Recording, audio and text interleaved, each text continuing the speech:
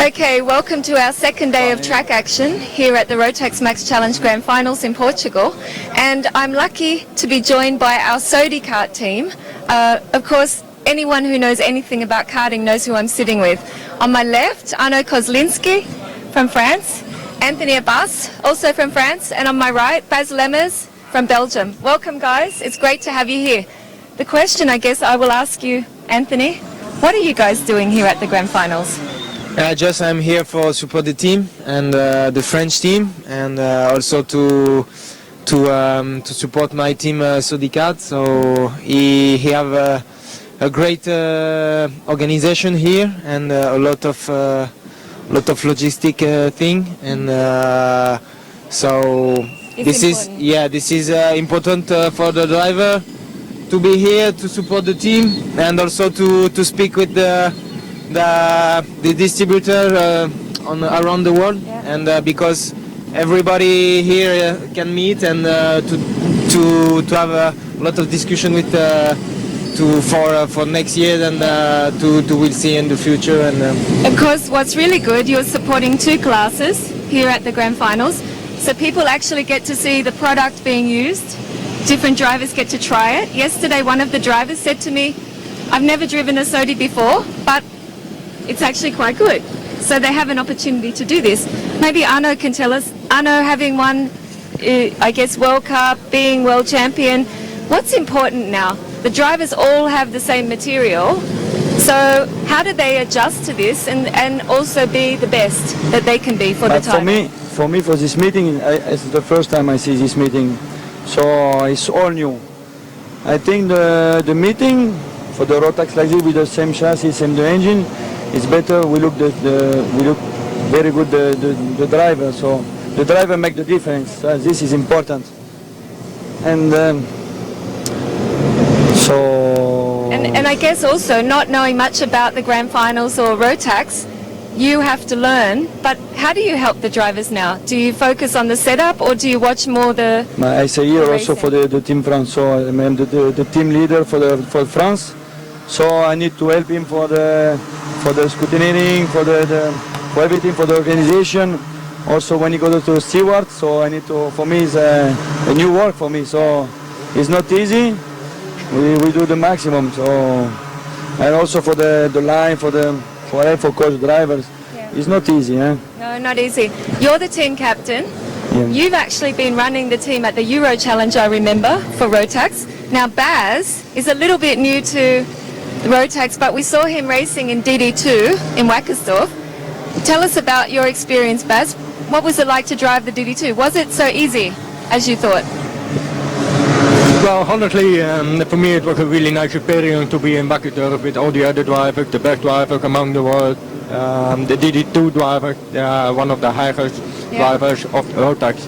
Especially in the Rotax DD2 class, the driver level is really high because, as I said to you before, that even the Sodi kart or a Tony kart or a BRL chassis doesn't matter. All the material is almost on the higher level, so the time difference between all the drivers is almost the same. Yeah, and the racing was really close there. It's really close. Actually at this event. Absolutely. Yeah. Of course, we are saying that the drivers that are making the difference, but honestly, it's not only the driver, it's also to have a good mechanic, because the mechanic had to adjust the go-kart for the driver, and with this combination, that is a combination to win and to make a difference. Absolutely, I think so that, for example, here at the World Finals in Portimao, the difference will be even more close, because all the chassis are the same, all the engines are the same, and here we can see finally the real difference between the driver's experience. So I'm really glad to be here. I just arrived yesterday evening, and I'm on time, hopefully, to see all the beautiful races. We have nice weather here. Perfect weather. A really nice track. So I'm looking forward to the nice races. It's really good to have you here, also world and European champion. But of course, in Rotax is something new for you. But it's really good that you guys are here supporting the drivers and helping them with the setup. You're working with Sodi, but they are with the French. Yes, exactly. And you're with the Belgium. Yeah, I wish the French driver and the French teams all the best, but I hope that the Dutch driver, one of the Dutch drivers will win. Okay, let's go for the Dutch guys. And Belgium, and you guys are going for the French. Now, one more question. Anthony, your role is a little bit different. Coco is the team captain for France. Baz is here, obviously also helping all the drivers in the Sodi. You've got two different classes. Do you say, okay, we focus on helping them to set the chassis up today to get the best performance? Or do you also help the drivers with their driving? Because yesterday some of the drivers were a little bit ordinary with their racing skills, I think. Just for the driver, I think I'm support the French team. But if some driver have a I'm supporting the Dutch drivers. for the French team. And no, so if some driver have some question, it's not a problem. But at first, I support the French driver because I have a better relationship with the French driver, and also for only the other driver is only for technical support. And but finally my job this weekend is to be here to support my team, to be very with the distributor and customers and a bit more public relations. Yeah.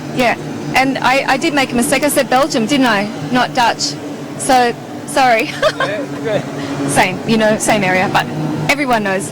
Now, Arno, before we go, the French drivers are very competitive. Do you think they have a chance to take the title?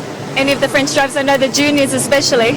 We have a good opportunity with the Rotax Union. We have Venturi. Venturi win the second hit, finished fourth in the first hit. So now we see the next hit is this morning. So I hope he starts on the first two lines. So for winning is possible. Yeah. After the other category, we have some problems with the crash. So but we have the performance, but not the. Some driving tips, but also to use strategy and use their head. Yes, this is important, I think, because here you have it's impossible to go first alone, because so you need to think a lot, and for that I think I help a lot. Yeah, to work together. Yeah, it's important. So we're watching the French team. Finally, Baz, yesterday some of the driving standards were a little bit not so good, a little bit of crashing and so on. Everyone's so anxious and nervous. With all your experience, what can you say to these guys? What should they do now? This is so important. The last heat of the day we see today. On the track now we have the Micromax class and then the Minimax. Yeah. But what is the most important thing you can say to these guys as a tip to help them stay focused, just relax and concentrate to make the best result? It's still a long way to go. Well, it's so difficult because everybody getting nervous before the race starts. Of course, this is normal because everybody wants to be in the front. There are also a lot of drivers that they expected. For example, they in the pre-practice they were in the front, and during the qualify they are position 30 or something like that. So a lot of good drivers they have to fight to come back in the front, and those drivers they can make the difference to come in the front. But other drivers with not a lot of experience, they come in the front through pushing or something like that. What I would like to say to these drivers is that please calm down. With pushing, you will not reach anything. We know all that the level is really high, and don't be scared. Take care about the material, take care about yourself. It's better to go away here with points than without points. Or leaving the track with an ambulance. This is not the way we want to go. Of course not. Yeah. That's how it is. So it's about respect. Exactly. Yeah. Well, thank you for your time. It's been good to have you here. Thanks, guys. I would like to say one more thing. I'm really proud to be here because it is my first time ever that I am on the grand final. And I have to say that from now what I see that Rotax is doing a great job to organize this event, and especially also the manufacturers like Bira, they're all doing a good job. They all do a good job so far. Yeah. And I wish everyone a good weekend. Thank and you. hopefully we will see the best champions. Yeah, the best. Yeah. We hope so in the finals. The best of the best. And who better to help them? Three champions. Thank you. Yeah, thank you guys. Have a good day. We'll join Ken and watch the racing. See you. Thank you. Yes, thanks Jenny, and hey, well done there. Arno Kozlinski, the 2009 CIK World Champion, won that title in Macau, China. Anthony Abbas, another French champion, and several European titles to his credit. Bas Lammers, I think Jenny said he was a Belgian, I always thought he was a Dutchman, but shall we say the Benelux driver, European championships to his credit. Great for the guys. I don't mind the Frenchmen saying Anthony Abbas and Arno Kozlinski saying they're going to be looking after the French guys or rooting for them. Bas, of course, for the Dutch and the Belgians. Why not? But everybody getting the support. Well, ladies and gentlemen, that was Jenny Wade talking with those guys, Arno Kozlinski, Anthony Abbas and Bas Lammers. I'm Ken Walker. I'm not sitting on the top of the grandstand, I'm at the commentary box, and in the commentary box, just overlooking the start-finish line, on track at the moment, is a non-qualifying practice session for the Micromax youngsters, 8 to 10 years of age. After these guys, there's also a non-qualifying practice for the Minimax guys, 10 to 13 years of age, and then we go racing at 10:50, the final round of heats in all of the classes, and we shall be bringing you all of the races. Now, just looking back to yesterday, late on in the afternoon, we had a red flag and some drivers needing medical attention. I'm ever so pleased to be able to tell you that none of the drivers that either had medical attention on the track or went to hospital is seriously hurt. In fact, none of them really hurt at all. A couple of them have had to withdraw, I understand, or are likely to withdraw, but no significant injury, nothing adverse to report. So what might have been an unhappy end to the day yesterday, in fact, turning out okay. Well, like I say, we do have these youngsters on the track at the moment. They have finished their non-qualifying practice. It's mainly Spanish drivers out here, but we also have Portuguese, Polish, Hungarian drivers, even somebody from the USA. Santi Valve was the guy who was quickest, 69.8. Santi Valve is from Spain. Nico Lavery was next quickest, another Spanish driver, 69.894. And another Spanish driver, Alejandro Bogdan, third quickest, his best time 1 minute 10.5, 70.5. They were the Micromax youngsters, 8 years, 9 years or 10 years of age. Coming up next are the Minimax youngsters, 10, 11, 12 and even up to 13. Now, we haven't been covering the Micromax and Minimax sessions, but one or two of the mums and dads particularly have been saying, hey, why is my little boy not being seen on television? Why are you ignoring us? So here on KART-DATA television, I thought I was coming here just for 12 races today. In fact, it's a lot more now, much longer day. We shall be bringing you, as well as the 12 races in junior, senior, DD2 and DD2 Masters, we shall be bringing you non-qualifying practice of Minimax, the second non-qualifying practice of Micromax and Minimax, and the first races this afternoon of the Micromax and Minimax youngsters. So, a long day for us here today at KART-DATA television. Well, from my own perspective, I want to say some more thank yous. It's impossible for me to say, as I really would like to, all the individuals by name who have sent messages to us. A lot of you being very, very kind and very complimentary.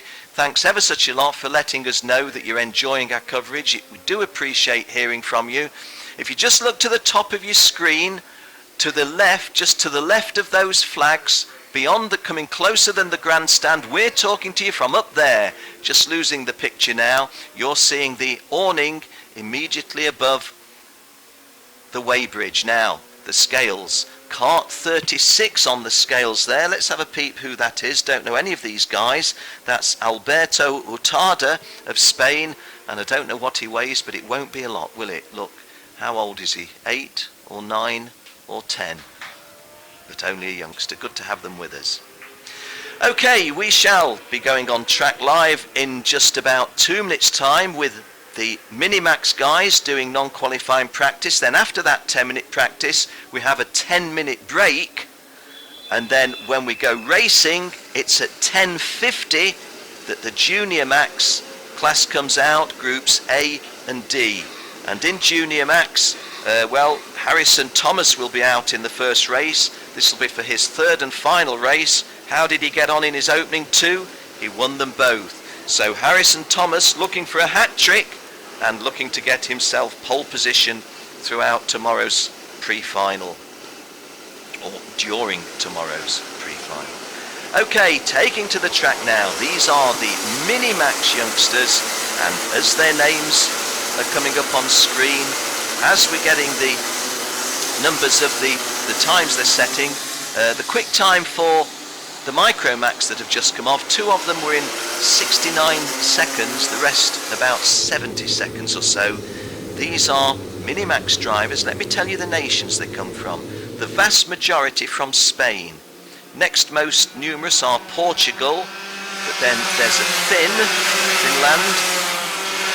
there's a Mexican driver, Marcelo Garcia, United States driver, Jack Crawford, 2 Polish drivers, Marcel Zermash and Peter Wisniewski, 2 Hungarians, Bence Valent and Bence Tuzon, and a 3rd Polish driver, Szymon Jabłonski. And these are the guys on circuit now. Well, I'm going to be truthful to you and say I don't have any background knowledge to any of these drivers. We don't have driver bios from them. I don't actually have access to the driver bios in the principal classes, but I do have my own knowledge to draw on. But let's just watch the action from these guys, and then as soon as they're posting the relevant times, I'll tell you who's going quickest. Big thank you to all you early birds for joining us. Stay with us throughout the day. Let me just tell you again the times of our heats this morning. 10:50 local time, 11:50 for most of mainland Europe. Junior race, groups A and D. 11:10 local time, juniors B and C. 11:30 local time, seniors A and D. 11:50 local time, seniors B and C. 12:10 local time, DD2 Masters A and D. 12:30 local time, DD2 Masters B and C. 12:50 local time, DD2 A and D. And 13:10 local time, DD2 groups B and C, before we go to a lunch break. Okay, enjoy the pictures from here at Portimao, and as I say, as soon as some relevant times have been set, I'll tell you who's going quickest and I'll tell you what times they're going.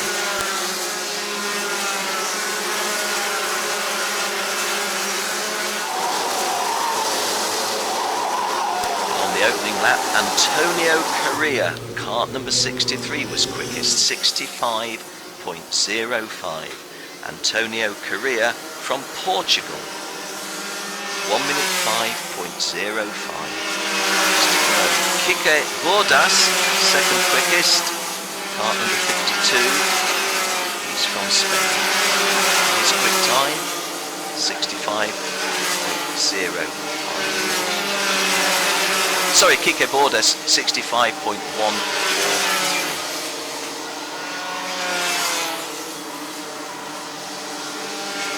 Valent, kart number 25, is one of the non-Iberian racers. He's a Hungarian. Bence Valent, and kart number 87.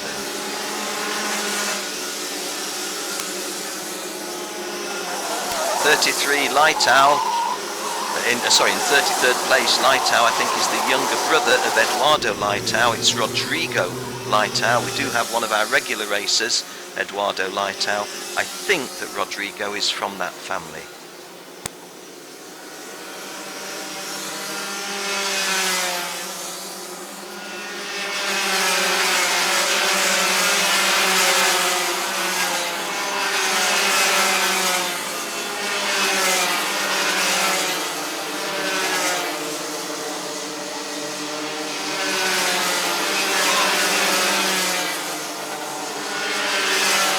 As you can see, most of the top drivers are going round in the high 64s. Daniel Nogales, kart 58, has posted 64.79. Luka Medunitsa, 64.876. And Peter Wisniewski, 64.90. Peter Wisniewski is another of the non-Iberian drivers, Spanish or Portuguese. Peter, with a name like Wisniewski, you guessed it, he's from Poland.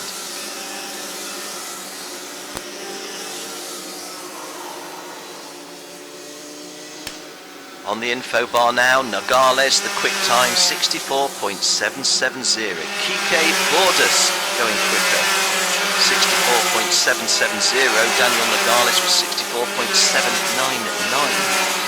Driving standards flag, gosh, in non-qualifying practice for the Minimax drivers.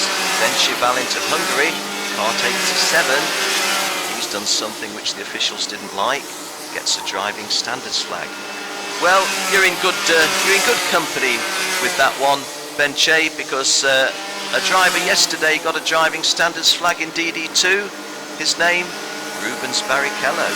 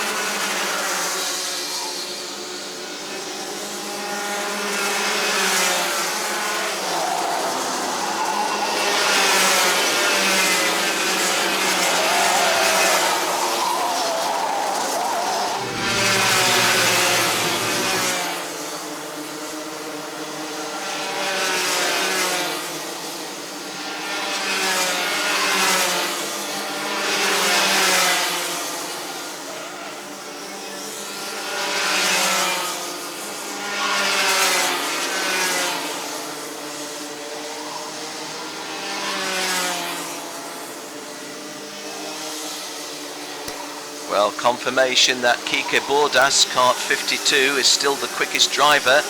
Kike Bordas is from Spain and his quick time. Well, Daniel Nogales goes quicker. 64.639 now for kart 58. Daniel Nogales. Kike Bordas, no longer in P1, he's in P2. But this is just non-qualifying practice. Later on today, we shall give you live coverage on KART-DATA television of the qualifying practice for these youngsters, and at the end of our coverage today we shall bring you the two heats, the first two heats of Micromax and Minimax. 2 minutes 40 seconds remaining in the session. Let's continue to watch these young drivers, 10, 11, 12 years.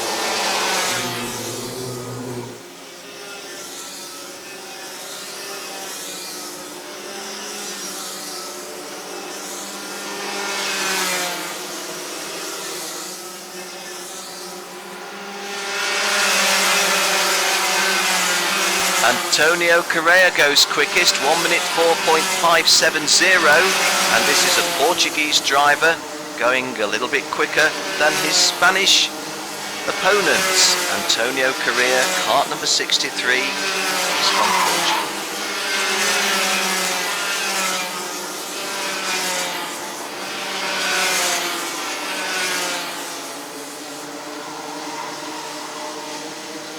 Confirmation that Antonio Correa is top of the chart with 64.57. Daniel Nogales, second quickest, 64.639. And Kike Bordas, well, he was third quickest. Now Peter Wisniewski goes third quickest, 64.70. And Kike Bordas drops to fourth at 64.77. And the top five completed by kart number 68. That's the driver from Spain, Carlos Martinez. Jack Crawford in 8th place, by the way, from the United States of America. Jack Crawford, kart number 83, 8th quickest, 65.085. Less than half a minute remaining. The final 20 odd seconds.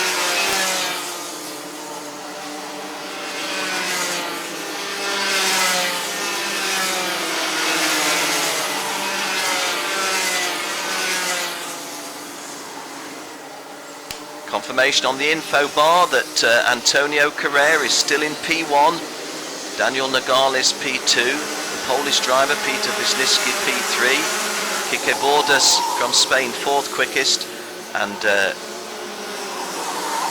well, had a change there. Just see where Carlos, yeah, we've had a change because Peter Wisniewski is being shown 3rd and 5th, and I think that was Carlos Medina who was in 5th place. So for once, our screen was actually in front of the knowledge being given to me, so well done for tuning in and checking it out. A reminder that these are the Minimax guys, and it's by popular request from the mums and dads primarily, will you give television coverage to our boys? Well, yes we will, and here we are doing so. Session at a close now, checkered flag show. Quickest time, 1 minute 4.57, 64.57. The Micromax quickest time was 69.5.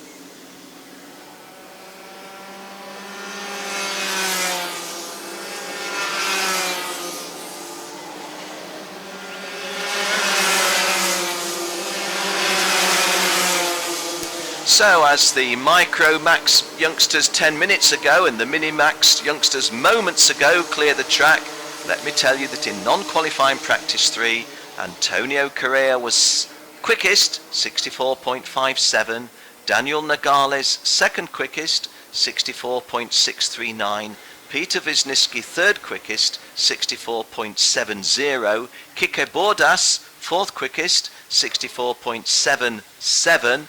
And then I've got a little bit of a rogue message repeating Peter Wisniewski's time, but I think that's Carlos Medina. Fairly certain it is Carlos Medina in 5th place. It's Luca Medunitza, 6th quickest, 64.87. Alfonso Ferrer is 7th quickest, 64.9. Jack Crawford from the United States, 8th quickest, 65.0.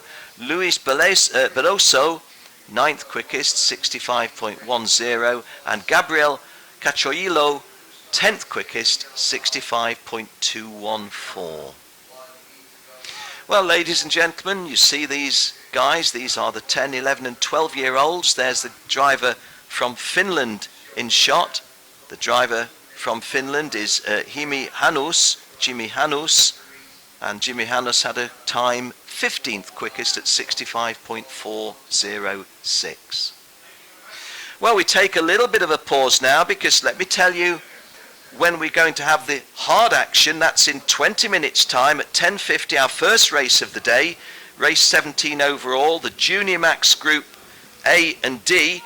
And when we go racing with those Junior Max guys, Rup Rapanen of Finland will be on pole position. He had a win and a second in yesterday's 2 heats. He's alongside Harrison Thomas. Rup Rapanen's win and a second was impressive, but Harrison Thomas had 2 wins. So it's a battle there between those two. If Rup Rapanen can get a win, he'll have 2 wins and a second. If Harrison Thomas was second, he'd have 2 wins and a second. But Harrison Thomas has his sights set higher for a hat-trick, 3 wins. Behind them, Jack McCarthy and Carl Leismer. Carl Leismer, one of the drivers who carried an onboard camera for KART-DATA TV. Aaron Cameron of Australia and Mariano Pires of Portugal on the 3rd row when we go racing. Well, that is all of the action on track, as I say, until 10:50. And these guys who I've just been talking about, Root Rapanen and Harrison Thomas on the front row, 3 wins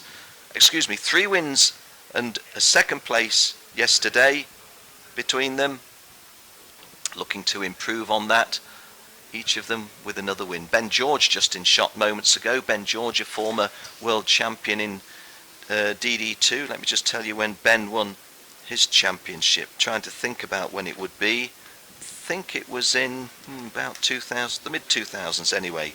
Ben George, 2006, here in Portugal, but not here at Portimao, at Viana de Castelo. Ben George having won that one from Michael Simpson of the United Kingdom second, when Altaya of the United Arab Emirates, who came home in third place. Okay, for the time being, let's leave you with some pictures from Portimao. We're going to be bringing you all of the action, full commentary, starting at 10:50.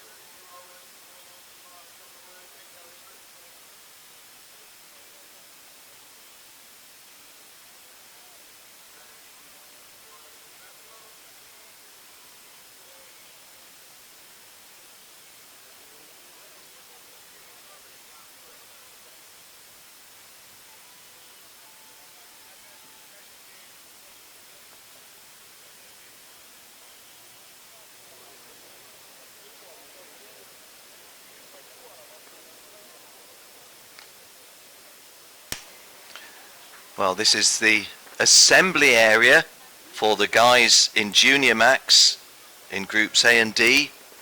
To the left of your screen there, kart 104 is Roop Rapanen, a winner and a second place yesterday. To the right of your screen, or just to the top of your screen now, the extreme right, Harrison Thomas, 2 wins yesterday.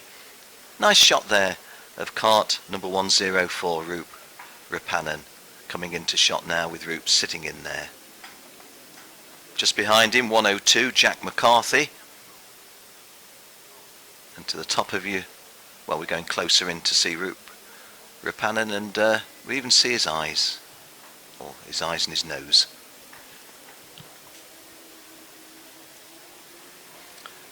If we've got Louis Henkeven's mum or sister tuning in, I've got to say hi. Hi, Louis Henkeven's mum, Nicole. Nicole, guten Morgen. And Louis' sister, Karen. Hi to Karen as well. Hope you've been tuning in. Louis been very unlucky, really unlucky. Hope that his luck changes in this one. He's starting on row 17 in kart 105. So hi to Nicole Henkevend and Karen Henkevend, rooting for Louis. Why do I know that? I spoke with Louis last night and spoke at even greater length with his dad. Nice people. Had tremendous bad luck, but saying, hey, we're still glad we're here, even though we've had bad luck. Aaron Cameron of Australia there. And as you see, the symbol very, very clearly telling you that this is a Praga kart. Nice colours, Prague. I've said that in several different platforms when I've been commentating. Do like the blue and gold, the regal colour. Praga, of course, having come strongly into this particular platform of racing, if you will, in recent times. Good success elsewhere as well in the CIK classes.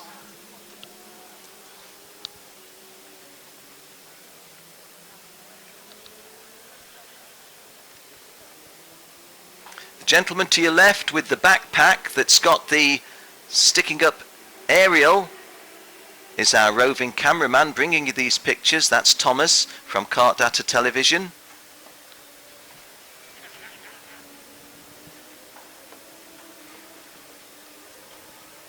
I think I can see some of the stewards and the race secretary Debbie Sellers to the extreme right. I think Richard Norbury, one of the stewards there from Great Britain, on the extreme right. In fact, there's a good shot of Richard Norbury. The gentleman with the white shirt is a international steward, chairman in one of the groups, the group that covers the juniors and DD2 masters. To the left of him is Debbie Sellers, race secretary, and just going off screen to the left of her, or coming back in screen in the black shirt, is, well, she's gone again. Oh, what a shame. Sarah Edwards. Sarah Edwards. To the lady to the extreme right, just walking away around the corner, is Sarah Edwards. And it's Thomas Liner with the red sleeveless waistcoat talking with Richard Norbury.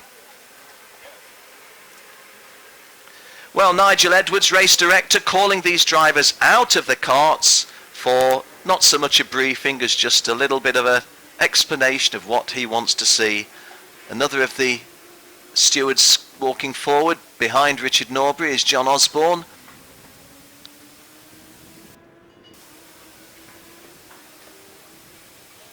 And Nigel Edwards explaining not so much what he wants to see as what he doesn't want to see.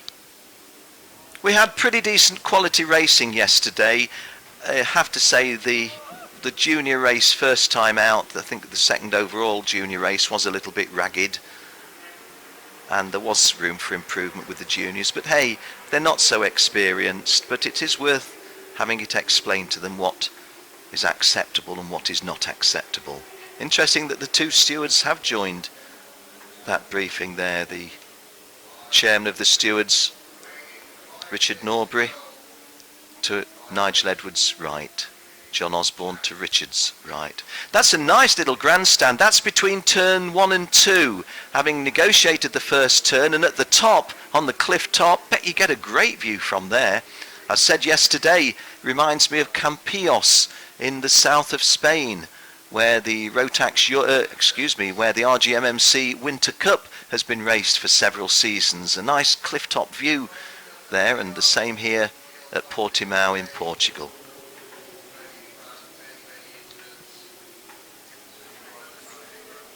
Well, the flags that we saw there, Jill quickly telling me you saw the Irish flag, the Taiwan flag, the United Arab Emirates flag, the Russian flag and the Argentinian flag.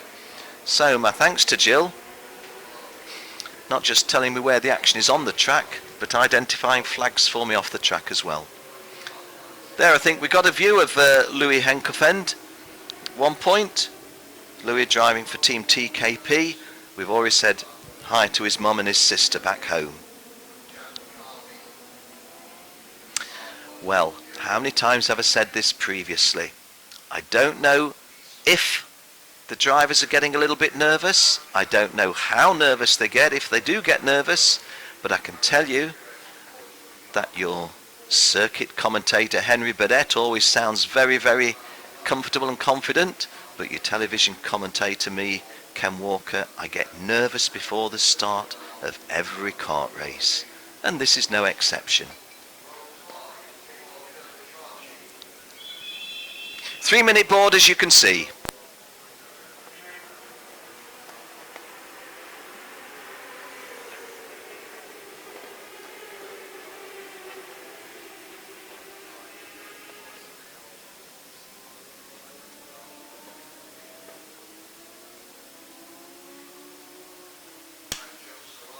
Joseph Riley in the middle of your screen there, looking after one of the drivers. Not sure I can identify who that is.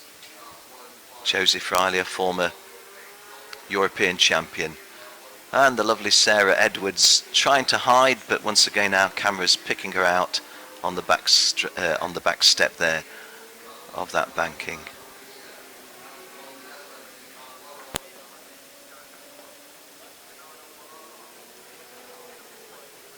Okay, let me quickly call you the top 10 at least of these drivers. Root Rapanen on pole position, Harrison Thomas and joining him on the front row, Jack McCarthy and Carl Leismer on row 2, Aaron Cameron and Mariano Perez on the third row, confirmation there on the graphics, Jose Manuel Alzate and Nicholas Schurl on row 4, row 5, Taimur Kermanshashi. Hi to all my friends in the United Arab Emirates. He's alongside Darren Keane, the Irish-American. Hi to all my friends in Florida.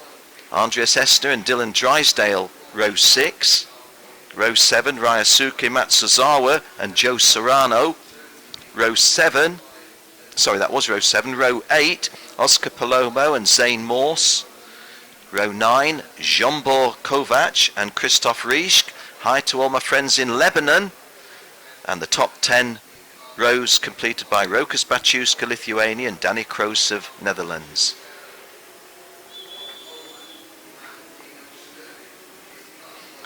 Finlay Keneally started a little bit out of sorts, but improving a wee bit as the racing went on. Mehmet Merk Dalkiran of Turkey, hope to see him go.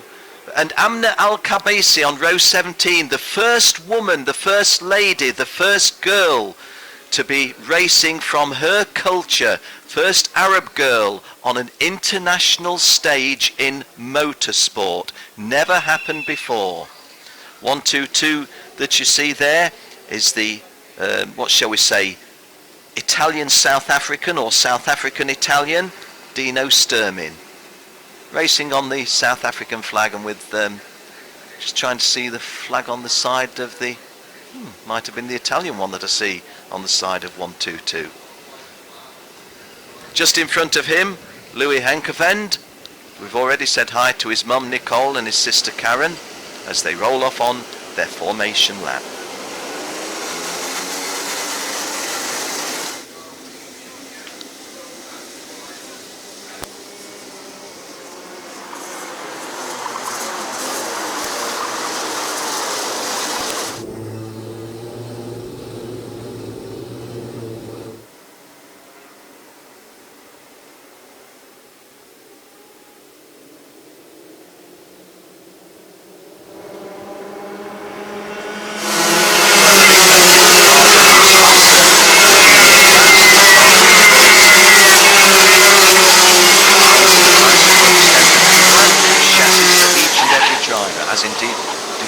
KART and Viral Art in the other classes.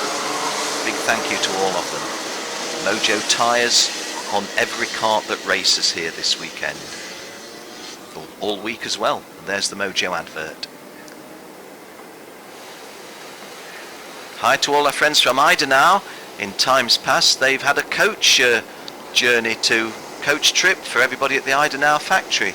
Can't remember if that was to a Rotax World or to an RGMMC Euro Challenge. I rather think it was at Sosnova, I'm being told. At Sosnova in a RGMMC promoted Rotax Euro Challenge. Okay, here we go. Are you ready? They're ready. Root Rapanen to the left, Harrison Thomas to the right. Rapanen going to hold the advantage going into turn 1. Jack McCarthy making a smart move initially on the turn, just trying to get into, or definitely getting into second place. Aaron Cameron featured there, so did Harrison Thomas. Harrison Thomas driving for KR Sport. Root Rapanen, a privateer so to speak. And coming up from the lower part of the first climb on the circuit, 1-0 there goes car 1-0 to Jack McCarthy, incredibly massive move. I don't think he made that move. Let's wait, no, there's still Root Rapanen on the inside. We're on a restart, we're not racing, so all that effort by me to try to strain to see those numbers doesn't matter. because that start deemed unsatisfactory.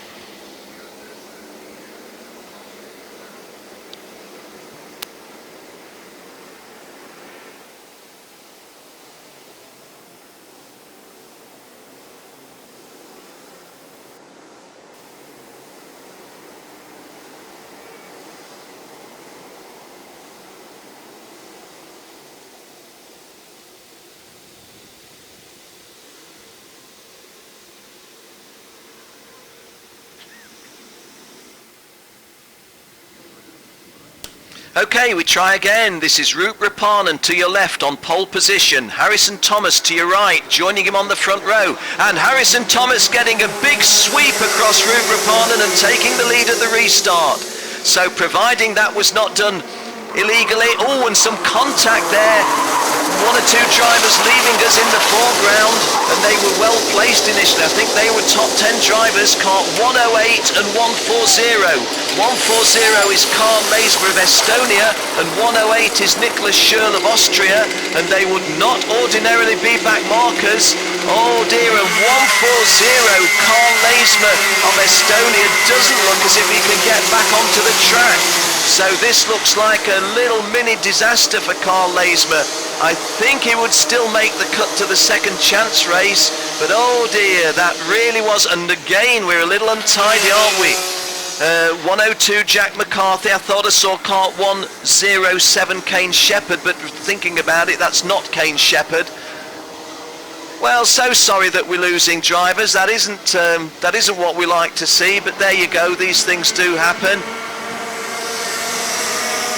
Setting off on the second lap, Harrison Thomas holding the advantage over the pole sitter, Root Rapanen. Jack McCarthy going through third. Aaron Cameron, the Australian, fourth.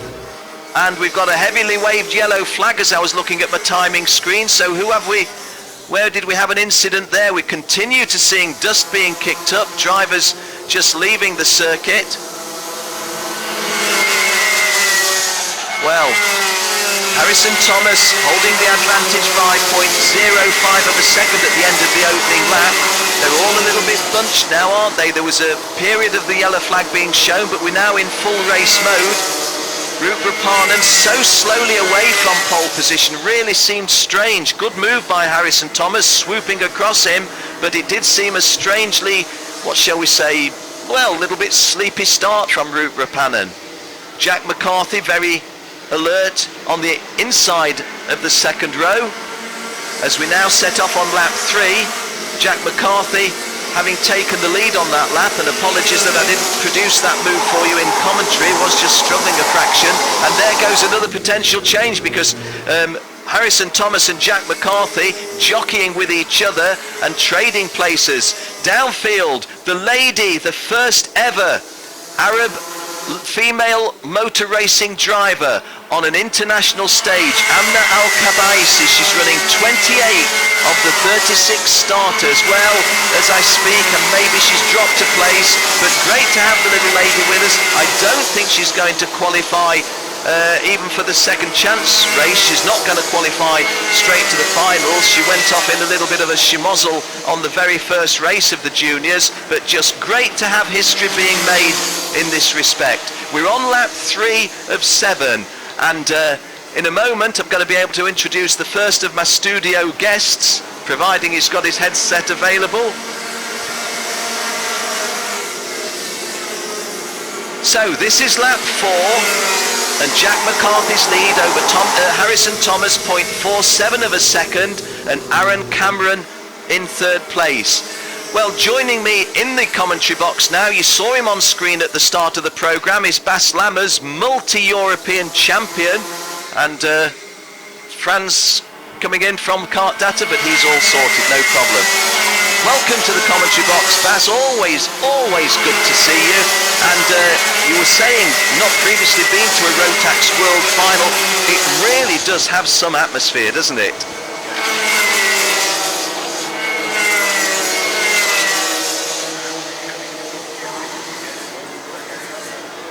Most famous boys of karting world Oh, So Baz. I'm really happy to be here That's with you. ever so kind of you, Baz. Make me a little bit embarrassed. I might be a famous commentator. I'm not very good at throwing switches. I missed the opening little bit from you from there by not throwing the switch. But thank you for your kind Okay. words. You're always very kind. What did you make of the opening here? Just a little bit untidy by the juniors. Lack of experience or a little bit of indecision? Well, honestly, I think there are a lot of drivers that they are a little bit getting nervous Yeah. because finally we are here at the World Final, and the winner becomes World Champion. So everybody thinks that they have to win the World Championship. But I think I think the way is to be the driver that is the more clever than the other one. Yeah. Will be Yeah. the winner. Yeah. It's going to be one up here as Exactly. well as Exactly. with hands and feet. Exactly. Hands, feet and brain. Exactly. Yeah. Yeah. Well, we're on lap 5 of this race and it's still the heat, so only a 7-lap race. Harrison Thomas, who started on the outside of the front row, led initially, then lost the lead. And Harrison Thomas doing what he was doing in both of his first 2 races, looking over his shoulder. He told us in the very chair where Baz is sitting, if I get to the front, I know I can stop people coming past me. And I just questioned, is that brilliant strategy or is that not what we really like to see in karting? The end result is everybody concertina's close to. When you were racing, Baz, if you got into the lead with 1.5 laps to go, Yeah. would you be slowing people down and... Absolutely not. Of course, we have to be careful because if you don't close the door in the last lap, the other ones will be more clever than you and they will overtake you. And on the last lap, there's not a lot of time to come back and repair the damage. Especially when there is all the materials the same, the engines are almost the same, then it's really difficult if you lose your position to come back 3, 4, 5 positions. Absolutely. So it's even more hard to come back. Yeah. So 1 lap to go, 1 to go, and Harrison Thomas not letting anybody past him. He's done this twice previously and produced 2 victories. So who the heck am I from a commentary box to say he's not doing the right thing? He's got Jack McCarthy knocking on the door in 2nd place, Dylan Drysdale, the New Zealander 3rd, Aaron Cameron, the Australian 4th, Roop Rapanen from Finland, who started on pole position. He's going to feel he's not done himself justice getting back to 5th. Jose Manuel Alzate running 6th, Zane Moore 7th, Taimur Kermanshashi from the United Arab Emirates running in 8th place. Hi to all my friends in the UAE. I know that you're tuning in, we get your messages. Particularly hi to the lovely Gina, she never misses a beat when it comes to Rotax World Challenge Grand Finals. Harrison Thomas holding off the challenge of Jack McCarthy. I say holding off the challenge, don't think that Jack squeezed past. So turn 12, turn 13, we're on the home straight, the first checkered flag of the morning, and it goes to Harrison Thomas, the race winner, Jack McCarthy 2nd, Dylan Drysdale 3rd, Aaron Cameron 4, Roop Rapanen 5th, Taimur Kermanshashi 6th, Zane Moore 7, Jose Manuel Alzate 8, kart number 146, which is the Japanese driver Ryosuke Matsuzawa, he comes home in 9th place, and in 10th place from Mexico, Leonardo Bolanos.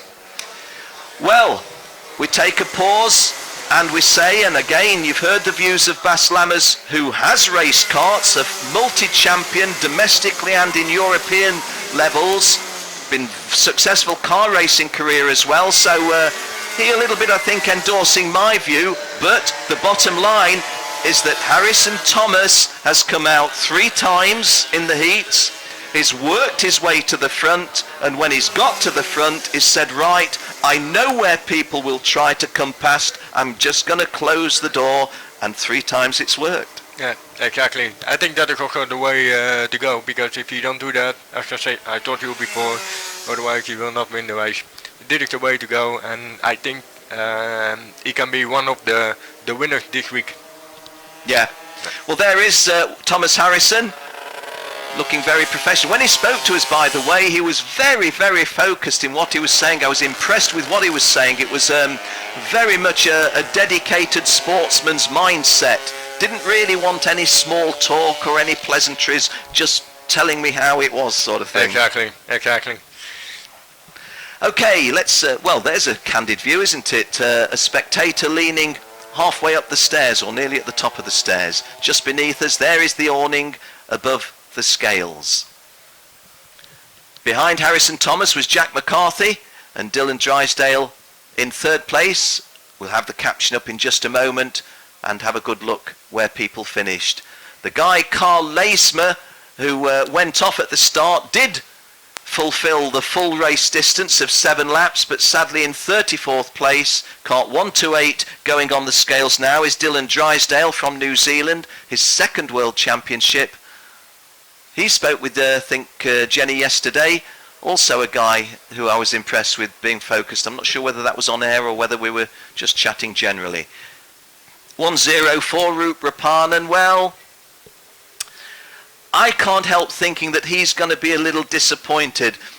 Just tell us a little bit about the psyche when you start on pole position and make a bad start from pole, and then you're playing catch up and you don't get back in front. Do you push it? I'm going to have to not answer that question at the moment because Jenny's down talking with Jack McCarthy. I was going to say, does that have an effect, you think? McCarthy, great race you were telling me. Yeah. Maybe you can give us a bit of info. How was it for you?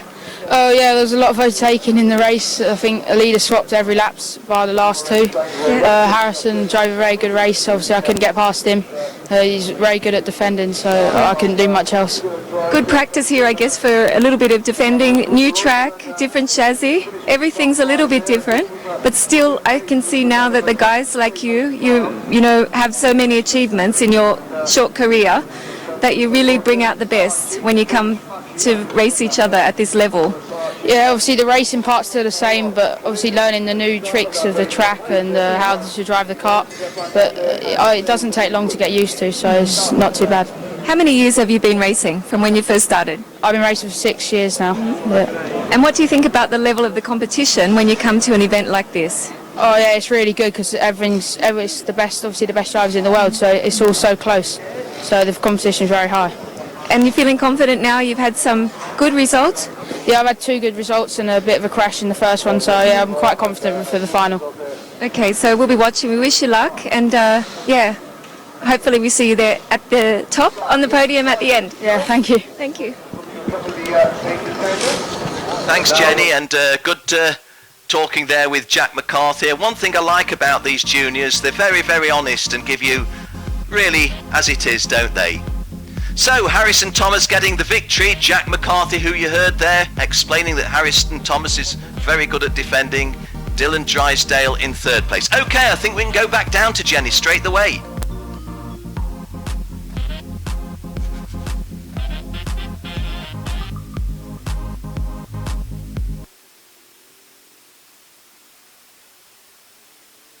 Here we go. So, Dylan, tough race you told me.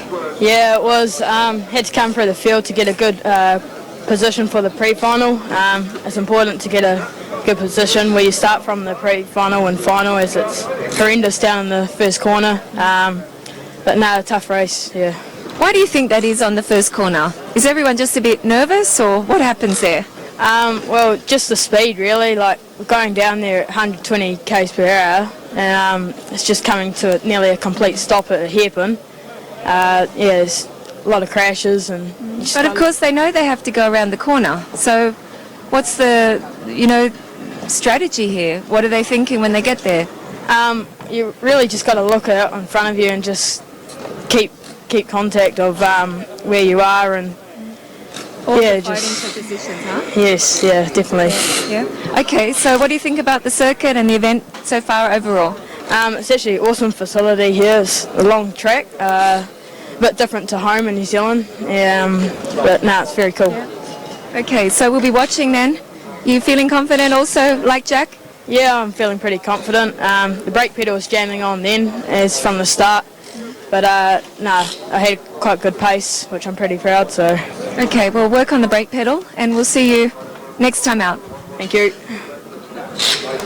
Well, thank you, Jenny, and talking with Dylan Drysdale there. Once again, I can say the same thing as I said with Jack McCarthy. Good to have the youngsters coming along and talking and giving us a really honest appraisal of where they stand with things. Well done Dylan Drysdale coming home in third place on behalf of New Zealand.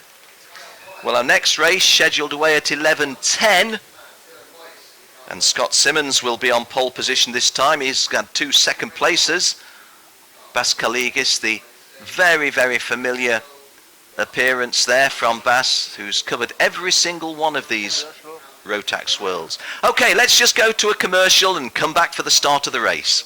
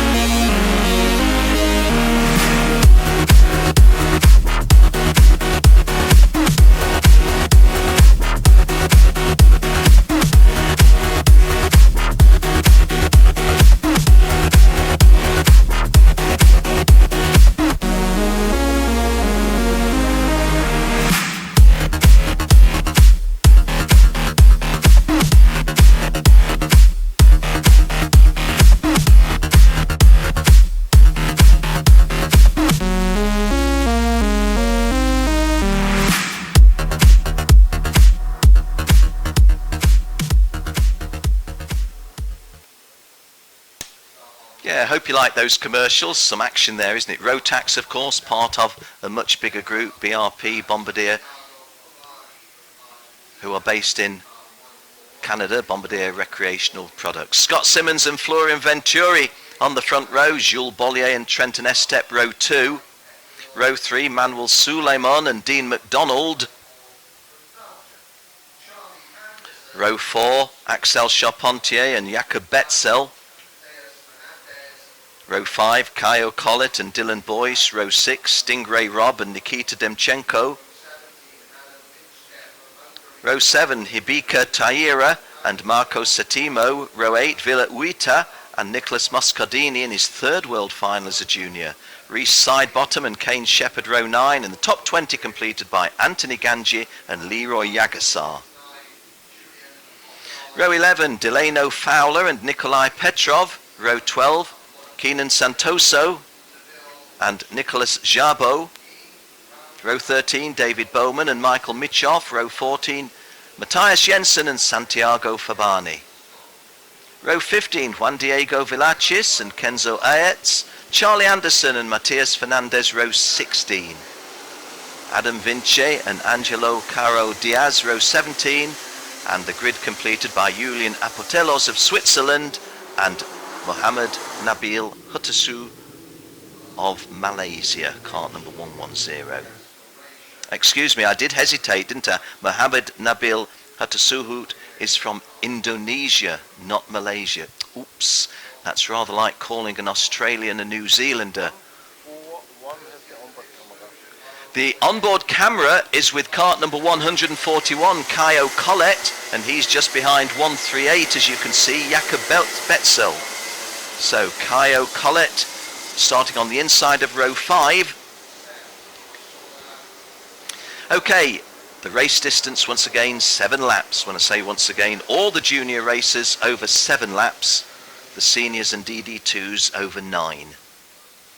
Big thank you for enjoying us here on KART-DATA television service. I'm Ken Walker. My considerable pleasure and privilege to be able to call the races for you. Thanks again for tuning in as you have done as we look at 138, Jakob Betzel. I never cease to be amazed at the numbers, just so pleased that you join us and from all around the globe as well. Big thank you to you all. So, Scott Simmons has had 2 second places. On the front row with him, Florian Venturi has had a win and a 5th place. Here we go.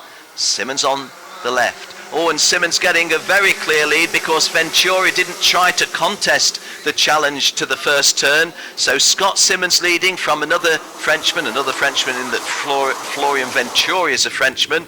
It's Jules Bollier in second place, and I think it was Manuel Suleiman of Mexico I saw in third place as the pictures went through on my screen. On the opening lap, we've got somebody who's well detached at the back, and from Kaio Collett's camera, we can see that he's just behind kart number 112, Trenton Estep from the United States of America. So Caio Collet of Brazil, South America, Trenton Estep, USA, North America. Well, Scott Simmons coming under pressure from Jules Bollier, isn't he? Trenton Estep there, you can see clearly on the back of his race suit, and Caio Collet momentarily looking to see if there was a gap to go through, but there wasn't. Do enjoy these onboard camera shots. I hope you like them too. This is the start of the second lap. Scott Simmons and Jules Bollier and Manuel Suleiman of Mexico, the 1-2-3 as we called it in commentary. Florian Venturi, the Frenchman, went through in 4th, Axel Charpentier 5th, Trenton Estep 6th, Caio Collet now onboard camera 7th, Dean McDonald, he's going to be a little disappointed to be back in 8th place, but there's plenty of time yet. Stingray Rob in 9th place, and behind Stingray Rob, I think that's Dylan Boyce of Netherlands. Let me just try and check that. Yep, yes it is indeed. Just behind him outside the top 10, Anthony Ganji from the United States picked up a 10-second penalty in the steward's room at the end of racing yesterday. So that was unfortunate for him. I'm not saying it was unfortunate, he didn't deserve it. I don't know what the issue was, but he would have preferred not to have picked up a 10-second penalty. 1-3-2 in shot that you see now is Manuel Suleiman of Mexico. And Suleiman dropping a lot further back than he was moments ago, that's for sure, when he went through in 3rd place. Trenton Estep in front of him. Well, Caio Collet looking for a route through, isn't he? Our television picture's showing you that, but it isn't available to him. There's the front running 5, the first 3, and then drivers 4th to 8th, 4, 5, 6, 7, 8. Well, Jules Bollier looks to be in the lead from that shot, and Scott Simmons having been relegated to 2nd place while we were looking through our onboard cameras. So Jules Bollier sur le 2e tour, le Français Jules Bollier en première position. Jules Bollier under pressure though from Scott Simmons.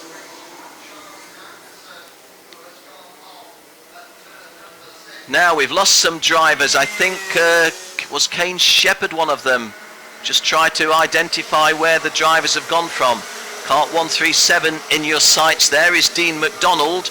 Dean McDonald, who's running in the top 10, round about 7th. And that puts Caio Collet in 8th place. And Dean McDonald getting himself past Trenton Estep, I think that was. So Trenton Estep, the American, being passed by Dean McDonald, the Brit. Dean McDonald having to work hard, the driver who started in P6 on row 3. We're on lap 4 of 7. And we're just about at the half race distance. So moving into the second half of the race, and that's Scott Simmons back in the lead, isn't it? So Jules Bollier has lost the lead. Florian Venturi, in fact, Florian Venturi making good progress. Jules Bollier and Florian Venturi, the 2 French drivers, both going well in 2nd and 3rd, but Scott Simmons having taken 2 second places in yesterday's heats, in the morning and in the afternoon, setting off now on lap 5. He's got a lead of 0.097, and my screen confirms what I thought but didn't dare say, but Florian Venturi having gone past Jules Bollier. Florian Venturi 2nd, Jules Bollier 3rd, Axel Charpentier 4th. And since they're all Frenchmen, let me just say in French momentarily, en 2e place, le pilote français Florian Venturi. En 3e place, Jules Bollier, et en 4e place, Axel Charpentier. Tous les pilotes français, 2e, 3e et 4e place. Mais le leader, le Britannique, Scott Simmons. Scott Simmons in the lead on lap 5. Florian Venturi 2nd, Jules Bollier 3rd. And in fact, no, they've traded places again. Jules Bollier has now gone 2nd, Florian Venturi back into 3rd. À ce moment, Jules Bollier en 2e place, Florian Venturi maintenant en 3e place. This is lap 6, the start of lap 6, and another change at the front, is that? Yes, it is. So, Scott Simmons, who started on pole position, having lost the lead 3 times and regained the lead 3 times. So well done to him. Fourth going to third is Axel Charpentier. So now that front-running third driver is Axel Charpentier. Good drive by all of these Frenchmen. Incidentally, Axel Charpentier is French, but he was born in Spain, now lives in London, England, and drives on a British licence. But Scott Simmons lives in Britain, was born in Britain, and races on a British licence and leads the race. So, lap 6 of 7, coming round to complete the 6th lap. That means seeing the last lap board. You see to the left, 6 gone, 1 to go, last lap, let's stay with the front 2. Jules Bollier chasing Scott Simmons. Behind them, Axel Charpentier. Scott Simmons getting a little bit of an advantage there because Jules Bollier just conceding just about a foot, although having at that bottom hairpin closed the gap. So if there is to be an error by Scott Simmons, Jules Bollier nicely poised to take advantage. I'm going to stay with the front running 2 because this is far from over. Scott Simmons leading it. Jules Bollier in second place. Bit of a gap then to Axel Charpentier and Dean McDonald. Not sure that they've not traded places. But Scott Simmons certainly leading at the front. Jules Bollier not happy to stay in second place. Jules Bollier looking for a route past. It looks as if Scott Simmons has got the measure here though. Dean McDonald and Axel Charpentier, I think, traded places, I think so, but it's Scott Simmons holding the advantage on the home straight. The checkered flag goes and Scott Simmons wins it. Hi to all my friends in North Devon. Scott Simmons wins it. Jules Bollier second, Dean McDonald third, Axel Charpentier fourth, Manuel Suleiman fifth, Florian Venturi sixth, Trenton Estep seventh, Caio Collet in 8th place, Nicholas Moscardini in 9th, and Leroy Yagassar completing the top 10. Well, the winner, Scott Simmons from the Frenchman Jules Bollier, and another Brit in 3rd place. So 2 Brits in the top 3 and 3 French drivers in the top 6. The only other nation in the top 6, Manuel Suleiman from Mexico, making it into 5th place. Trenton Estep finished 7th, Caio Collet with our onboard camera 8th, Nicholas Moscardini 9th, and Leroy Yagassar completing the top 10. All of the, well, I was going to say all 36 starters completed 7 laps. I think we may have lost one. We've had 35 finishes come through on my screen. Well, one of the finishers is number 106, and that just happens to be the race winner, Scott Simmons.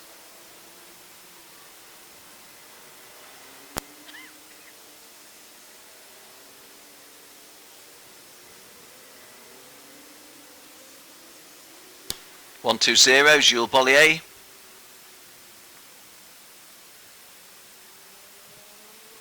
Et pour mes amis français, les pilotes français, Jules Bollier en 2e place, Axel Charpentier en 4e place et Florian Venturi en 6e place.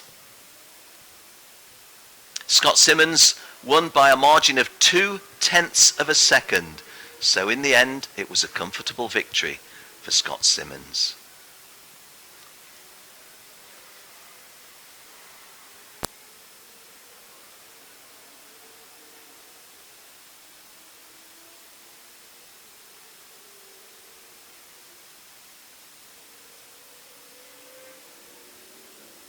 .171 down below there that you can see is Axel Charpentier with his foot on kart number 171. The United Nations driver, I say again, born in Spain to French parents, and he is a Frenchman, but living presently in London, England, and racing as a Brit.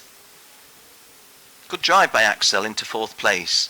Onto the scales now, 132 is the Mexican driver, Manuel Suleiman, the only driver in the top 6 who wasn't English or French.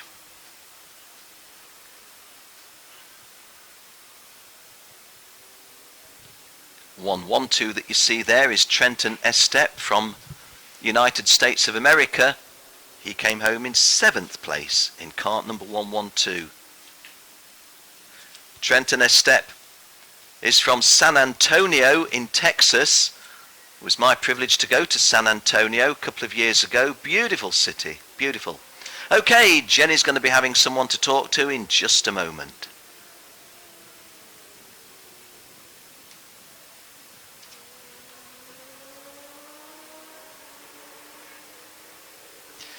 So, okay, I think that Jenny's got Scott. Yeah, I think that Jenny has got Scott Simmons with them. I don't quite recognise for sure, but let's go down to Jenny anyway. Okay, Jules, now very, very close race, but in the last lap, a few positions changed. Yes. But for you, 2nd place. I was two during the race. I finished 2, so I'm happy because my 2 first race was very difficult with a big crash, with 2 big crashes. Sorry. So you have the speed, huh? yes. And here it was very good. The kart was very good. The mechanics made a good job. Of course, your teammate Florian wasn't so lucky. In the last Yes. lap, he lost the places. I didn't see, but yes, he's 6, so he's not very happy. He wouldn't speak with us. Yes, exactly. And are you enjoying the event here in Portugal? Is it good? Apart from the crash? Yes, yes, it's very good. It's a beautiful event. Last year I participated in DD2. It was great. But here it's different. It's very different, and it's very good also. What about the circuit? Good for the racing, the track? Yes, I think it's better for the people next to the race. Because it's very difficult to drive, but I like it. We like it too. It's really good. It was so close, and we're looking forward to seeing you in the finals. Yes, thank you. I wish. I wish. Thank you. Thank you very much. Thanks, Jenny, and thank you, Jules. Jules Bollier again giving us an honest appraisal. Well done, Jules, and speaking good English too. Well done as well on that count. Scott Simmons getting the victory though. Jules Bollier, you've just been listening to, the Frenchman in 2nd place, Dean McDonald 3rd, Axel Charpentier 4th, and Manuel Suleiman completing the top 5. Florian Venturi, who started that one on the front row, going to be disappointed with his worst finish yet in 6th place. Good drive by the American, Trenton Estep, and the Brazilian with our onboard camera, Caio Collet, in 8th place. Good drive also by the Indonesian driver in 20th place, Muhammad Nabil Hotasuhu, starting right at the back. So that was a good drive up from 36th to 20th. Julian Apatoles of Switzerland for Spirit Racing, also on the back row, climbed up to 26th, a good effort.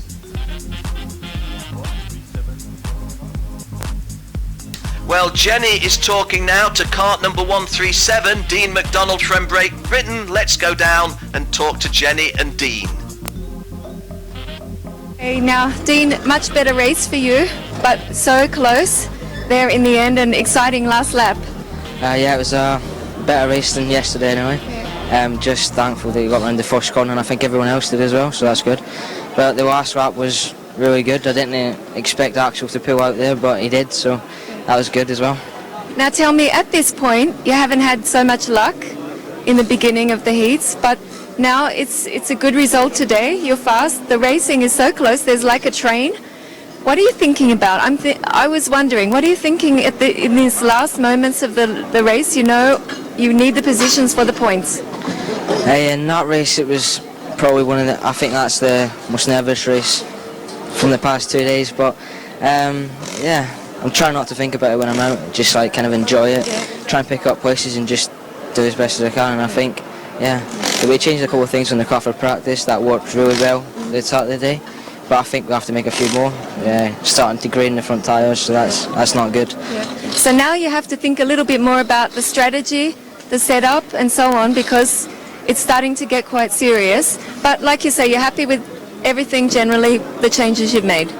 Yeah, I'm really happy with the changes I've made. I think I made a step forward from yesterday anyway. Yeah, so if we can just make the kart that bit better again, I think we'll be really good. And what about the weather? Did you bring it from England?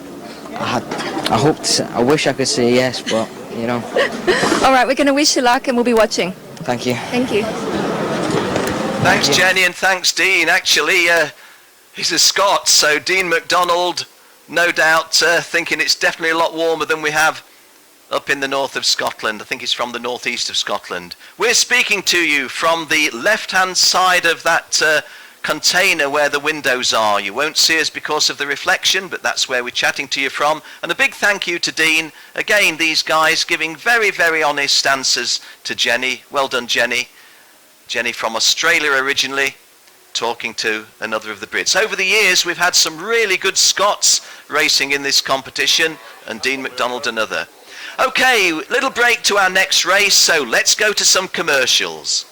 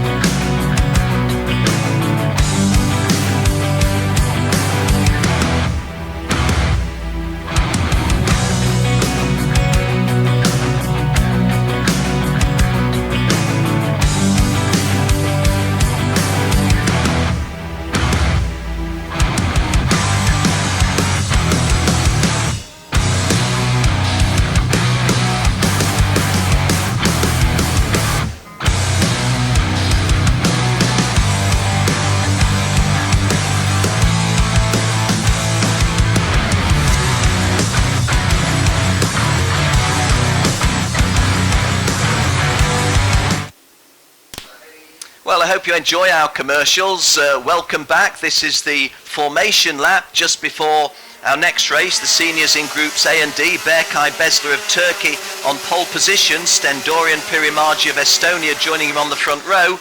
Ed Brand the Brit. Kyle Kirkwood the American on row 2. Giuliano Cucciolillo of Switzerland going extremely well for the Swiss. Kevin Ludi of Spirit Racing was telling me how well he was going. Luke Selican has previously raced in a world final, racing in his second. Patrick Hanna, the next of our United Arab Emirate drivers, on row 8. First of the Irish, Shane Daly on row 9. Well, we're getting close to the start. Our onboard camera picture. Not sure who's carrying our onboard camera in this one. Previously it was Rinus van Kalmthout, but I don't think it is this time. We do have Bas Lammers, multi-champion in kart racing, former European champion at the CIK levels. Stendorian Pirimarji is in front of us, so I think that we're probably with Kyle Kirkwood still. So Kyle Kirkwood from the USA carrying our onboard camera. They're all on Sodi karts, and we'll be talking shortly with Bas about the Sodi karts and about the race. Berkay Besler to your left, Stendorian Pirimarji to the right, and that looked a decent start. Berkay Besler being followed by Ed Brand, and I think Cucciolillo went in for a good start there. I'm not sure that Kyle Kirkwood has had a very good start. I think Kyle Kirkwood has found himself well out of the front running half dozen, immediately waved yellow flags, so just trying to identify where we might have had some issues. In fact, I can't see. There's another driver there to the right of your screen going off the circuit. To the top of your screen now are the two drivers who went out initially, but 264 is certainly Berkay Besler, and you can see how much Kyle Kirkwood has lost, starting in P4, and he's behind the South African driver there on board with Kyle, but I think Kyle's down in about 9th place as I look at them there, coming round towards the end of the first lap, moving up the grade to turn 12, sweeping gently round to the right, then turn 13, and to complete the opening lap, and Ed Brand bidding to take the lead, and Ed Brand going past Berkay Besler, I think. Has Ed Brand consummated that? Yes, he has. Berkay Besler relegated to second place, Giuliano Cucciolillo of Switzerland third, Kairo Kivi of Estonia fourth, Luke Selican completing the top 5, and our onboard camera with Kyle Kirkwood is no far higher up than 8th place, so I hope we're not bringing bad luck to Kyle. I don't think there's any of the other front runners who've found themselves in difficulties at the back. They weren't front runners who had those issues. It's still a disappointment for them. Berkay Besler then having surrendered the lead. Again, the point I very nearly put to you previously, and I put to you again there, Berkay Besler has started on pole, but he has lost the lead to Ed Brand. You start on pole, you lose the lead. What does that do for your thinking? Well, honestly, I don't think it will be a big problem for him, because he has quite a lot of experience, and of course Ed Brand is a really good driver as well. Yeah. With a lot of experience, so I think Berkay have to be really quiet, and you have to follow Ed Brand if you want to be in the good position for the pre-final. So I think he's really clever what he is doing now for the moment. We've said it so many times, and it is true, isn't it? And a little bit of a drift there by Ed Brand, getting himself a little bit sideways. You don't win a race, and you certainly don't win the World Championship on the first turn of the first lap. Exactly. And dit is ook what Berkay is doing now, I think. It's just important to be really smart and clever, and just follow the other one. Your time will come. Well said. So coming round to complete lap 3 of 9, the start of lap 4, Ed Brand in the lead, Berkay Besler in second place, Cucciolillo of Switzerland third, Kairo Kivi. And that looks as if Berkay Besler has retaken the lead. Berkay Besler getting back into the lead. What was Bas Lammers saying moments ago? You don't panic, you don't do anything silly, you just stay focused, and sure enough, Berkay Besler found an opportunity, and Ed Brand loses the lead, Berkay back in front.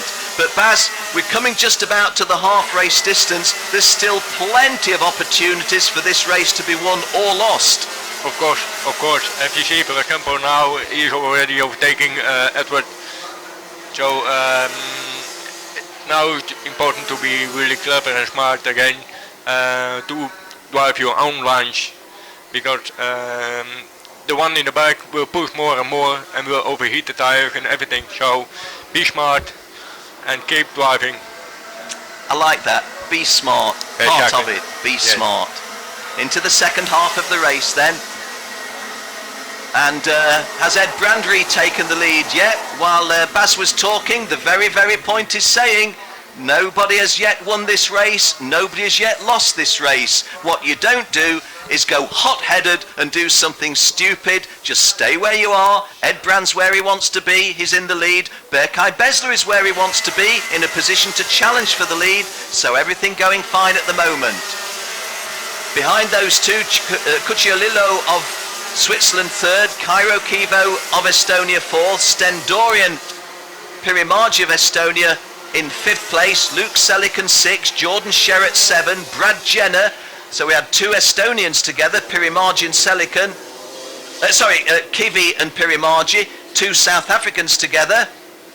Let me see, Jordan Sherratt in 7th place, Brad Jenner in 8th place, Leonard Hogenboom, the Dutchman, 9th place, and Matt Solarczyk, the Polish driver, in kart 222, completing the top 10. Sorry, Matt Solarczyk has a Polish ethnic background, but is from the United States of America. Jordan Sherratt, kart number 261, the best at the moment. Giving second best in the South African level. Edward Brand, 0.2 of a second, holding that narrow advantage. Just trying to pick up from our pictures. Does have to tell you the message we didn't want to tell you, doesn't it? Because our onboard camera didn't see what happened there to Kyle Kirkwood, but it doesn't look good.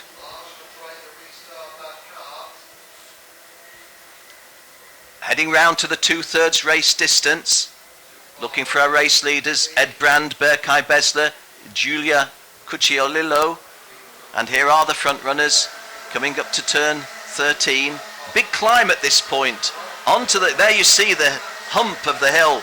Dropping down to start lap 7. Ed Brand, Berkay Besler, Cucciolillo, the 1, 2 and 3. Just trying to find where Kyle Kirkwood is. I doubt that you did. I don't want to ask you something that's impossible, but did you see where our driver went off on the onboard camera? No, nothing. Not seeing it. Nothing Neither no. did I. No. So guys, all we can... Oh, and again. Now, you tell me, Baz, that's the 3rd time I've thought that Ed Brand was getting a bit sideways. Was that a controlled turn, or... I think that Ed is a little bit struggling with the setup of the chassis, or maybe with the track, because if you can see, he's leading the field, but it's really hard to be on P1 because all the drivers behind him are getting closer and closer to him. So I think he knows by himself that there is maybe a problem by himself, or the go-kart, or the track is a little bit more slippery. So and of course now, for example, he's blocking the last lap because it's all or nothing. And well, he's got a lot of blocking to do if he wants to go to the checkered flag this way, because we've got 1 3/4 laps remaining, and Berkay Besler has shown us twice that if he makes a mistake, Ed can be passed. And Berkay just looking there. If you're Berkay Besler at this moment, do you try to force the error, or do you just wait and put the pressure on? Exactly. Put the pressure on, I think, and Ed is also an experienced driver, so I think he is knowing what he is doing. Especially now, you have a little gap, so the big chance is that Ed will win this heat. And Giulio Cucciolillo of Switzerland, not too close to the front running two, but certainly having a decent drive in 3rd place. 1 lap to go then, 1 to go. Berkay Besler has 0.198 of a second in deficit, but at times don't really count at this point. Let's stay with those front running pair.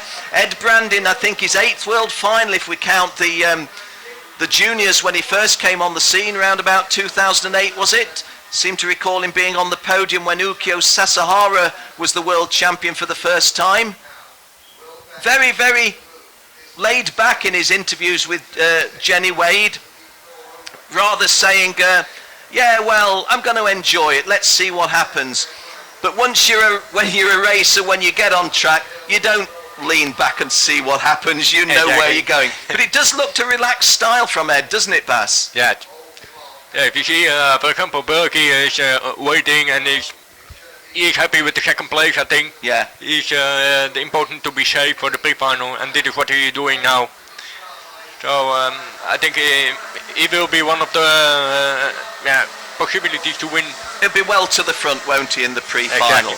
So, exactly as Bas called it, Berkay Besler happy to sit into 2nd place at the 2nd half of that final lap. Ed Brand taking a well-earned victory. Incidentally, there was a warning flag for kart 270, Nicolas Garzon from Colombia, but he wasn't one of our front runners. He was downfield, not quite sure how far downfield, 26th place, driving...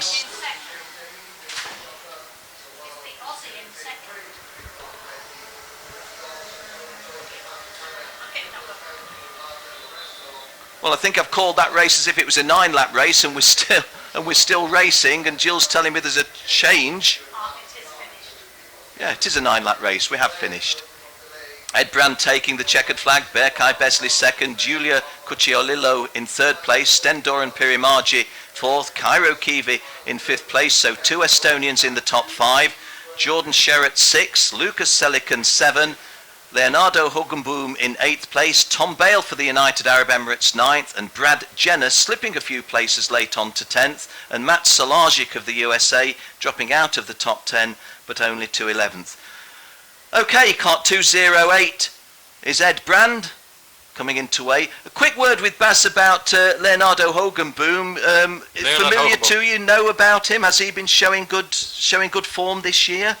Yeah, well, I didn't follow the Rotax championship really a lot because I'm poking on my races. But Leonard, I know him from when he was a young guy, 8-7 years old. He's a really quick driver with a lot of potential. When everything is fine, he will be really quick. And I thought, from what I saw, just the result is that he came back a lot to the front. So I think he's also one of the potential drivers that can be in the top 10 for this weekend. Even possibly the top 5, top half dozen, as you see.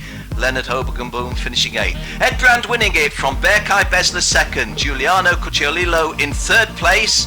Looking a little bit further down, Brad Jenner, the Australian, perhaps a little disappointed with 10th potentially. A decent drive by Mushinaga Fujiwara of Japan up to 14th. Rinus van Kalmthout going to be very disappointed the way that this third heat has finished, down in 16th place. Silvano Christian of Indonesia coming from last, 36th to 19th, so a good drive by him. Good to see the Indian driver, well, not quite in the top 20, Ricky Donison in 21st place, but well done to the Indian there.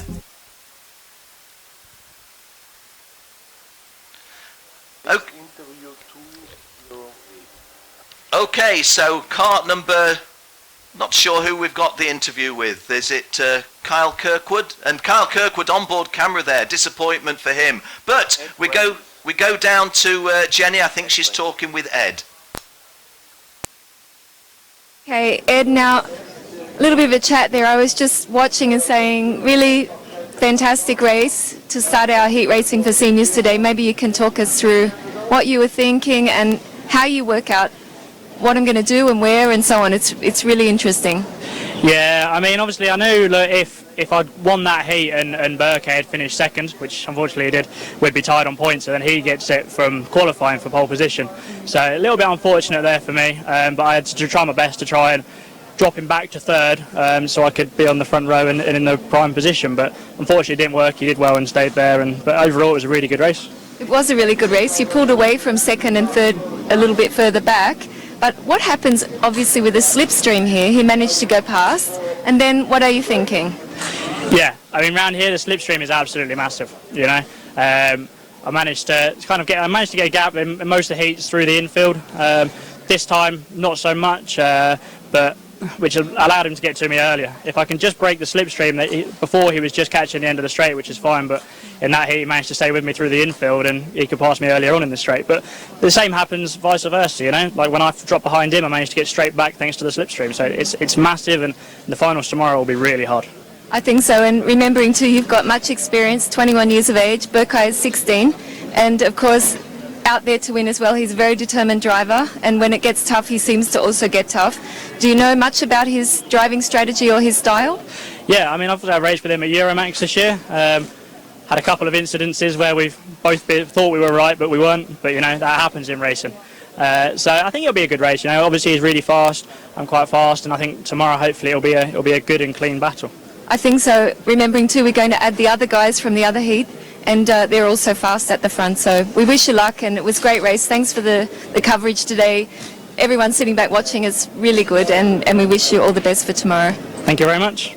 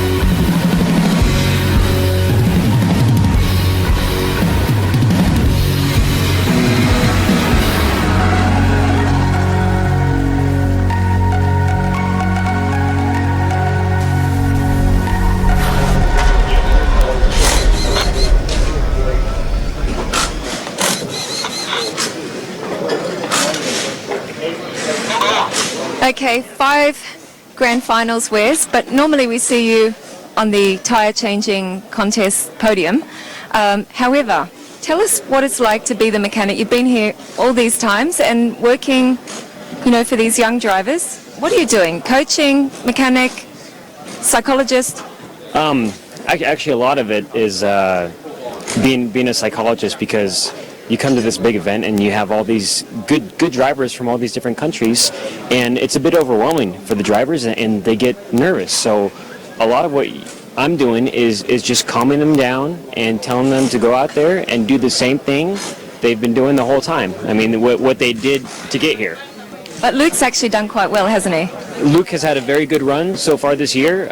He did it once in the United States in 2013, and he got a good experience there. He knows what to do, he knows what not to do, and it's showing this year. I'm sure that you've helped him achieve this. We're going to go watch the next heat now, but we wish you luck. Also in the tyre changing, we'll be watching. And also to Luke in his racing, it's been great to have you guys back. Thank you very much. Thank you. Well, always good to hear from Wes Boswell, the world tyre changing champion for I think the first couple of years, maybe first 3 years that we had that competition. It's something they used to do in Florida at the Florida Winter Tour, but when they put the tyres down in the Florida sun, it's just like chewing gum. It's easy to do. If you put it in Sweden or Norway, And it's really hard to put them on. Yeah, sure. Okay, this is groups B and C in Senior Max, and once again I'm very pleased that we've got Bas Lammers, multi-European champion in karting in the CIK classes principally. In fact, all the European Championships have been in CIK classes. But right now, Alex on pole position with Piers Lehane joining him on the front row. Let's have a look at the rest of the grid.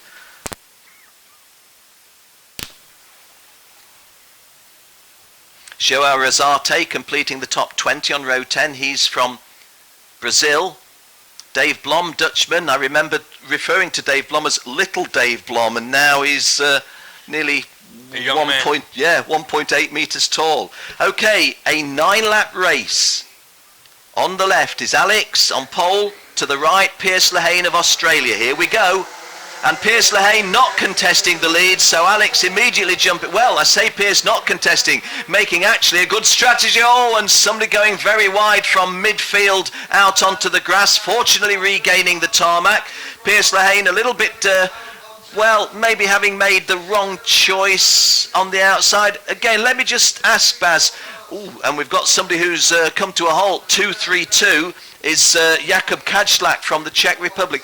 Baz, when you're on the front row on the outside, how much time do you have to think, can I get over or not? You can throw away 5 or 6 places getting it wrong from the outside of the front row. Yeah, that is really difficult, especially on the high-speed track, because here we are on a really high-speed track.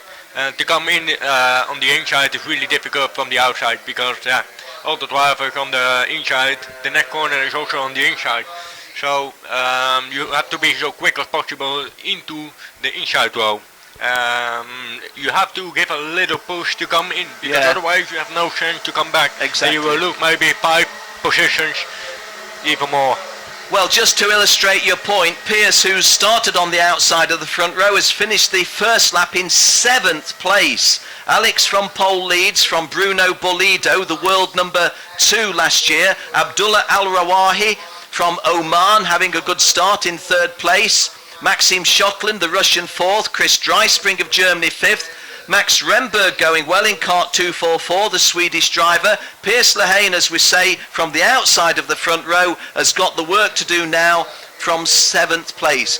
I don't want to take too long in saying this because I want to do the commentary, but in Speedway, when you get to the end of qualifying, the drivers can pick which gate they choose. There's an argument for saying, for the second fastest driver, do you want outside of the front row or inside of row 2? Do you think that could ever happen in karting? Yeah, a little bit of a disappointed point, because of course when you are on the pole position you can select which position you want to start, and you always want to start on the best position.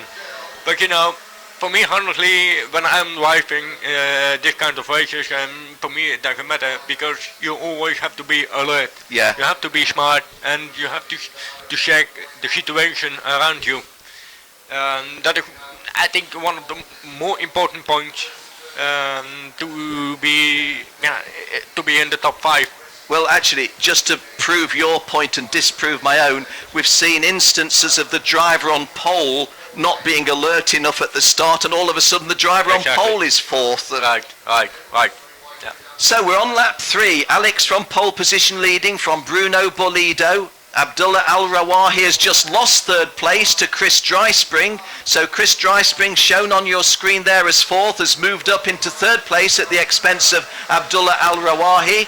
This is the start of lap 4. Max Remberg is behind those two in 5th place. Maxim Shotland, the Russian, 6th. Christian Brooks in kart number 210 from the USA, 7th. Patrick Pastorak, the Slovakian driver, in kart number 254. Incidentally, Patrick Pastorak in his 5th World Final, running 8th. Luc Willemse from the Netherlands, 9th. And Piers Lehane, who started on the front row, went through at the end of lap 1 in 7th place. At the end of lap 3, down in 10th place.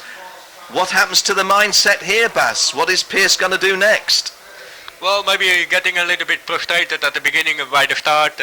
He couldn't come in and he became on P5, and then the driver got tackling because they want to go so quick as possible to the front, and that is more difficult than easy.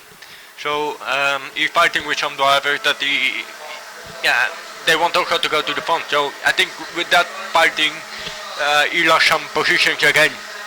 Yeah. Going back into 2nd place now, going up into 2nd place is Chris Dryspring, having passed Abdullah Al-Rawahi moments ago. While Baz was speaking, he went past Bruno Bolido. So Alex's lead increases significantly because of these trading of places behind him. But Christopher Dryspring of Germany talked to Jenny Wade yesterday, did seem a very focused young man. But Alex, we also had an interview with him, looking fairly easy at the front.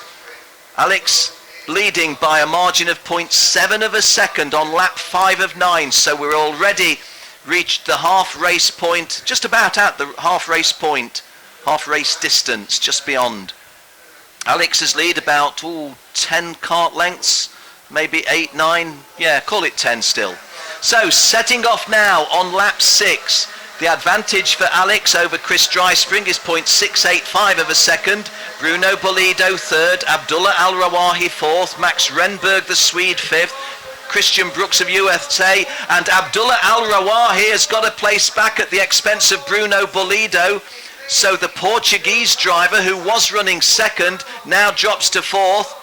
A fastest lap there for Chris Dryspring. Incidentally, we think in the previous race that the fastest lap was set by the driver who started last. Silvano Christian of Indonesia started last, got himself up to about 15th, 16th, I think. We think he had the fastest lap. Sometimes these strange things happen in karting. But Alex in the lead now, just, well, I would say that Chris Dryspring getting a little bit closer to Alex at the front. Plenty of good racing behind them though. Bruno Bolido and Abdullah Al-Rawahi having traded places. This is the start of lap 7, so 2/3 race distance, 3 to go. Alex's lead 0.614, Chris Dryspring 2nd. As we were saying, let me just look outside the top 10 and see if there's anything. Well, Peter Betzel of the Czech Republic would have been hoping for better than 15th position at the moment. Jonathan Aberdeen from South Africa started absolutely last and is up to the top 20. So a good drive by Jonathan Aberdeen, the South African.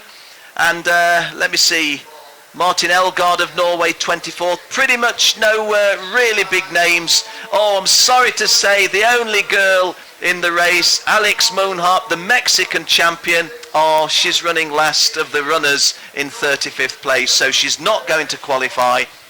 Alex's lead over Chris Dryspring, 0.61 of a second, as our caption is showing you. Here he is with both of those front two drivers. Chris Dryspring dipping his head.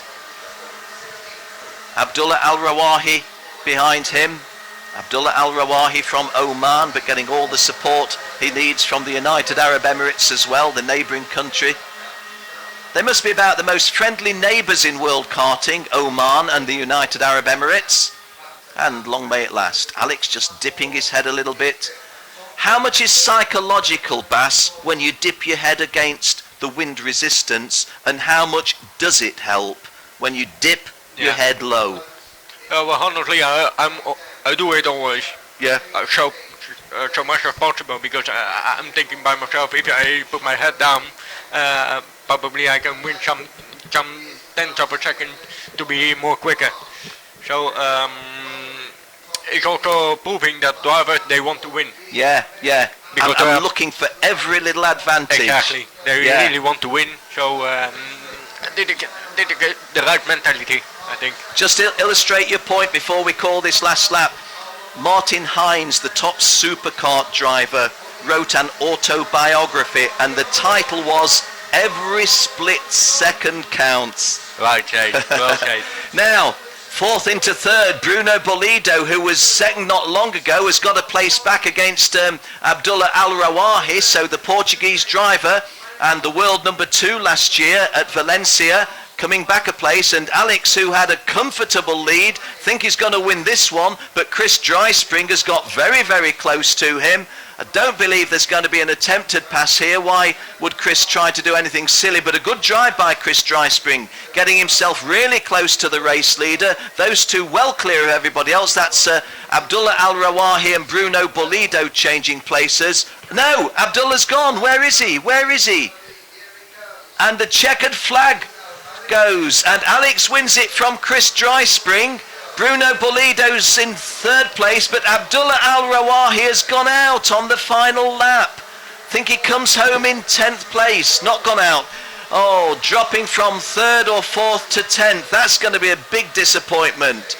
Piers Lehane, who started on pole position, 7th after the opening lap, eventually finishing in 8th place. Well, quite a lot of incident in that race, and one little positive thing to say, Alex Moonhart of Mexico, she's going out of the competition, the only girl in this class, but she picked up a place late on and finished 34th. The driver behind her had actually gone off the circuit. But hey, Alex, you spoke to us on the opening day, lovely little girl, well not little, she's quite big, but mixing it with the boys here, but just finding them a little bit too speedy, and will go out of the competition with that drive. But Alessandro Monhaupt, the Mexican champion, great to have a girl coming through, especially from a Latin American nation, because we don't have many girls racing in that part of the world. 247 is Chris Dryspring. You see him there pushing the Sodi kart onto the scales.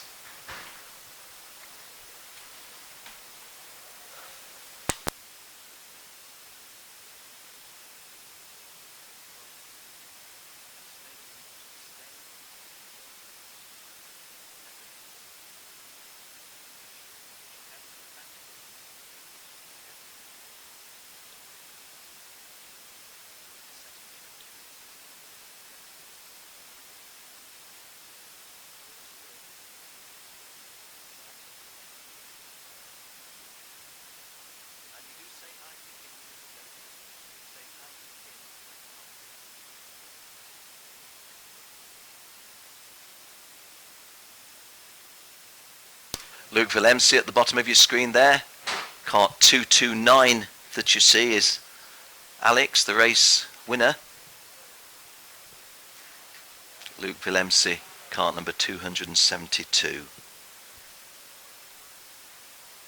Well, I do hope you're enjoying our coverage. Bas Lammers from Netherlands leaving me now, but a big thank you to Bas, big name. His father, of course, Jan Lammers, raced in Formula One, now sadly no longer with us. And as well as admiring Bas as I do for his driving skills, Bas is profoundly deaf and has that hazard to work with, but handles it absolutely beautifully. And I hope you enjoyed Bas's informed comments throughout those races. 2-1-0 on the scales at the moment is Christian Brooks from the United States in his second World Championship final.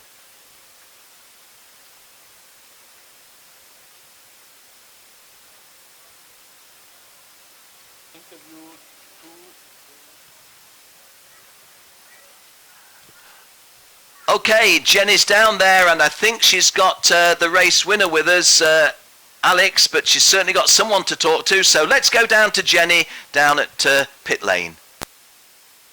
Alex, now another successful race for you. What are you doing? You're making just the perfect lap. Yeah, this race was fantastic. Yeah. The start was good, and during the race my time was everything the same. And with the German driver, in the last lap I make some mistakes in the first corner, but the German driver don't try to overtake me. Yeah. And the kart was good, the engine was good, and we will see what's happened tomorrow. Yeah, we will see. Why do you think you make the mistakes at the end? You feeling a little bit of pressure from Christopher behind you, or? Yeah, a little bit. Yeah. Yeah, I'm braking too much late, and I was a little bit long in the corner. Yeah. Okay, but now you know you've got the speed, you've got a really good package, I think, together. And where you think we'll see you tomorrow? I think the chassis was good, Yeah. and I think that we can do a good result tomorrow. I think you can too. We wish you luck. It's been really nice to watch the racing, and hopefully tomorrow, no mistakes, but good results. Yeah. Thank you. Thanks. Thanks, Jenny, and thanks to Alex. Alex from Osella Engineering. Very modest, isn't he? Well done, Alex. Okay, confirmation that Alex was the race winner by 0.35 of a second over Christopher Dreispring, the German. Bruno Bolido from Portugal coming home in third place. Big disappointment for Piers Lehane starting on the front row and finishing 8th, and a big disappointment for Abdullah Al-Rawahi, who was 3rd or 4th on the last lap, eventually finishing 10th after some mistake.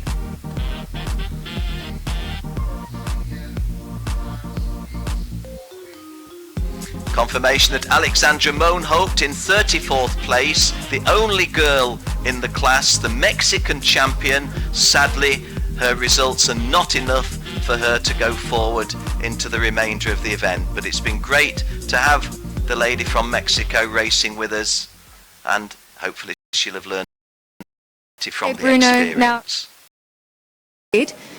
Now, maybe you can tell us what happened in the last lap.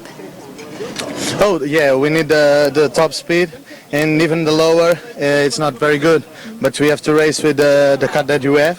And yes, in the last lap I tried to overtake Abdullah, and it was tough because you come 6 laps behind the guy, and in the last lap you have to make the difference. So I didn't know what happened in the last corner. I just overtake him. Did you shut your eyes when you overtook him so you didn't see, or? No. The only thing that I wanted to do was overtake him and take only 3 points, not 4, because 1 point at this level should make the difference. Of course, last year in Valencia you were also very, very competitive.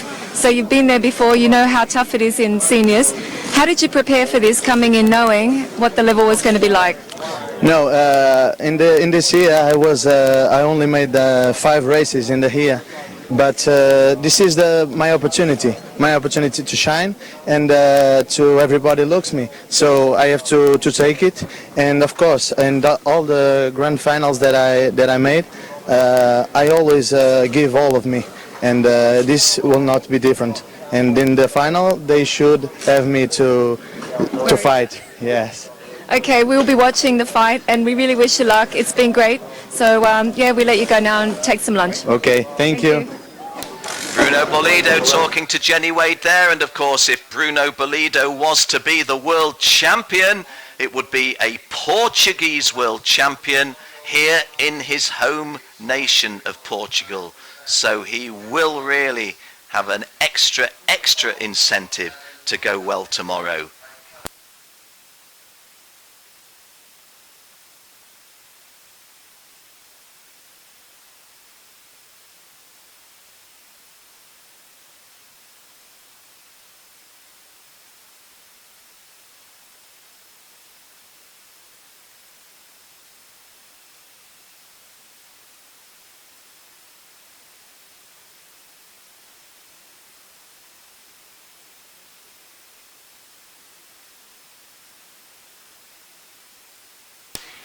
Our next race, as you can see on screen, it's the DD2 Masters category, sponsored by KART.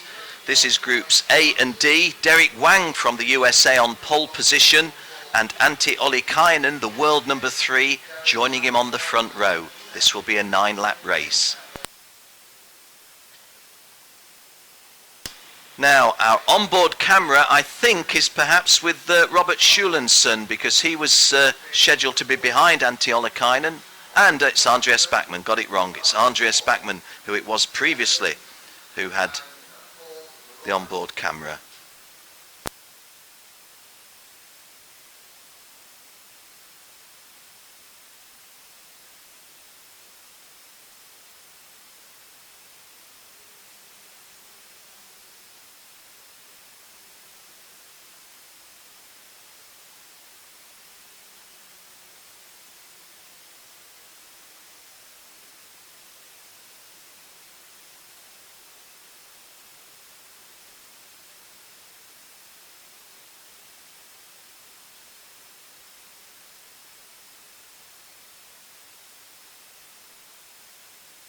Robert Schulenson carrying the onboard camera, as we said, first time round. I think Andreas will be carrying it in a different race. So Robert Schulenson, the proprietor of RS Competition, starting on the outside of row 2, on the outside of the front row, Antti Ollikainen on the podium in the World Championship last year in the rain at Valencia, looking to go 2 places better this time. Pole position just to the upper right of your screen, 413, Derek Wang.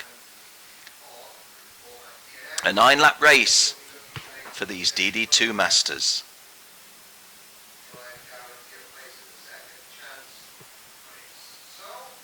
So we're getting a view from the second row, and we're getting a head-on view at the start. Derek Wang on the left, Antti Ollikainen on the right. A good start also by our camera carrying Robert Schulenson. Oh, and there's a nasty incident there towards the lower end of the grid, the back end of the grid, and drivers, well, I think everybody's okay, but that would have been painful. We think that one involved was KART 425. That's Juan Hernandez of Mexico, and he's certainly out, Juan Hernandez. So not the sort of thing that we want to see. Juan Hernandez, KART number 425. But the race goes on, so it doesn't look as if there's a major medical issue. Well, I have to say that I didn't really spot too much of the start there, but that looks like Derek Wang in the lead, and it looks like Antti Ollikainen in second place, and a good start by our onboard camera driver Robert Schulenson, as you saw him coming almost between the drivers on the front row. At the end of the opening lap, Derek Wang, Fernando Guzzi and Antti Ollikainen, and hadn't got the courage of my convictions to say that was Fernando Guzzi in second place, but it was. Antti Ollikainen third, Luis Schiavo fourth, and Robert Schulenson, RS Competition. Now let's try and see where this issue happened at the start. At the moment all is well. They're not, well, there's already somebody out of position at the back, wasn't there? And where does the first contact? Oh, the driver from about 437 there. That was, it was in difficulty. John van Wyk from South Africa was going a long way to the left and eventually getting himself in contact with other drivers. So John van Wyk, I'm not expecting his kart to be in too pristine a condition just now. Hope that he's okay. John coming in to replace the 4-time world champion Cristiano Magado. So, well, just let's hope that all is well from here onwards. Derek Wang's lead over Fernando Guzzi is 0.2 of a second. Antti Ollikainen going through third, Luis Schiavo fourth, Robert Schulenson fifth, Alessandro Glauser of Switzerland sixth. Anybody listening in Switzerland, we say hi to you, thinking that Mrs. Lynn Geidel might be. 7, Scott Campbell, been in so many of the Rotax World Finals. The Canadian, or it wouldn't be a world final in Rotax World Challenge if Scott Campbell wasn't here. Henry Martin of Argentina 8th. Miguel Mara running in 9th place. Miguel Mara is from here in Portugal, and completing the top 10 is Ricky Tanioka. Ricky Tanioka is from Japan in his 3rd world final. We're on lap 3, and Derek Wang, you may remember if you're watching yesterday, Derek had a comfortable victory in race 1. Then in race 2, which he started from pole position, got himself back into about 4th place and didn't look nearly the same. But on this one, he's got 0.375 of a second over Fernando Guzzi now. In fairness to Fernando, he's got some defending to do against front row starter Antti Ollikainen. Those three pulled well away from the rest, and 5th attempting to go 4th was Robert Schulenson. Thought he saw a way past Luis Schiavo, but having to just back off. That is Luis Schiavo in 4th place. 5th place Robert Schulenson, and now Alessandro Glauser of Switzerland in 6th place, getting closer to Robert Schulenson of Denmark in 5th place. Former world champions Jesus Perez Santander is down in 17th place. Luke Soriol of Canada is down in 24th place at the moment. On lap 4, and Derek Wang continuing to hold the advantage. It was 0.375, little bit of a mistake there by the driver in 2nd place, Fernando Guzzi, but the gap has come down. It's 0.191, so the evidence of the timing facility is that Derek Wang in the lead is being caught by the 2 drivers behind him. Derek's just done a 59.76. Fernando Guzzi, despite that wobble at the end, 59.582 for a fastest lap of the race. So Fernando Guzzi really is flying at the moment. Fernando Guzzi then putting the heat on Derek Wang. Antti Ollikainen in 3rd place. And those front-running 3 are in shot now. Coming down towards us, bearing right. The lowest part of the circuit. That's the main grandstand for the Autodrome that was to your left seconds ago. Derek Wang still holding the advantage in the predominantly blue race suit. The predominantly white race suit belongs to Fernando Guzzi. Fernando Guzzi is from Brazil and is in his 4th world final. This is the end of the 5th lap, so 5 laps gone, 4 to go, and it's a race that is still very, very much alive. Derek Wang holding the narrow advantage. You see the Brazilian flag motif, if you will, on the helmet of Fernando Guzzi. Antti Ollikainen in 3rd place, handily placed if anything happens in front of him. And the little gap then to 4th place Luis Schiavo and 5th place Rob Schulenson. There they are just coming in screen. A lonely 6th place, Alessandro Glauser in the red race suit. Behind Alessandro, Scott Campbell in 7th, Miguel Mara 8th, Henry Martin 9th, and Ricky Tanioka still the guy in 10th place. We're on lap 6, and Derek Wang is not under quite the pressure that he was this time at the end of the previous lap. He had an advantage reduced to 0.13 of a second. It's now 0.15 of a second. So we're only talking about, less than the blink of an eye. And in fact, as you can see from our pictures with KART-DATA television, and there's Antti Ollikainen going through. Well, here was me anticipating a move by Fernando Guzzi, and Antti Ollikainen in 3rd place spotted a gap, went for it, and now Derek Wang in the lead has got a bigger cushion, or he's got a cushion now. Antti Ollikainen is in 2nd place, and Fernando Guzzi, who was so close to making a run in for the lead, is now back in 3rd place. One of our drivers coming to a halt there might have been Antonio Lima, or it might have been Katsuhisa Yanagida. It was, well, I think it was Antonio Lima.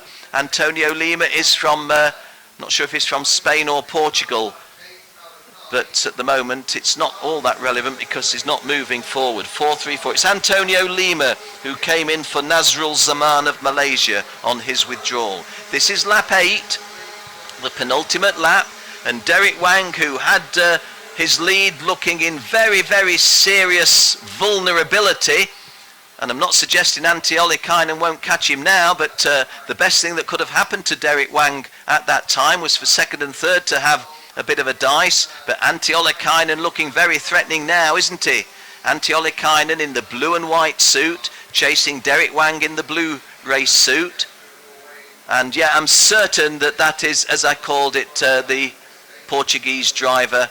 But let me stay with the front runners because I don't want to miss a passing move if one comes. Fernando Guzzi sitting in 3rd place. I say sitting in 3rd place, just detached a fraction. Coming round to turn 12. now to turn 13, which takes them onto the home straight, and last lap, 1 to go. Derek Wang's lead, 0.19 of a second, and here goes the move. Ooh, could have gone badly wrong for Antti Ollikainen, could have gone very badly wrong. It's gone right for Derek Wang because the move didn't happen, and Antti Ollikainen, before he has a passing to contemplate, has got a catching up to make, and he's only got 2/3 of 1 lap to do it. Derek Wang in the lead, Antti Ollikainen in second place, Fernando Guzzi in third place. Behind those two, Luis Schiavo fourth, Robert Scherlensen fifth. The front-running 5 are the ones that we'll stay with. These are the front-running 3. Derek Wang from the west coast of the United States of America. Antti Ollikainen, I can't tell you from whereabouts in Finland Antti comes. I can tell you he's the world number 3, and he would love to be the world number 1. And making a good show of it, and Antti Ollikainen bidding to take the lead at the end of the lap, but thinking better of it, could have lost him second place. Derek Wang wins it, and Fernando Guzzi steals second place at the end. Antti Ollikainen third, Luis Schiavo fourth, Rob Scherlensen fifth, Alessandro Glauser 6, Scott Campbell 7, Miguel Mara 8, Henry Martin 9, and Ricky Tanioka completing the top 10.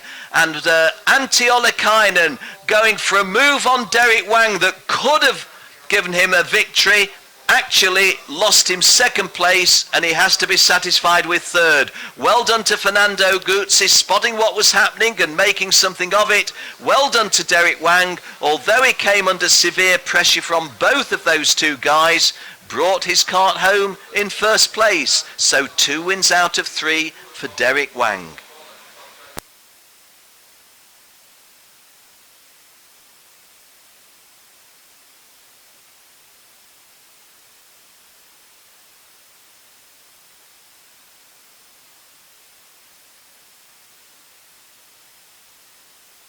.408 here, Fernando Guzzi from Brazil, probably feeling quite smart for having got second place from third, but will perhaps feel he could have caught Derek Wang when he was immediately behind him.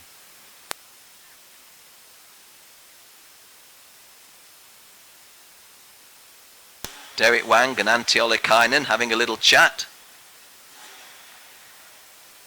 Now, an official pushing the kart onto the scales. At one level, you'd find that that was illegal. The Max Speed Group, the entrant for Derek Wang, and the Max Speed Group and Derek Wang have produced a race victory. Kart 409 in shot there is Luis Schiavo for the United States of America, who came home in 4th place. 472, just peeling off his leathers. The 10 years absence from the kart tracks, Robert Scherlensen, the Dane, running the RS competition team. I've mentioned this before, that doesn't look a very attractive grandstand, and it isn't a grandstand. Hey, what a view you get, what a fabulous view.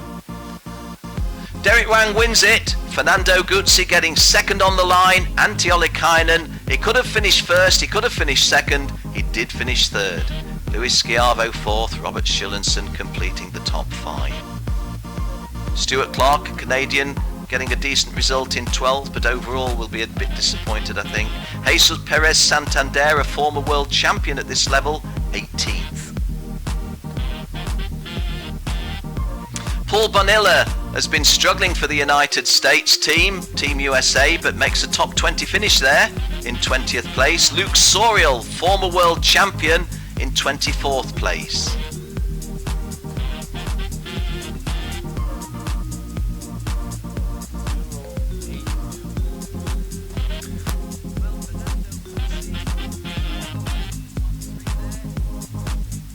Fernando Guzzi, who came home in the top 3 there in second place, talking with Jenny.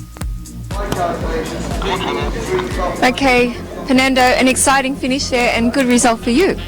Yes, second place is good to make no points, isn't it? And I think it's okay. The kart's good. I didn't push too much Wang. Wang did a clear drive, and the Finlanders, Antti was okay. And so now pre-final and final, that's the game. Now it's just see the kart and some adjustment, and try to keep on the track. Did you expect that it would be so close in the end like this?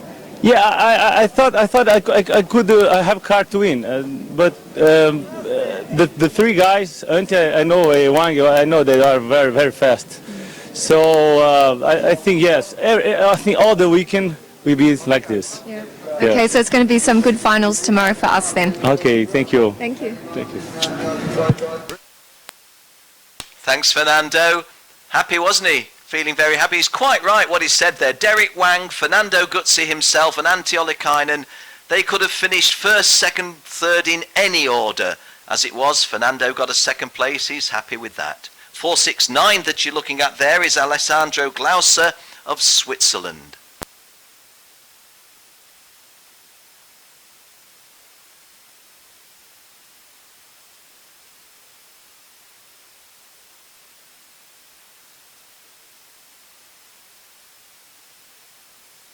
Well, our next race scheduled away at 12:30, which is Groups B and C in DD2 Masters, but it may be that Jenny will have someone else to talk with. If so, we'll go back to her. But for the time being, Michael Stephen on pole position in the next race for South Africa. The very, very unlucky Tomokazu Kawase joining him on the front row. Why was he unlucky? Well, had a mechanical issue in the lead in race 1. Had a great result in race 2 and then picked up a penalty of 10 seconds, which, well, I'll make no comment.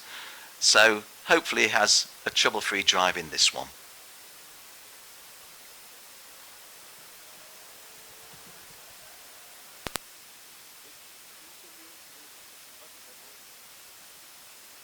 Okay, Jenny's talking to Scott Campbell, the evergreen racer in Rotax World Finals. Let's go down to trackside now.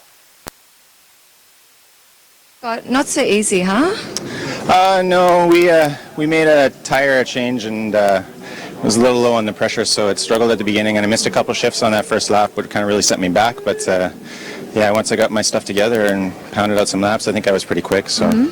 So you've got the speed, you just got to work on the strategy now. Yeah, well, these are really short races, so we're gearing up for the longer ones. So just trying to figure out what the setup's going to be like for those longer runs. So. You're feeling confident knowing how fast the guys are at the front, but also some really good racing. You know, they're really pushing. Yeah, especially at the front, once we get sorted out on that first lap, everybody seems to kind of get in tow and just make some good passes and clean, which makes it more difficult for us, right? Like, there isn't as many mistakes and the opportunities aren't there. Yep. No, it's racing, and I think it's going to be close tomorrow then. It's going to be awesome. We will be watching. Thank you.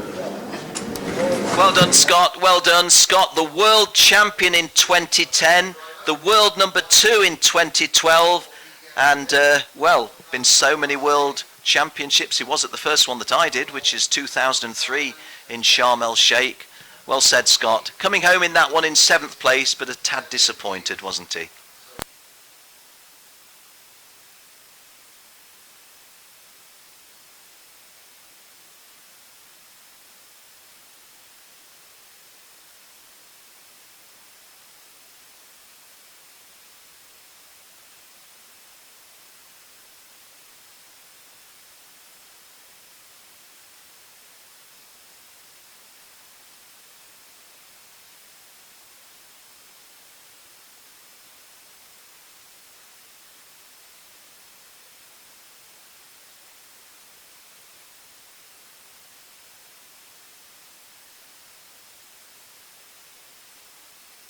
.462 on the left of your screen is Michael Stephen, 11 times a South African champion, 4 of them in rally cars, 7 of them in karts. To the right of your screen, Tomokazu Kawase of Japan. Most unlucky the way things have gone so far for him. Actually in danger of not qualifying despite having the, well, 2 race wins in his grasp. But there we go, that's kart racing.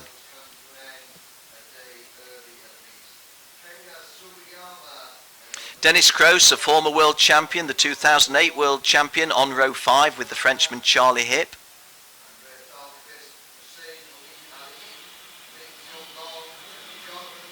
Chris Adams, twice a world champion, the Belgian. He's on row 8 with Fraser Hart, the younger brother of Josh Hart. Carles Medina has been, if you like, the godfather of Mexican kart racers at the Rotax World Finals. He's here again. He's on row 10. Igor Mukin, been very, very good in patches, potentially a winner of this in some of his form, but not really got it together well here. He's on row 11, the Russian. Ilya Aloskins of Latvia, having had some misfortunes, but picked himself up off the ground. Patricio Larrea of Ecuador, they're row 13 and 14 respectively.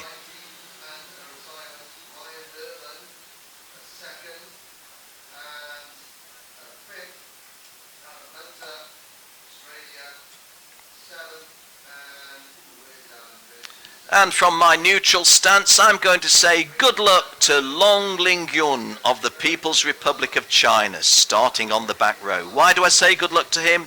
It's just great to have a driver from mainland China, from the People's Republic of China. Lingyun Long, entered by KRS Motorsports, James Leong's team, based in Malaysia. But having said that, good luck to everybody. Okay, this will be a 9-lap race. Michael Stephen starting it on pole position.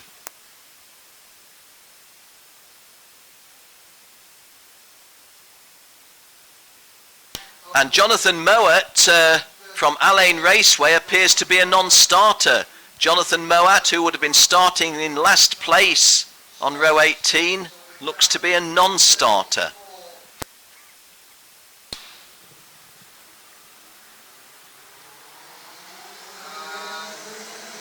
Well, the red light's still showing, so as you can see, those red lights suggest that this is not a start. And indeed, not a start it is, or not a start it isn't. Nigel Edwards there in screen, widening both of his arms, saying, guys, you came in too close together, you must respect the tram lines, and as you go round on your formation lap, please make yourselves in those two lineal divisions.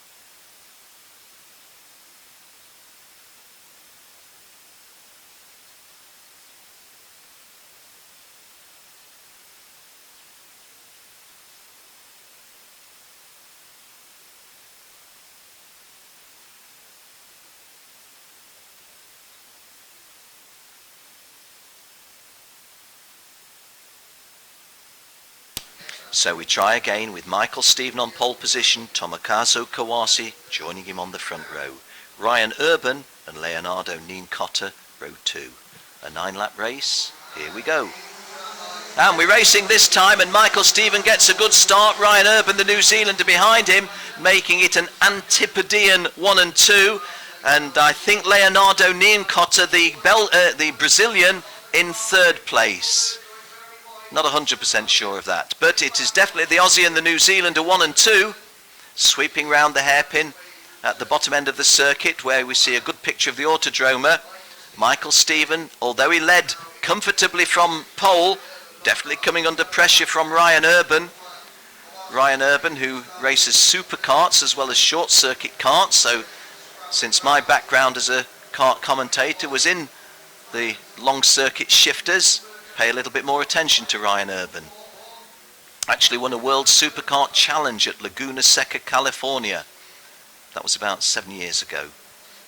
Michael Stephen, as I said previously, 11 times a South African champion, 4 times in rally cars, 7 in karting. He leads from Ryan Urban. In 3rd place, Tomokazu Kawase, who started on the outside of the front row. Adam Hunter 4th. Leonardo Nienkotter in 5th place. Renato Russo 6, Dennis Crowe 7. Now, warning flag to Uldis Timax. Uldis Timax, the Latvian, who's gone through, not in the top 10 I don't think, yes, in the top 10 at number 10 on the opening lap, has got a warning flag. Kart 421, Uldis Timacs of Latvia, second time in the world final, has got himself in the top 10, but he's got himself a warning flag. Ryan Urban trying to keep the pressure on Michael Stephen. There you see them at the bottom of the screen. Tomokazu Kawase of Japan. On the one hand, Tomokazu Kawase must be thinking, I know I'm fastest of these guys, I know I can beat them in what I've done so far, I can go for it, but on the other hand there must be a tiny little piece of him saying, and what's going to happen to me this time? If he was to go out of the race for any reason or finish outside the top 20, I don't think or the top 30, he wouldn't qualify even for the second chance race, and yet he's shown himself as a potential champion. Such is the fine line between success and failure at this level. Michael Stephen of South Africa holding off, I think I said 2 Antipodeans, which suggests Australia and New Zealand. I think I meant 2 people from the southern hemisphere. So if I said that slightly wrong, and that's a nice move by the South African there that you saw. Getting himself into difficulty. Third, having moved up to second, is Tomokazu Kawase, going past Ryan Urban of New Zealand. So Tomokazu, Michael Stephen, who increased his advantage there by some good driving on his part, and by Kawase going past Urban, has now a lead of a full half second. So Michael Stephen, and trying to fight back Ryan Urban, but not finding a route there at the moment. You're looking at second, and Ryan Urban bidding to go back into second, and does. Ryan Urban will hold on to that second place and relegate Tomokazu Kawase back into oh, and the two collide, but well driven by Ryan Urban to hold on to that, and that's allowed Adam Hunter behind them to join them. So Adam Hunter of Australia getting involved now in fourth place. And all of this is played into the hands of Michael Stephen, the South African. Fastest lap to the Brazilian, Renato Russo. Renato Russo in fifth place sets a fastest lap of 59.9. First driver below 60 seconds in this DD2 Masters race. We're on lap 4 of 9. In fact, we've ended lap 4 of 9 and are on lap 5 now. So 4 laps gone, 5 to go. Michael Stephen's lead is up to 0.8 of a second. I'd take my eyes off the screen. After the scrap between Ryan Urban and Tomokazu Kawase second and third, Adam Hunter fourth, the fast racing Renato Russo fifth, Charlie Hipp, the Frenchman, sixth, Leonardo Nienkotter in seventh place, Dennis Kroos up to eighth, Uldis Timacs on a warning flag in ninth place, and from Chile, Maximiliano Araújo completing the top 10 at number 10. Outside the top 10, 2 times world champion Christoph Adams is running in 18th place. 1-time world champion Dennis Kroos, remember, back up in 8th place. Igor Mukin, an European champion at this level in the RGMMC Euro Challenge and Masters, he's running in 22nd place. We're on lap 6 of 9, into the second half of the race therefore. And Michael Stevens, not a race winning lead because of the length of time we've got to go, but a very, very handsome lead. If you've got 7/10 of a second in your favour behind the drivers in second, third, and especially since they've been scrapping amongst themselves, you're not going so badly. Ryan Urban still third, Tomokazu Kawase still in Ryan Urban second, Kawase third. Renato Russo has gone past Adam Hunter, who was in fourth place and now is in fifth place. So Russo 4, Hunter 5. Charlie Hipp just behind them. And there you see after 5 laps the calls as we've said it. Dennis Kroos, the former world champion, 8th. Araújo of Chile completing the top 10. We're on lap 7. Christoph Adams still in 18th place, can't get himself any higher than 18th. Qualified for 10 consecutive Rotax World Finals, most of them from the RGMMC Euro Challenge. and that itself is a record. 10 consecutive appearances. Not made the most appearances in a world final, but he has made the most consecutive appearances in a world final. Jan Andreasen of Denmark was in the first 7 and then had a gap of about 4 years, I think, and then came back racing with us again. So on lap 7, just trying to look where any threat from Michael Stephen might be coming from, but no, Ryan Urban, I think, is going to be thinking to himself, I'm not going to chase and catch, I'm not going to catch this South African, so let me just make sure that the Japanese driver stays behind me. If this race was to finish here now, Tomokazu Kawase would have qualified in the competition, but will be well down in the pre-final, courtesy of those 2 mega misfortunes in races 1 and 2. And he may well feel that one more place into second place, getting past Ryan Urban, is worth fighting for, or he may feel, after everything that's happened to me, if something happened when I tried to pass him and I went out, I would be out, seriously out, not even in the second chance race. So possibly the Japanese driver in 3rd place, driving a little bit defensively now.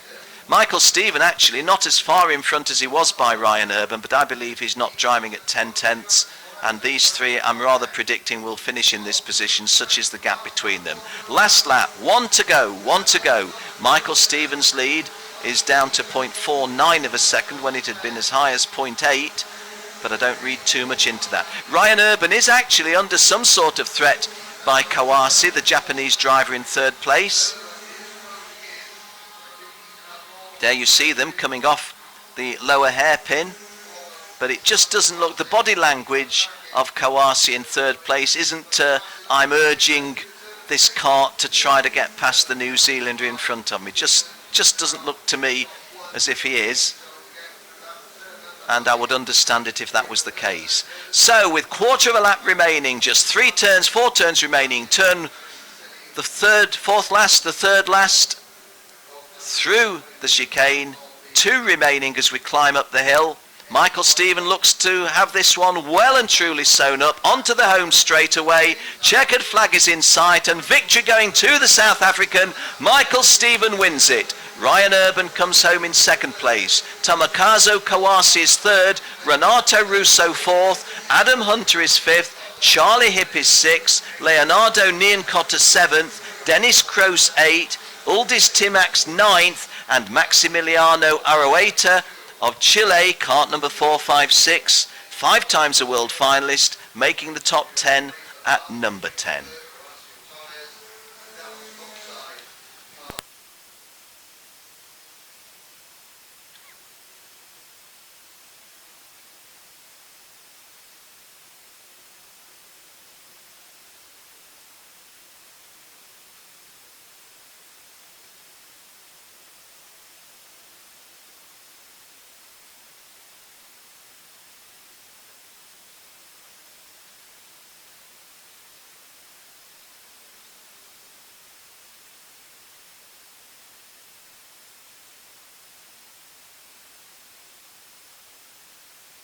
Car number 462 belongs to Michael Stephen. He's our race winner in shot now. 34 years of age, from Port Elizabeth in South Africa. He also actually has his South African colours for motorsport. 7 times a kart champion, 4 times a touring car champion. My first ever Rotax World Finals was in 2003, and he was racing in that one, was Michael Stephen. Came home in 4th place, just off the podium. They were the years when South Africa totally dominated. Cristiano Magado winning the first of his 4 world titles on that occasion. Charlie Hipp at the bottom of your screen there. Just in front of him, kart number 449, is Adam Hunter from Australia in his 3rd world final.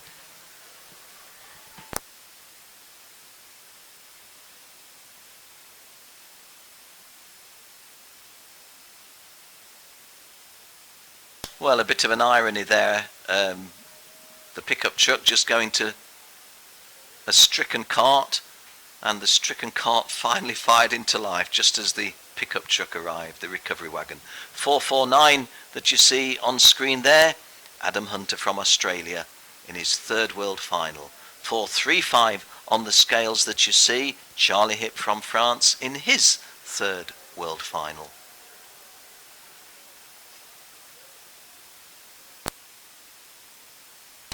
Onto the scales now. Kart number 407 is Leonardo Nian-Cotta of Brazil, making his Grand Finals debut. Next up on the scales, 456. This is Maximiliano Araújo of Chile in his fifth Grand Finals. Well done, the Chilean driver. Something of a godfather of Chilean Rotax racing. Okay, let's have a look now at the caption. Confirming Michael Stevens' victory over Urban Ryan by a margin of half a second. Tomokazu Kawase finally getting a result. Well, he thought he'd got a result in Heat 2. We've still got scrutineering, technical, judicial to go, but hopefully he goes forward in the competition because he has been a really good driver, no question. Carlos Medina, the grand old man of Mexico, getting himself a top 20 finish. Ling Yunlong from the People's Republic of China finishes in the top 30, just in 30th place.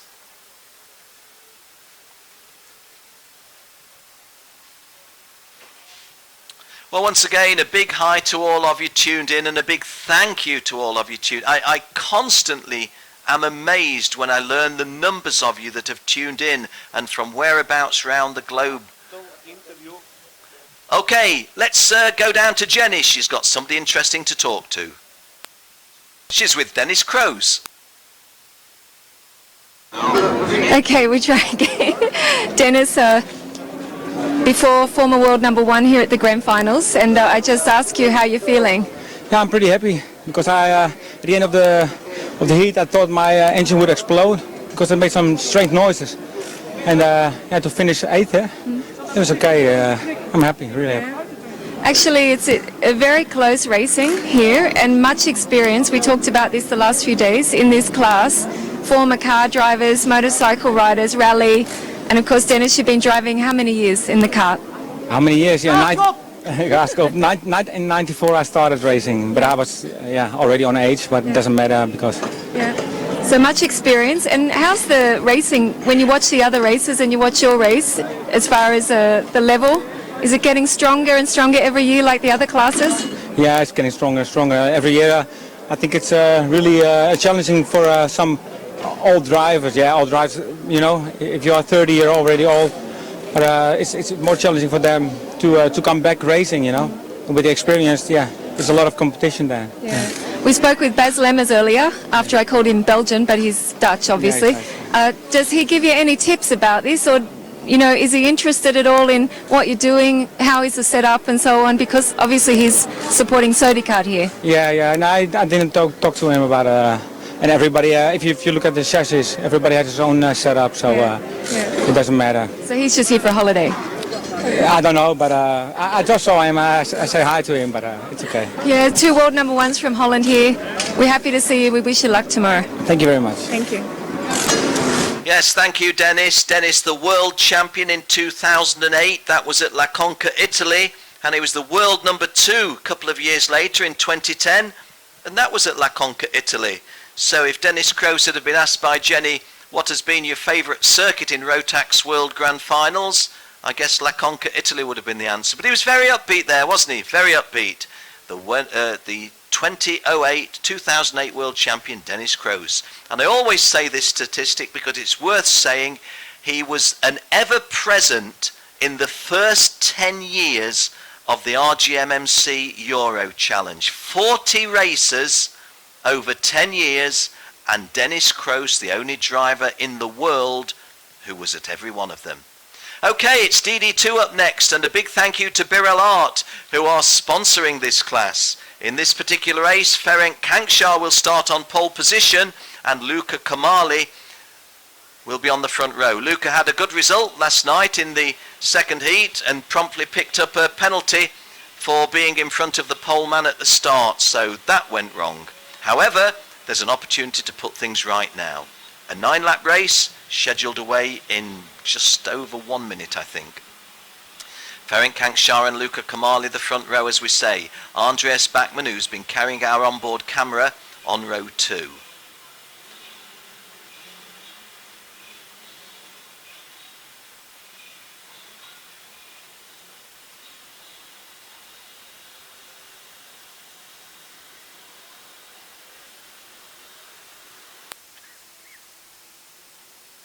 Rubens Barrichello starting on row 7 alongside Pablo Larroquette. Rubens having had some misfortune in this one, to say the least.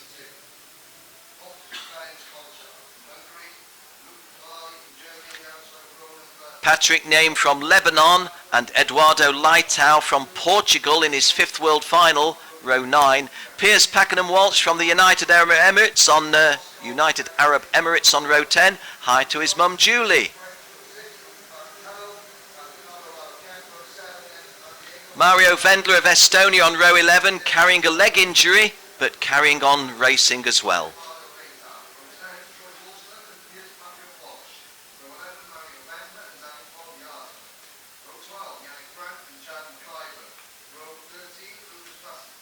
Jan Andreasen, veteran of about 9 if not 10 World Finals, on row 15 for Denmark.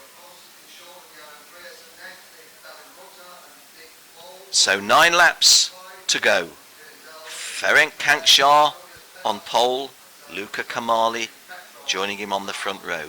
Andreas Bachmann and Lukáš Batušuk are row 2. Mads Thompson and Max Hofer, row 3.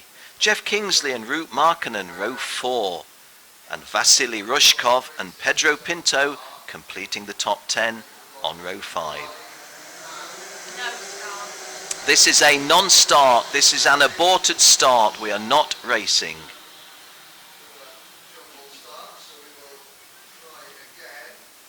Andreas Bachmann, carrying our onboard camera, is directly behind pole sitter Ferenc Kankshar. So we should get some good footage of the start. Ferenc Kankshar in kart number 326. He's been in, let me count this, 1, 2, 3, 4, 5, 6, 7, 8. 1, 2, 3, 4, 5, 6, 7, 8 World Finals. On the podium in 2010 at La Conca, Italy, when he was 3rd. Has raced on an Austrian licence, but born in Hungary. You see the shadow at the bottom of your screen? That's our onboard camera. The only driver you see in shot, pole position driver Ferenc Kankshar.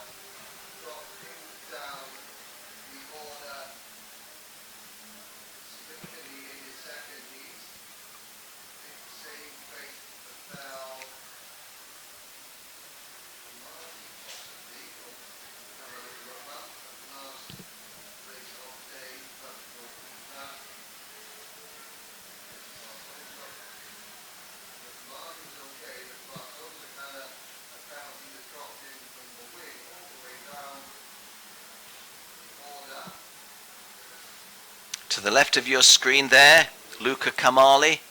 To the right of your screen, just in front of us, Ferenc Kankshar. Onboard camera with Andreas Bachmann. Are we racing? Yes, we are racing. And Andreas Bachmann follows Ferenc Kankshar to the first turn. You see the shadow of our onboard camera getting close there to Ferenc Kankshar, but staying in second position at the moment. Oh, and the dust kicked up suggests there's been a fair bit of contact behind those two. I was only able to call you the race from the onboard camera of Andreas Bachmann. Make no apologies for that. It was great footage, great to see. But I can't tell you who was in issue there when the dust was kicked up. I can tell you that's Ferenc Kankshar in the lead, a comfortable lead. Luca Kamali having made a good start as well. We didn't see Luca Kamali from the onboard camera of Andreas Bachmann, but the evidence of the picture there in second place is that he's gone well. Okay, let's have another look at this start. Ferenc Kankshar on the left, Luca Kamali on the right, and Andreas Bachmann just behind Ferenc Kankshar with our onboard camera.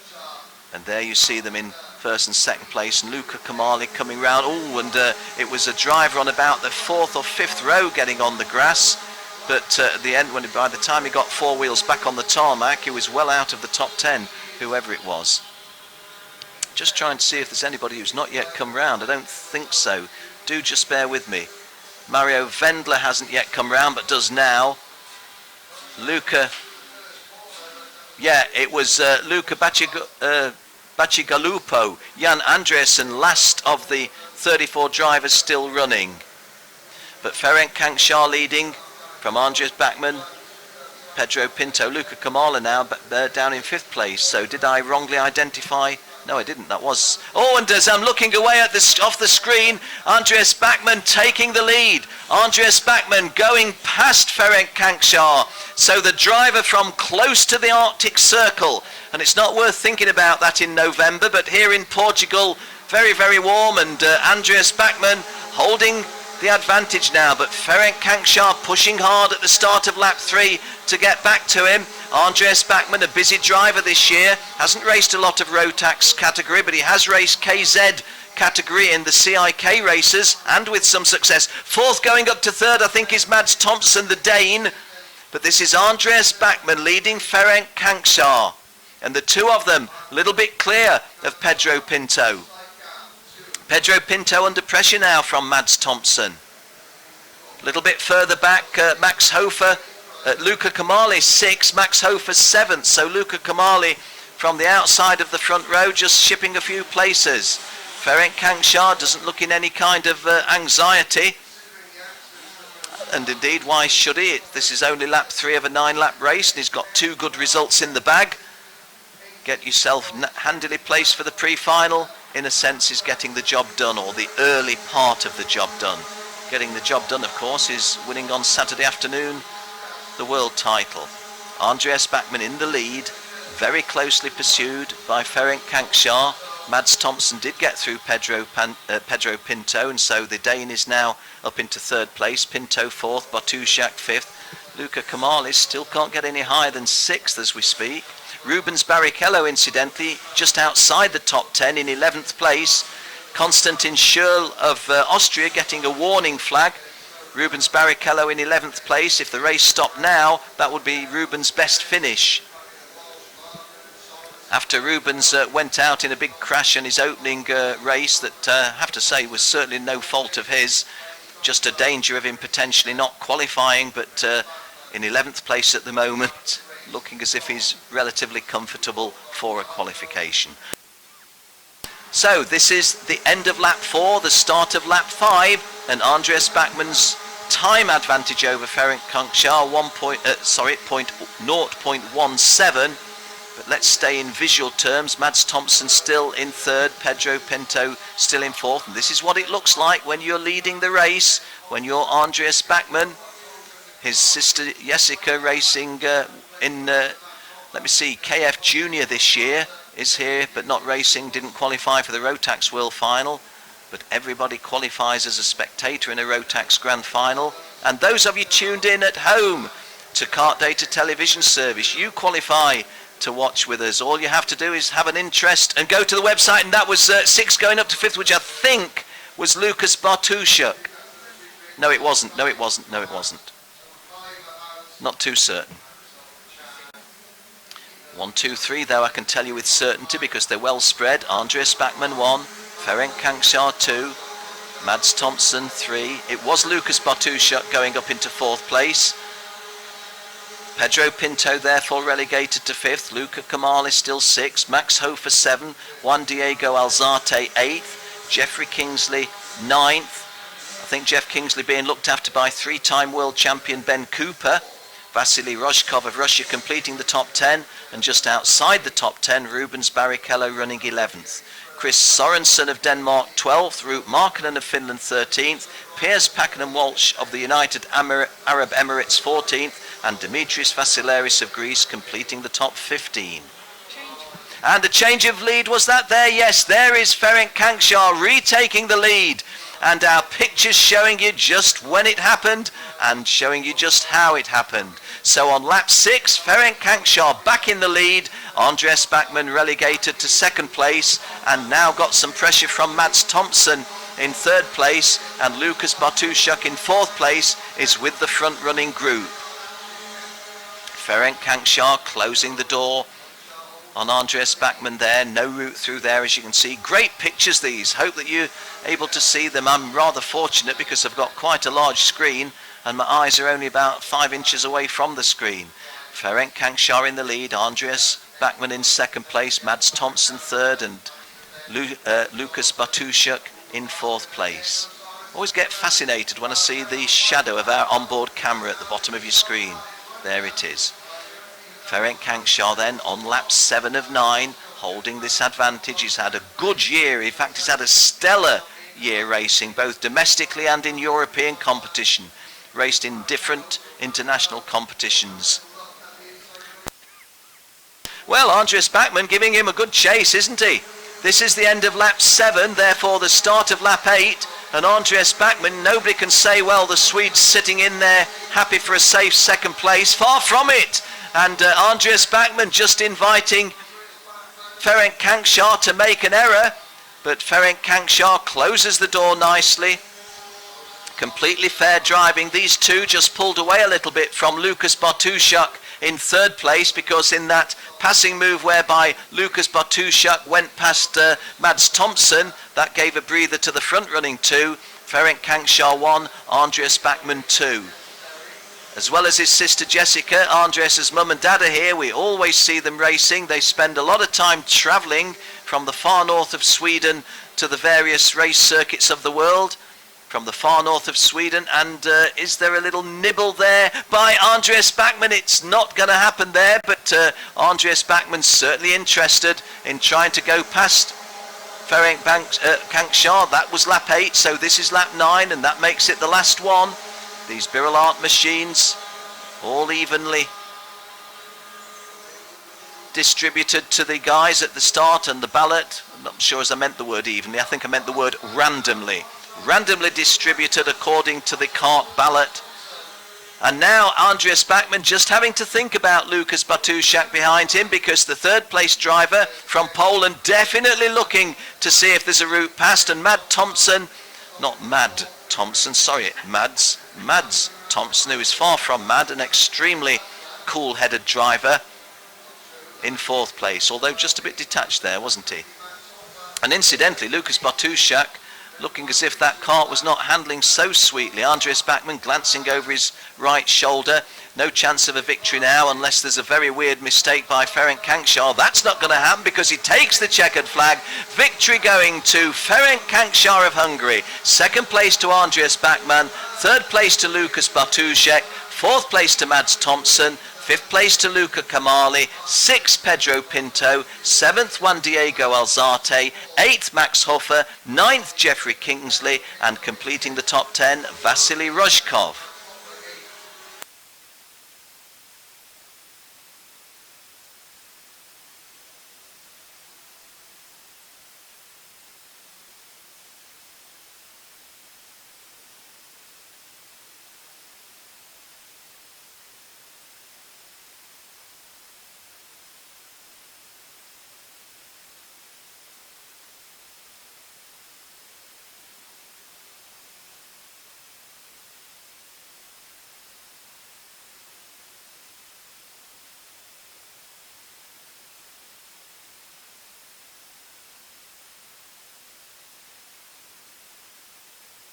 KART 328 in shot that you see there, 326 that you see in shot is Ferenc Kanksha.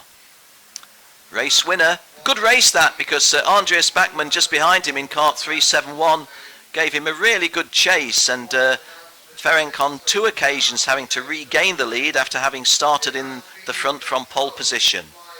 Andreas Bachmann now, KART 371 on the scales. Let's have a look at the body language by the officer. Well, there's no jumping about. There's our camera. Do you see our onboard camera? Nicely mounted, isn't it? Bringing you those superb pictures. Well, not the superb picture you saw then. That was a blank screen. But thanks to Andreas Bachmann having that camera mounted. It is written in the supplementary regs that if Rotax want to put a camera, you must agree to that. Some drivers have said, I don't want it, and we have actually respected that view, although we could compel them to. But Andreas Bachmann willing to have the onboard camera. Big thank you to him. And other drivers like Kyle Kirkwood although Kyle not feeling very happy at the moment because he had a non-finish with our onboard camera earlier today. Ferenc Kankshar's Birelot vehicle you saw there, there's Igor Mukin, the Masters, Igor Mukin the Russian, in KART 429, or his KART 429. So, confirmation then coming up on screen. Ferenc Kankshar wins it by 0.3 of a second over the Swedish driver Andreas Backman. Lukas Bartusiak a well-driven third place for Vrishkovsky Motorsport. Mads Thompson fourth, Luca Kamali fifth. Rubens Barrichello coming home in 12th place. That was his best finish, just in front of Piers Pakenham Walsh of the United Arab Emirates. Yannick Brandt of Spirit Racing in 18th place.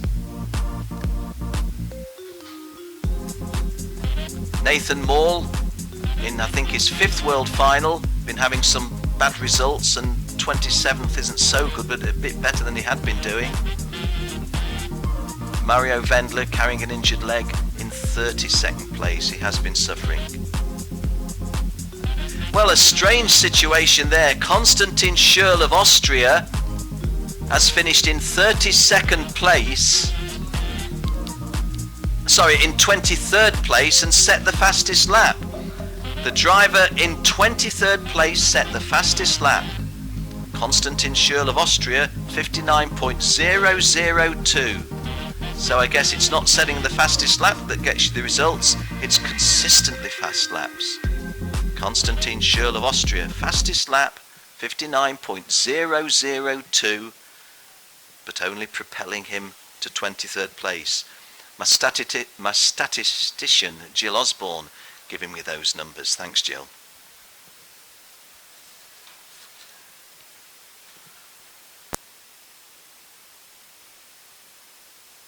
Well, these were the unlucky guys, weren't they? 3-2-1 that you see there is David Fogliato of Italy, one of the, let me just have a look back at the screen, of our non-finishers. Henry Teleb went out after 7 laps, Mario Wendler after 7, Chad McIver after 4, David Fogliato, who you just saw, after 2, and Luca Bacigalupo, a really ugly incident right at the start. Fortunately for him, no injury, but well, an awful race result. Well, kart number 339 is Pedro Pinto, and I think is with Jenny Wade. Let's go down to trackside. Pedro, exciting racing today. Maybe you can tell us a little bit about what's happening out there. We did a good start. We started from 10th to 3rd, but then the chassis was a little bit not the perfect one, so we lost 3 positions, but we finished 6th, and the other hits were good, so I hope to start the pre-final in the front, top 10 at least. Let's see what brings me tomorrow. Yeah. Are you familiar with the circuit already? Yeah, we had the last race of the Portuguese Championship here, but I'm familiar with in Max in DD2. I'll start this week at this track. Yeah. What's the biggest difference for you with the DD2 to the Max when you're racing here? The speed, it's a little bit different, and you have to change, and overtake, it's a little bit different too. Yeah. Okay, and what do you think about the competition you've got in DD2? Yeah, it's really tough. It's like 3/10 for the first 30 guys, so it's really tough. Of course, making the adjustment from one class to the other, they're already racing this class for a few years, so it's been okay. We are adapting. Every time we go there, we improve a little bit, so let's see. yeah, we'll be watching, and we wish you luck. Thank you very much. Well done, Pedro, and if I understood him in answer to Jenny there, he's been racing on this circuit in the Portuguese Championship, but not in DD2. So Pedro Pinto not having quite the advantage it might seem. Well done to him, and very, very sensible thinking, wasn't it? I think I've got myself a top 10 start in the pre-final. So although he didn't use the expression, I think it was a case of, as he sees it, so far, so good. Well, one more race this morning, the last of the heats in the whole competition. It's DD2 in Groups B and C. Luke Varley on pole position for the United Arab Emirates, and Brad Liebenberg joining him on the front row for South Africa. The youngest driver in the competition, Bradley Liebenberg, just 16 years of age.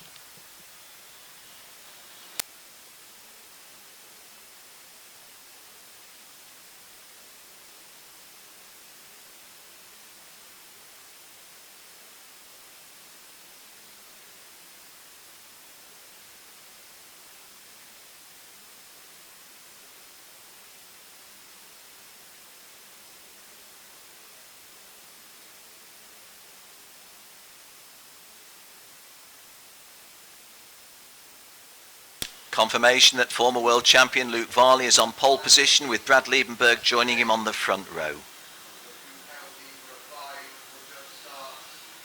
Sanad Al-Rawahi, the brother of Abdullah Al-Rawahi, racing for Oman from a row 3 start.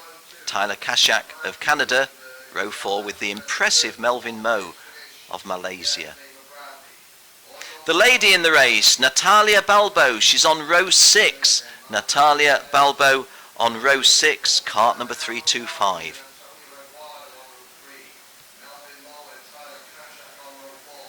Eugene Brits of South Africa trying hard to get a break. He's been struggling this week.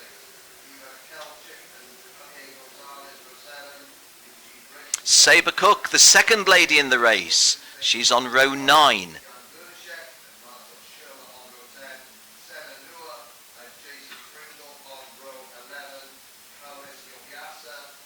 Senanor from Indonesia, several times a world finalist. Likewise, Jason Pringle from Australia, row 11. Sheng Ya Hong is from Taiwan, and always good to see a driver from Taiwan because we don't see many of them.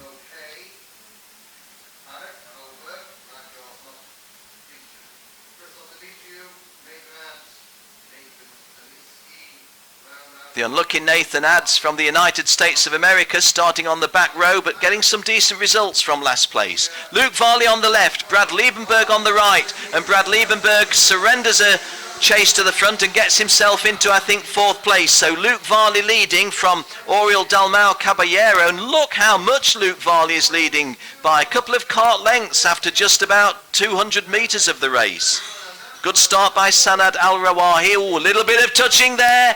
Not any severe touching, but enough to give a big disadvantage. Not sure if that was 307. If it was Brian Staffusa of Argentina. If it was 367, it was Oriol Dalmau Caballero, but it wasn't him because he's running in 2nd place, as I see.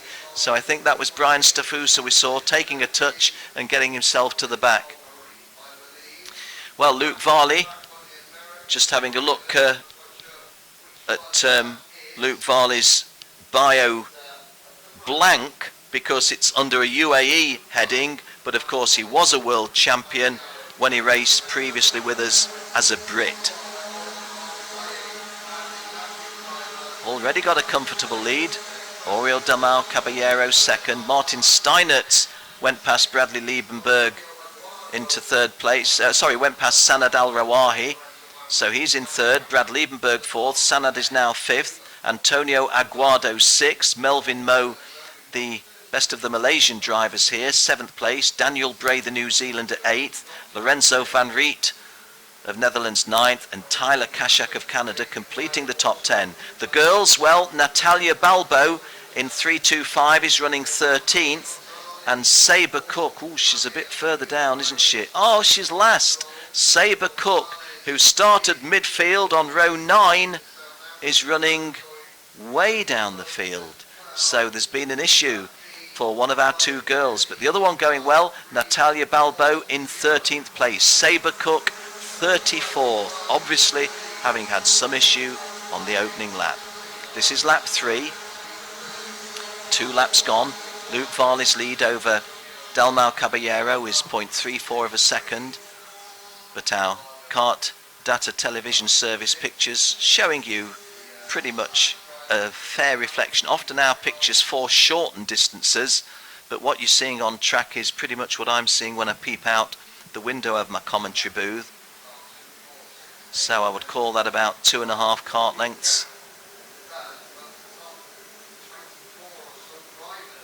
Luke Varley, Oriol Dalmau Caballero and Martin Steinertz, the 1, 2 and 3, and 4th place driver there looked like Brad Liebenberg, and indeed that is Brad Liebenberg, although I thought I saw a different number to 312, but clearly that is Brad Liebenberg, looks like him.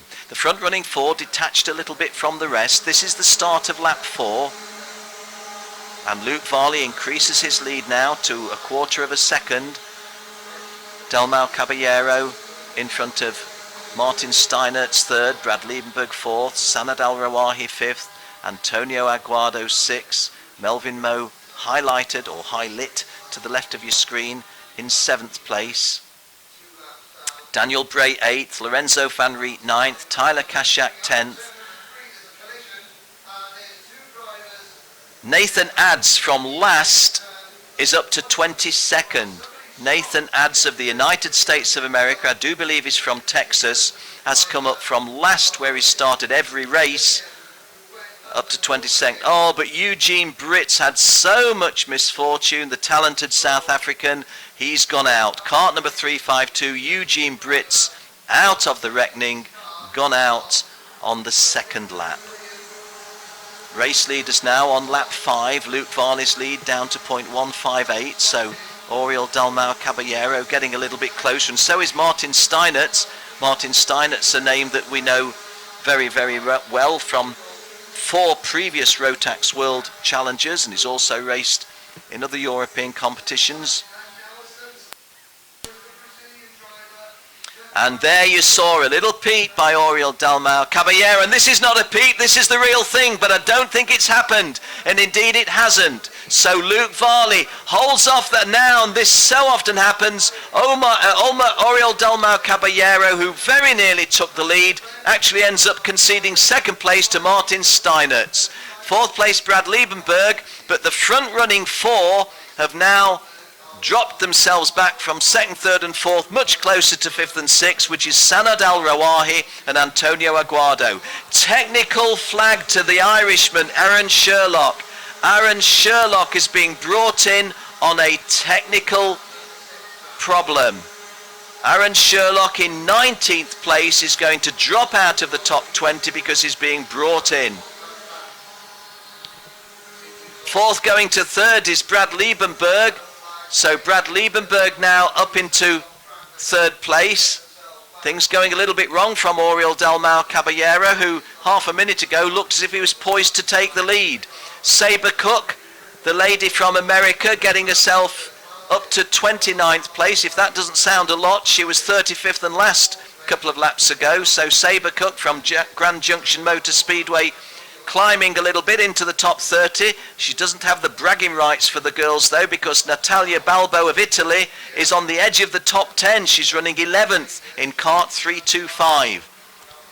11th place Bal on the left of your screen is Natalia Balbo, one of 2 girls in this class. We're on lap 7 of a 9-lap DD2 heat, the final heat in the 2015 Rotax Max Challenge Grand Finals. Confirmation of Martin Steinert's 2nd place position and Brad Liebenberg's 3rd place position now. Melvin Moe of Malaysia can't get any higher than 7th, but Natalia Balbo, the lady from Italy, in 11th place, as our caption confirms. Now, did I, in reading my captions, miss some movement on the circuit? I think I did. Let me try and pick it up. Maybe you watched it. Well, I think it was an attempted move by Brad Liebenberg on Martin Steinertz, but clearly that's Martin Steinertz still in 2nd place there.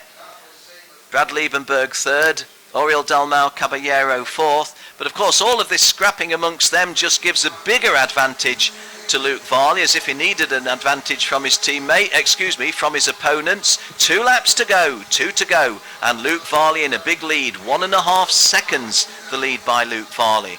So if Luke Varley fans will forgive us, we're not going to watch him driving on his own. We're going to look at this good scrap here of 2nd, 3rd, 4th, 5th and 6th. Steinertz, Liebenberg, Dalmau Caballero, Al-Rawahi and Aguado. 2nd, 3rd, 4th, 5th and 6th as they go through in that order on your screen now. And here they are again. Trailing Luke Varley. Luke off to the right of your screen and to the bottom of your screen now. But this good dice, 2nd, 3rd, 4th, 5th and 6th. Well, I say good dice. Martin Steinertz looks as if he's thwarted any potential move by Brad Liebenberg by just, well, no. I was going to say, had he just about broken the toe? Well, Brad Liebenberg would like to be closer to him. Let's put it like that. On to the home straight for the 8th time of 9. So last lap, last lap, last lap. 1 to go.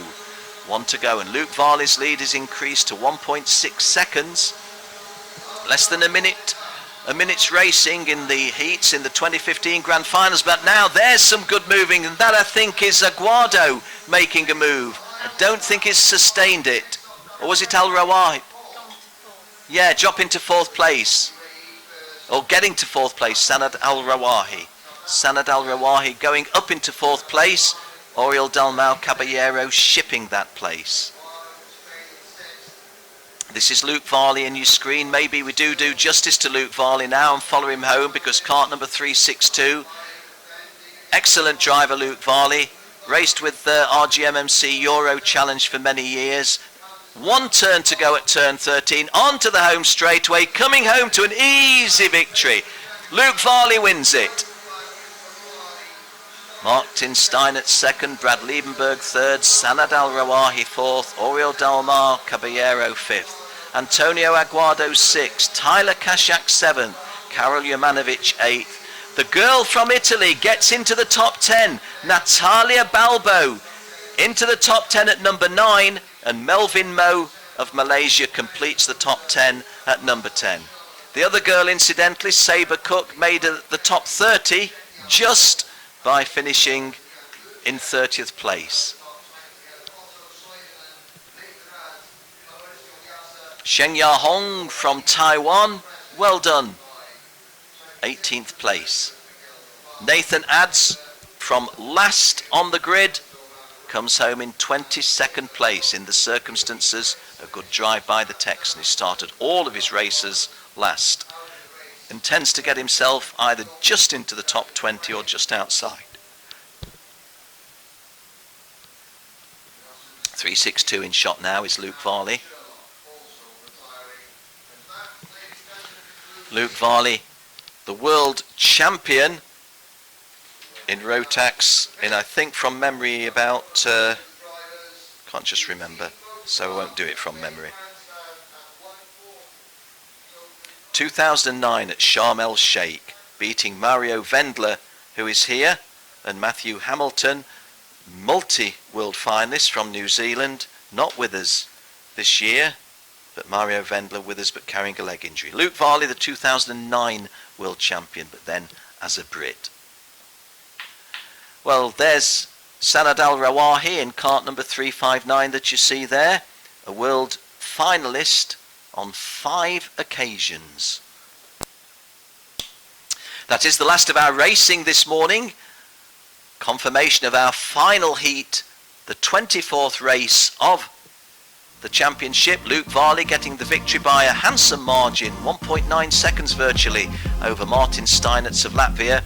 South African Brad Liebenberg third, Sanad Al Rawahi fourth, and Oriol Dalmau Caballero, he's going to feel disappointed to drop to 5th place. He was bidding for the lead at one point. Natalia Balbo, the lady from Italy, 9th. Well, Jenny's talking to cart number 362, Luke Varley, the race winner. Let's hear what Luke's got to tell her. Okay, Luke Varley, we've been trying to catch up with you the last couple of days. Tell us about the racing. Fantastic win for you. Yeah, it was. Today was a little bit better for my start. Yesterday I didn't have a good start in my first heat on pole. But it was close in the beginning. I managed to soak up some pressure, and I think the guys behind had a little bit of a fight, which gave me a gap. Then I knew I could open my lines a little bit in certain areas, and yeah, I took the win. Of course, we see you racing for the United Arab Emirates. You've been living there, working there. Have you been racing at all this year? No, I've not done any racing there. The problem is I'm the team manager of Daman Speed Academy, and we have 9 drivers, so all my time is spent with the kids. And actually this year I did senior road tax, so I did 3 races with Sodicat, so I managed, luckily I was there to pick up the pieces with somebody dropping out in the DD2, so it was my first time this week, and I'm really enjoying the racing. Yeah, it's good. We're also enjoying it, and we're going to wish you luck for tomorrow's finals. Thank you very much. Thank you. Cheers. Well, Jenny wishing luck to Luke Varley for tomorrow's finals. If he wins tomorrow, the United Arab Emirates would be having 2 consecutive world champions after Sean Babington's efforts last year, and who's to say it won't happen? Well, Luke Varley looking and sounding confident, wasn't he? Henrich Gruber, cart 320, the guy just moving his cart onto the scales. He's from Latvia. Behind him, cart 307, is Brian Stafusa of Argentina. 3:04 that you see there is Senna Nur from Indonesia, talking to his father earlier in the week. I guess Senna's going to be a little bit disappointed with his results here. Better driver than his results have suggested. Wonder how he come to get the name Senna. I can't think that his father was a motorsport fan in any particular direction, was he? So many Sennas. Okay, that's me just chuntering on. Let's go down to Jenny Wade now. Okay. Okay, Natalie, out there mixing it with the guys, a top 10 finish P9. Tell us, all the way from Italy, how's it going? Well, it was a very difficult race because my hand sometimes hurts me when I close it, but I say no, I have to do it. It's a good day for Italian team because we have Alex in the senior and Marco Settimo in the junior, and we hope also in DD2 we can do a good weekend. Of course, first grand finals, you're not normally at the European or international races, but you are very, very competitive in DD2. Yeah, thank you. Yeah, it's my first grand final. I only do last year one race of European Championship with senior. It wasn't a good race, but I'm competitive, yeah, for sure. And are you enjoying being here with the team all together? Oh yeah, of course. It's an amazing event, amazing experience for me, and I hope to we'll see you next year. I hope we see you next year as well, because I think the boys have to worry then. A little bit more experience. Yeah, for sure. Thank you. Thank you so much. So there we have Natalie. Finally, we're going to take the lunch break now and wish everyone luck. Hopefully they make it through to the finals. After the lunch break, we have the big photo where we see all the drivers sitting together. So make sure you join us for this. And keep watching, stay tuned on Facebook, and we'll see you soon this afternoon for the second chance race and the photo. Bye.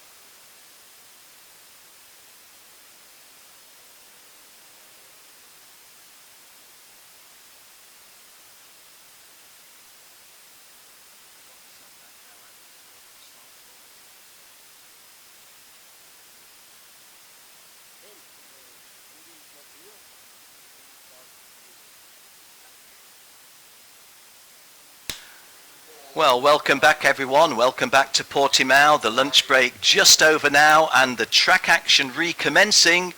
As you know, we have 4 classes in the Rotax Max Challenge World Challenge Grand Finals, Juniors, Senior, DD2 and DD2 Masters. But we have 2 supporting classes, Micro Max and Mini Max. And this is the qualifying practice session for Micro Max coming out on the circuit now. Most of these drivers are from Spain and Portugal, a few others from Hungary and Slovakia, but most of these drivers not known to me, but they're going out now for a 10-minute qualifying practice session, and I will tell you when the times are being posted, who's going well, where the quick driver is in relative terms, and most of these Micro Max take about 70 seconds to lap the circuit, 1 minute 10 seconds, something like that. And there you see the undulation on the circuit, or you did moments ago on our pictures. So welcome back, thank you for being with us. This is the Micro Max qualifying practice session of 10 minutes. Micro Max youngsters, 8 years, 9 years or 10 years old. Here we go.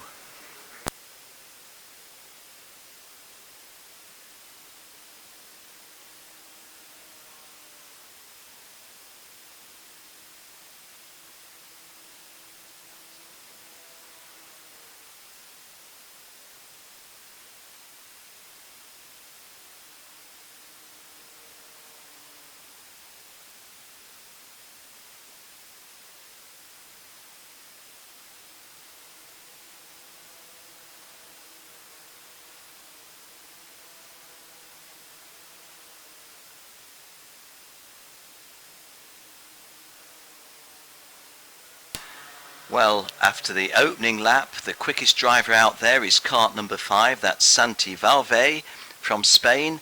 He's posted 1 minute 10.821. And that's only 5/1000ths of a second quicker than Nico Lavery, kart number 30. He's also Spanish. 1 minute 10.826. Third quickest out there, number 17, Felix Aparicio, another Spanish driver. 1 minute 10.849. Oh, and would you believe it? We've got a driving standards flag. We've got a warning flag. It's not a race, it's just qualifying practice. But one of these 8-year-old, 9-year-old, 10-year-old drivers has picked up a warning flag. Well, well, well.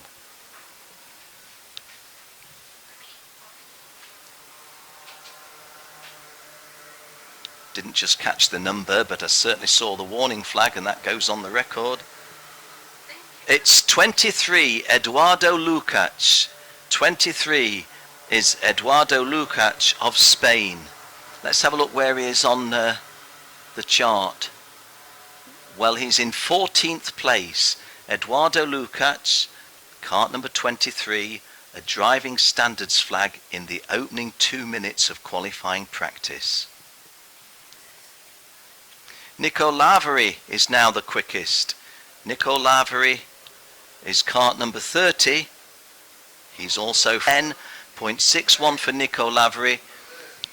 Santi Valve, second quickest, 1 minute 10.62. And Felix Aparicio, 13, quickest of these 36. There you see 1 minute 10.61 for Nico Lavery.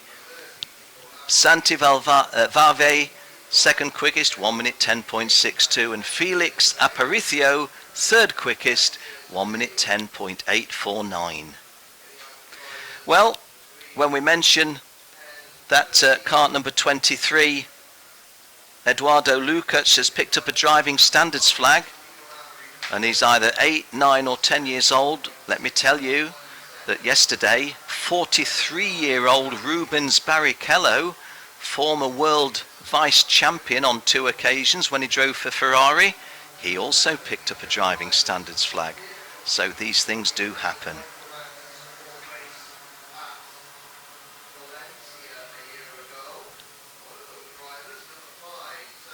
So less than 5 minutes to go now. This is a 10-minute qualifying practice session. We're into the second half of the session because we've passed the 5-minute mark.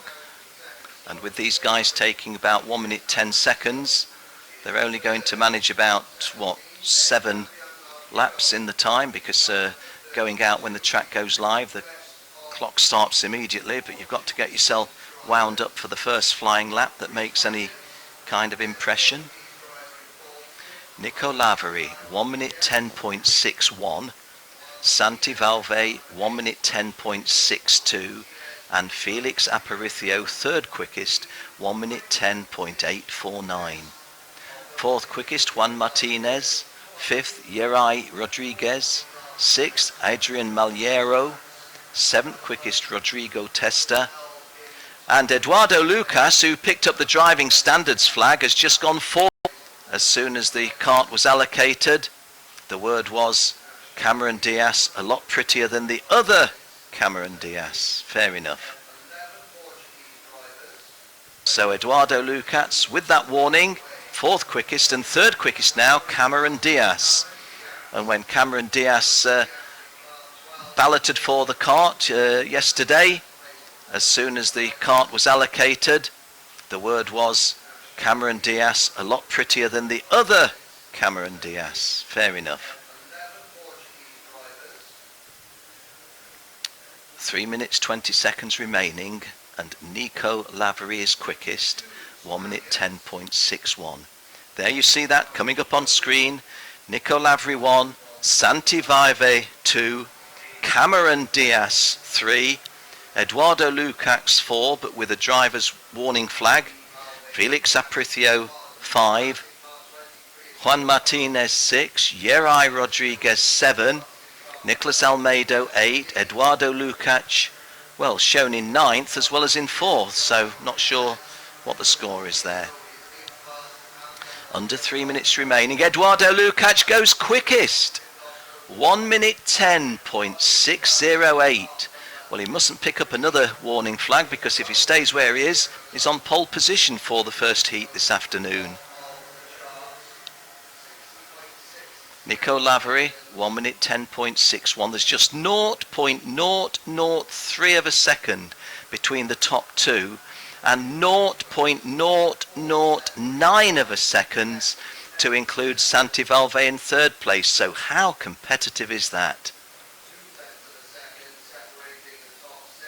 Only 0.023 of a second covering the top four.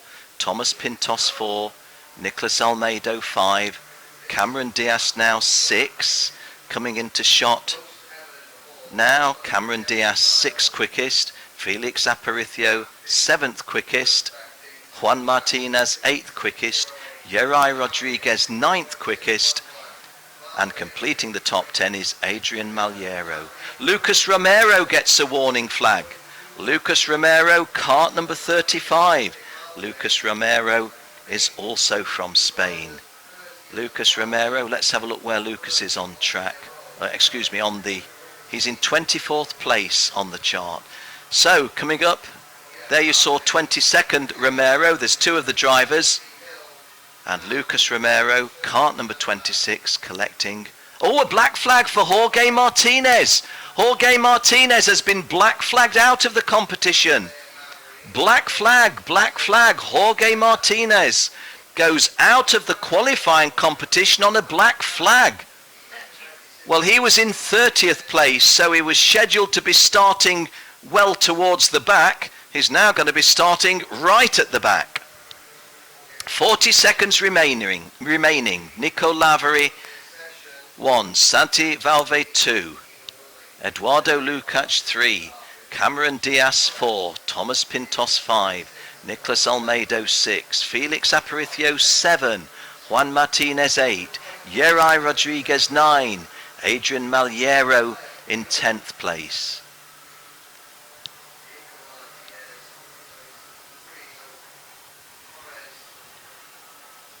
Sixteenth place there, Giancarlo Novo. 17, Casper Rogala. Lorenzo Flux at 18. Lucas Romero was down in 19th place. So the 10 minutes has elapsed. The qualifying competition is over, subject to anybody being on a fast flying lap. And let me tell you, there's only 0.003 of a second, 0.003 of a second between Nico Lavery on provisional pole and Sante Varve in second place.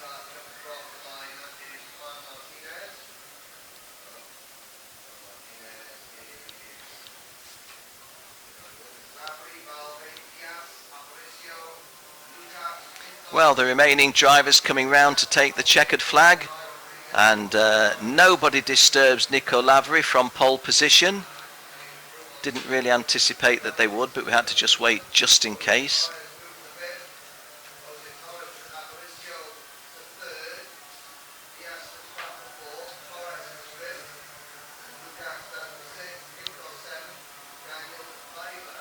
So Nico Lavery wins the qualifying practice session in Micro Max, 1 minute 10.239.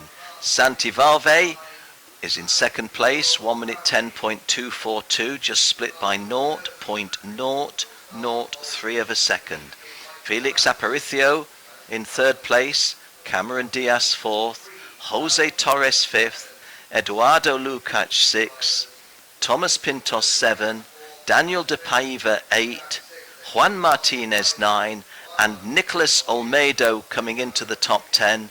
That pushes out of the top 10 Yuri Rodriguez, who drops to 11th, Joshua de Paiva 12, Alejandro Bogdan 13, Adrian Maliero 14, Gonzalo Novo 15, Arnold Domingo 16, Rodrigo Dominico 16, Rodrigo Testa 17, Balázs Valint 18, Casper Regala 19, and Lucas Romero 20th. Well, kart number 39 that you're looking at there is Lucas Malek. Kart number 33 is Pedro Riado. And of course it counts here in qualifying practice. The weights.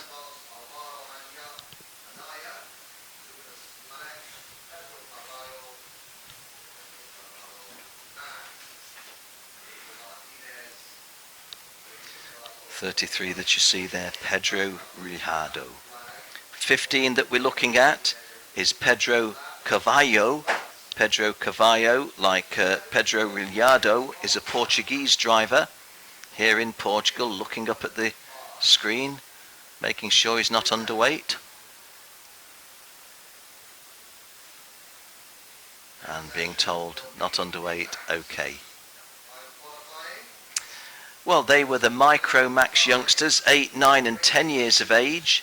The Mini Max coming up next. But Nico Lavery qualifies on pole position for the heat this afternoon. Santi Vaiva joins him on the front row. Row 2, Felix Aparicio. They're all Spanish drivers, and the first of the Portuguese drivers, Cameron Diaz, in 4th place. Jose Torres completing the top 5. Second best Portuguese driver is Daniel de Paiva in 8th place.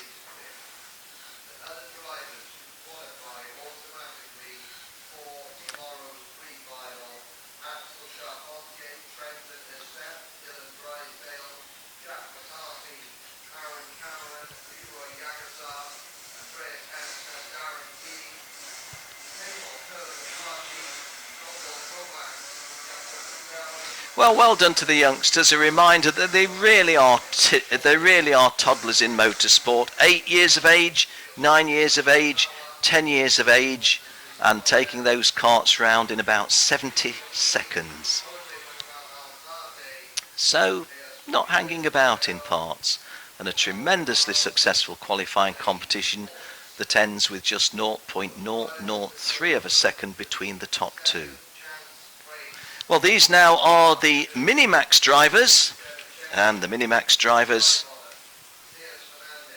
just a few more of them. I think there were 36 of these drivers. 58 that you see to the left of your screen is Daniel Nogales of Spain. 53 to the right of your screen is Axel Gnos, both of them from Spain.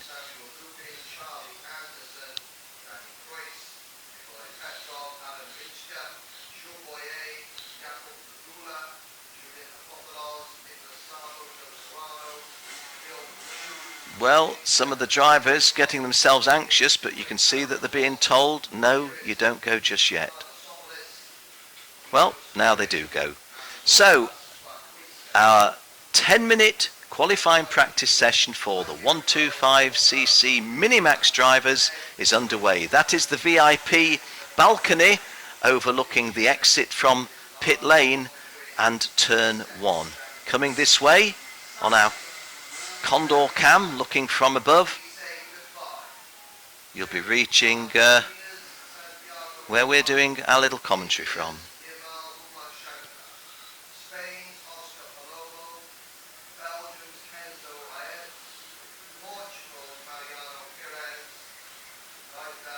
Confirmation that all of these Minimax drivers are on Birolart chassis. We thank Birolart for their support of this Grand Finals in general terms. Colleagues, well, not colleagues actually, but commercial opponents, if you will, Praga and Sodi KART. But all of these guys now looking for a nice, clear, fast run to post a time for grid position in the heat in their class later on this afternoon. That will be at about 4:30, I think. 4:30 for Minimax, 4:15 for the Micromax kiddies. Well, the Micromax youngsters went round in about 70 seconds, 1 minute 10. We're probably going to get 65s and 66s from the Minimax lads, a little bit older.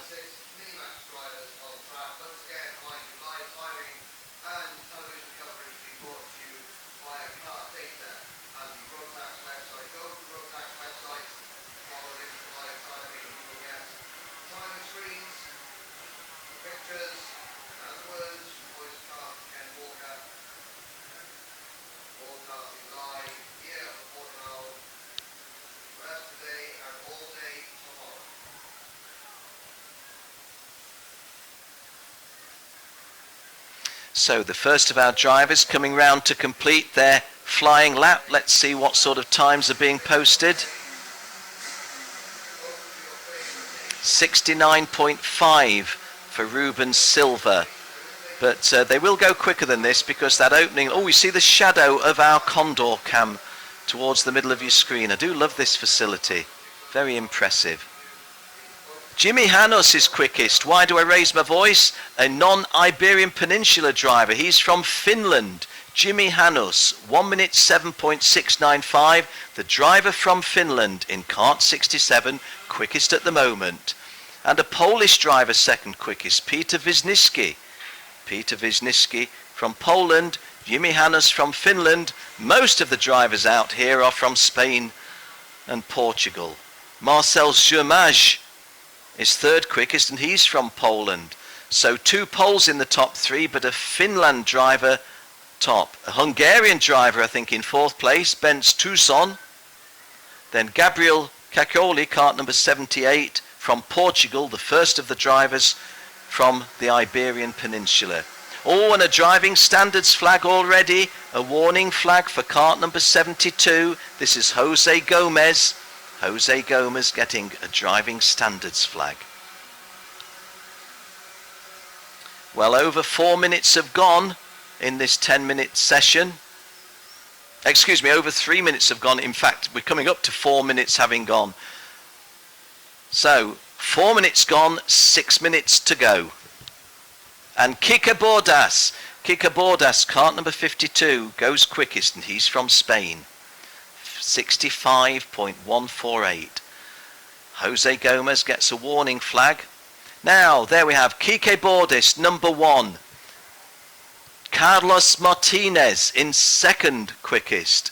Medunitsa, third quickest.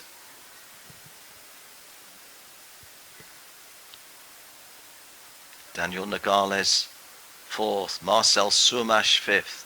Gabriel Cacciolio, 6th. Guillermo Guzmao, 7.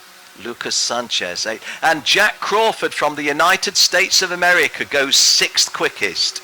Jack Crawford from the United States of America pushes himself into the top 10 at number 6. So halfway through the session, 5 minutes gone, 5 minutes to go. Kike Bordes is Spanish. He's in kart number 52 and he's the quickest of all of the drivers at the moment. Carles Martinez second quickest, Daniel Nogales third quickest. So let's follow the info bar at the bottom of your screen. Number 1, place number 1, Kike Bordes of Spain. Carlos Martinez second. Daniel Nogales in third place. Luca Medunitsa fourth. Marcel Jurmash fifth. Jack Crawford sixth. Gabriel Cacoilo seventh. Guilherme Guzmão 8. Lucas Sanchez 9. And Francis Villaverde coming into the top 10 at number 10. Well, dropping back a place there to 11th as you saw.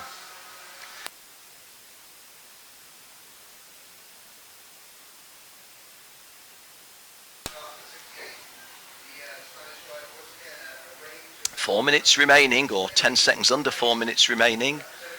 Carlos Martinez is now the quickest, 64.924. Carlos Martinez is kart number 68, and he's from Spain.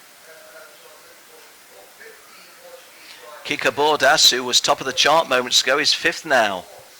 Shows how quickly things can change. Jimmy Hanus of Finland, who was top of the chart, now 7th.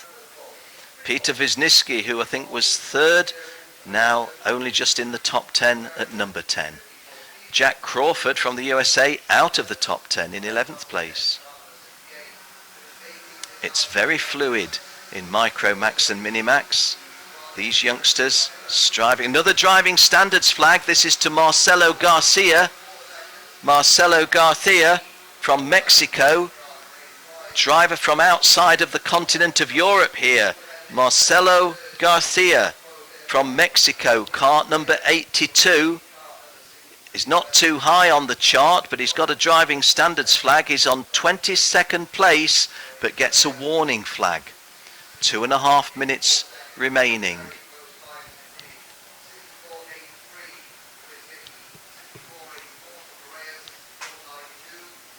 Marcelo Garcia from Mexico. And I don't think I've ever seen a Minimax competition previously with drivers from outside of Europe racing in Europe. I have seen drivers from Europe racing elsewhere. I've seen them in the Florida Winter Tour, some juniors coming from South America to North America, and even a European to North America. 2 minutes to go, 2 to go.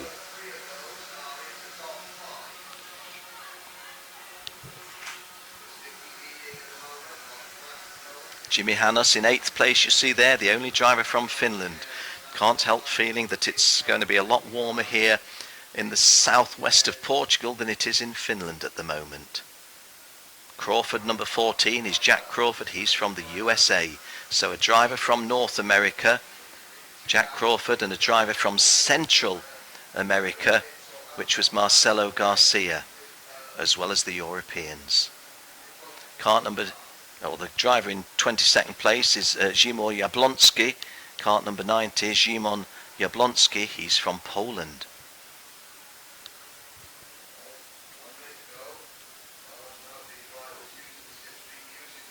So into the final 60 seconds. Does anybody make a significant change? Peter Wisniewski, top of the chart, 64.835. 64.835. Peter Wisniewski. He's also just done a 64.959. So he's consistent at the front, Peter Wisniewski, in kart number 85. Into the final, or approaching the final half minute of the competition, qualifying competition. There's a reasonable crowd in the grandstand watching these kids, isn't there? Mums and dads. Mums and dads made representations to KART-DATA television service. Why? Hi, that's right, wave to us, guys. Why can't we see our lads and our little boys on the television? And the answer was, well, if you really want to see them, we'll make the effort to film their outings as well, and here we are doing so. You'll see their race later on this afternoon. There are 2 races in the heats, and you'll see tomorrow's pre-final and final. The 10 minutes has elapsed. The checkered flag being shown to everybody coming over now, and it looks as if the driver from Poland, Peter Wisniewski, is going to be on pole position later on this afternoon. No, it isn't. Carlos Martinez goes quick. Carlos Martinez, 64.742, takes pole position provisionally. Number 68, Carlos Martinez from Spain, steals pole position right at the end by 0.093 of a second.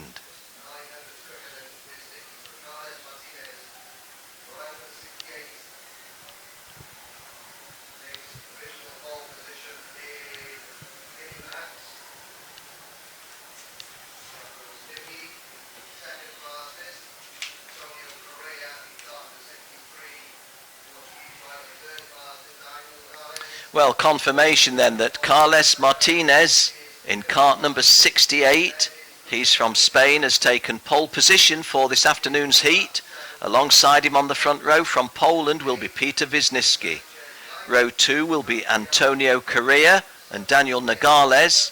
Row 3, Alfonso Ferreira and Luca Medunitsa. Row 4, Kike Bordas and Marcel Jurmash. And the top 10 completed on row 5 by Lucas Sanchez and Gabriel Cacoilo. Jimmy Hanus and Bence Valent will be row 6, Guilherme Guzmão and Jesse Durgeest, row 14, Jose Gomez and Jack Crawford are row 8, Francis Villaverde and Ruben Silva row 9, and the top 20 completed on row 10 by Guillermo de Oliveira and Jose Alba Ramirez. Outside the top 20, Lucas Martin and Federico Peters, row 11, Szymon Jablonski and Luis Belosa, row 12, Marcelo Garcia and Bence Tuzon, row 13, Diego Marquez and Joao Novo, row 14, and the top 30 completed by Tony Herreris and Aguiar Sanchez. Behind them, Rodrigo Leitao and Duarte Santos. Behind them, Axel Gnos and Rodrigo Almeida. And completing the grid, Gabriela Correa, one of the ladies, or one of the girls, and David Martinez. They'll be back on track for their race at, I think it's 4:30 this afternoon. So, well done to the Micro and Minimax drivers. We see them again racing at 4:15 the Micros, 4:30 the Minis.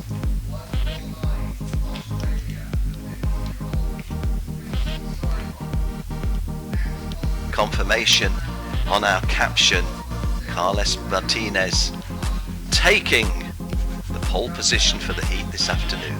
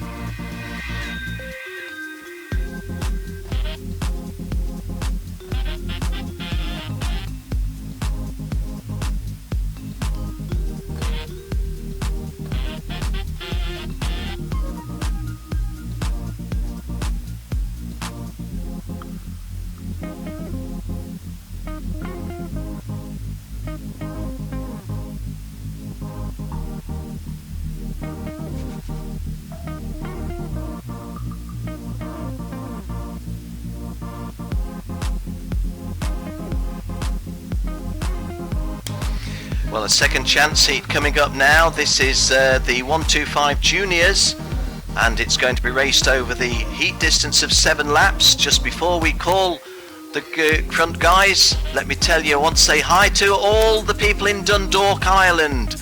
You're cheering for Aaron O'Rourke, kart 147.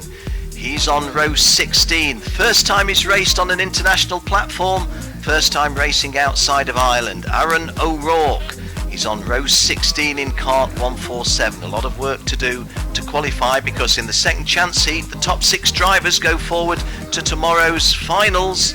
Sadly, the drivers outside of 6th place, not so. Although we have a big history in this event of people finishing outside the top 6, finding themselves in on the back of, well, technical issues, judicial issues. Circuit commentator Henry Burdett just pointing out that Julian Apostoles of Switzerland was over the moon 24 hours ago. He'd finished fastest in his qualifying group. He's here in a second chance heat following a disqualification and loss of points. Jules Bollier as well. How has Jules Bollier got himself down to 11th place? Sadly, these things happen. Okay, Nikita Demchenko is from Russia. Reese Sidebottom is from Australia on the right. Here we go. And Nikita Demchenko taking the lead. In second place, Matthias Fernandez. In third place, Reese Sidebottom. And that is the 1, 2 and 3 as I read it through turn 3, going to the bottom of the circuit, climbing up now. Oh, and as we can see from the dust, there's been 1 or 2 wheels disappeared off the tarmac briefly, to say the least, if not permanently. But this is Nikita Demchenko being pursued by Matthias Fernandez, and those two pulling away quickly. Now remember, the top 6 will qualify. If you can get yourself into the top 6, don't do anything silly, just stay there. But at the moment, it's a top 5 that's breaking away. And a change of leader, and that looks like Matthias Fernandez, was it, going into first place. Matthias Fernandez in kart number 116 from Argentina. So Argentina leading Russia, and I think it's still Reese Sidebottom from Australia in third place. Yes, I will say it is. So Matthias Fernandez 1, Nikita Demchenko 2, Reese Sidebottom 3, Michael Mitchoff United States 4, Hibika Taira Japan 5, Jakub Novotny 6, Carl Leismer 7, Ville Wito 8, Anthony Ganji, how come he is in the second chance race, in 9th place, and Thiago Lopez completing the top 10. Well, an answer I can give to my question, and Anthony Ganji dropping, so has he had some issue? No, the screen corrects itself, he's okay. Driving standards flag for Joe Serrano of Canada. Driving standards flag for Joe Serrano of Canada. Had been carrying our onboard camera in the early heats yesterday. So changes up the front with the lead being traded between Matthias Fernandez and Nikita Demchenko. And second and third as well, Reese Sidebottom in third. So coming round to start lap 3, and at the start of lap 3, Matthias Fernandez, oh, I hadn't spotted that Hibiki Taira had gone second, and Michael Mitchoff gone third. I was actually reading from the screen, so clearly some changes there. Let me say them again. Matthias Fernandez 1, Hibiki Taira 2, Michael Mitchoff 3, Jakub Novotny 4, Reese Sidebottom 5, and Carl Leismer 6th, and the final qualifying place. So Nikita Demchenko of Russia started on pole position, took the lead. Right now is in a non-qualifying position. Anthony Ganji, who started way down, has got himself 1 more place to find to qualify. Jakub Novotny and Reese Sidebottom trading places. Coming round to complete lap 4. 5th going to 4th and 6th to 5th. So this is the end of lap 3, the start of lap 4.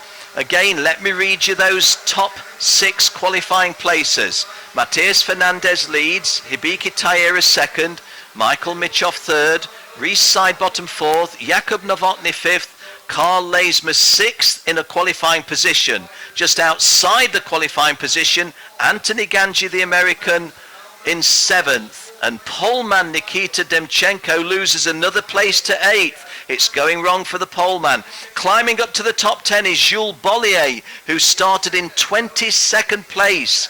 Jules Bollier good enough to qualify from here if he can get through, and so far he's making a good job of it.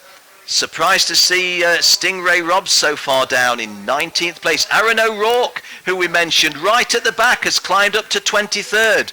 Aaron O'Rourke, who started in 31st place, has climbed up. The boy from Dundalk in the north of the Republic of Ireland. Oh, Stingray Robb, it gets worse. He's not only well out of the qualifying positions, he's picked up a driving standards flag.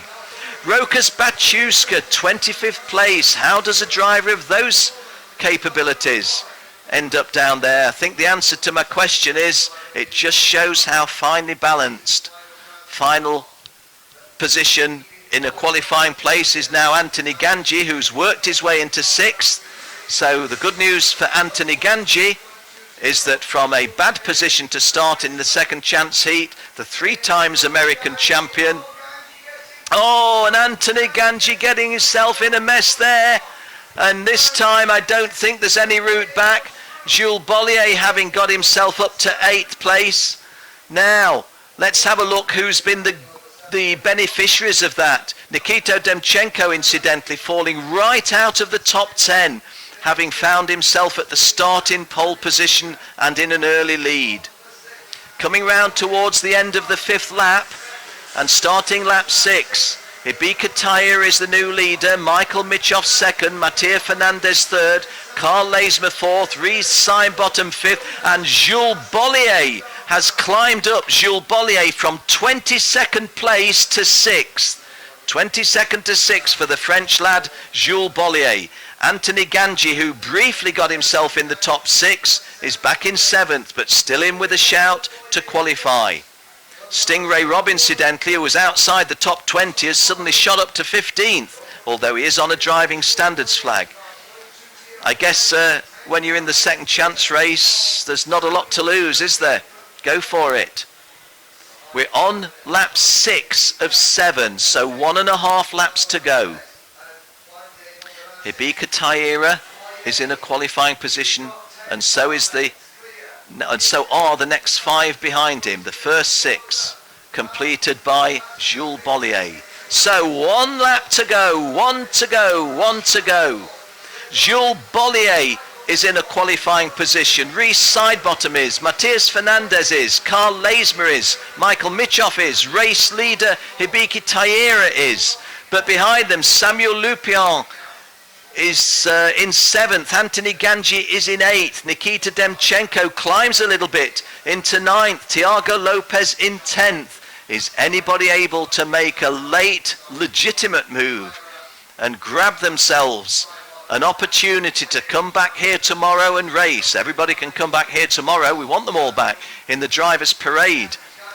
But if you're not going to be classified in the top 6, these 5 are going through. The 6th place driver looking relatively safe.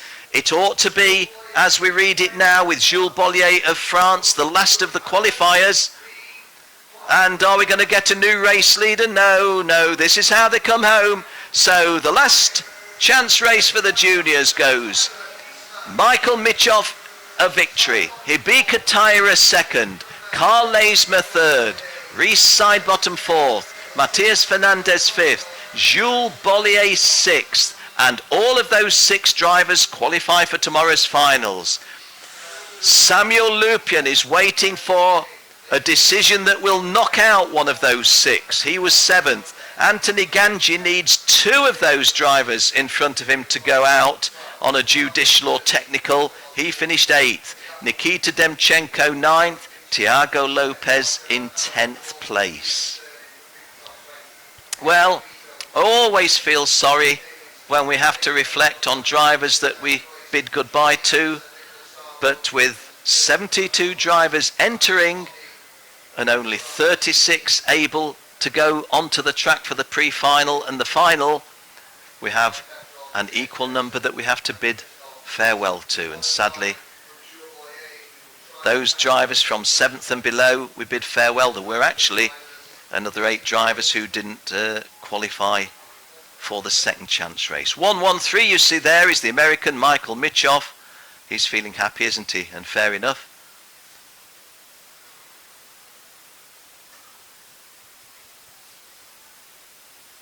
Well, not quite sure why kart number 70 there in the Minimax competition should be there, but there he is. But not having had any issue, I don't think. Let me just double check if that was who I thought it was. Kart number 70 in Minimax.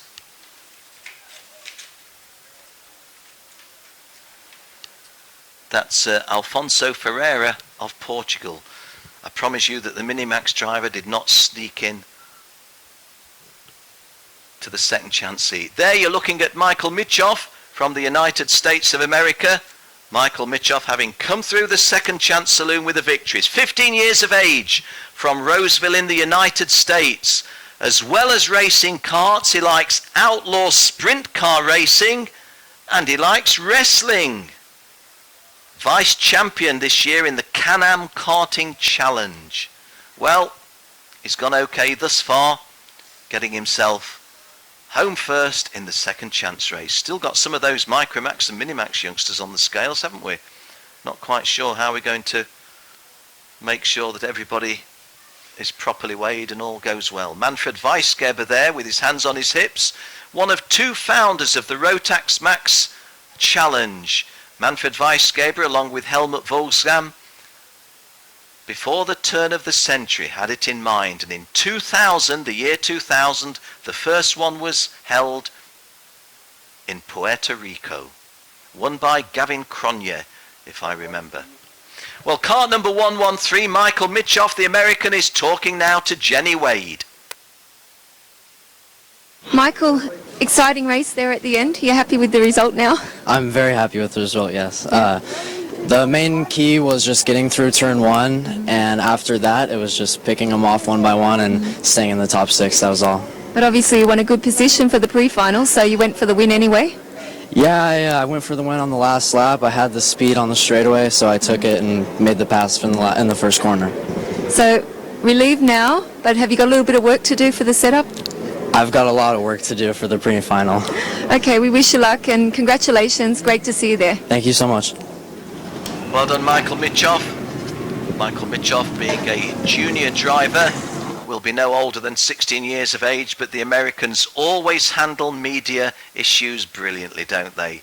Always ready to speak to the media. Hey, who wouldn't be ready to speak to Jenny Wade? But you know what I mean. Well said, Michael, and you're entitled to feel happy. A good effort there, winning the second chance heat. But starting on the 3rd back row in the pre-final. No crashing, that's the main thing, but maybe you can tell us how was the race. Taira of Japan is with us. Let's go down now. I hope so. Yeah.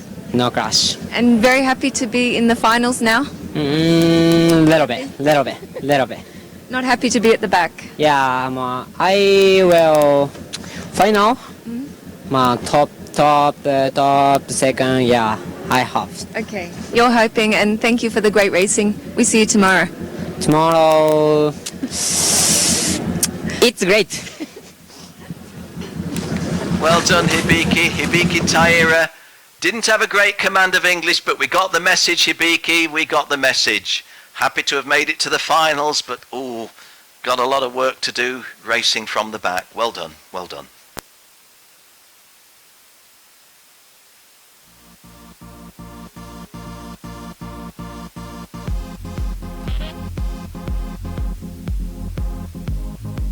Confirmation that Michael Mitchoff won that second chance heat for the juniors.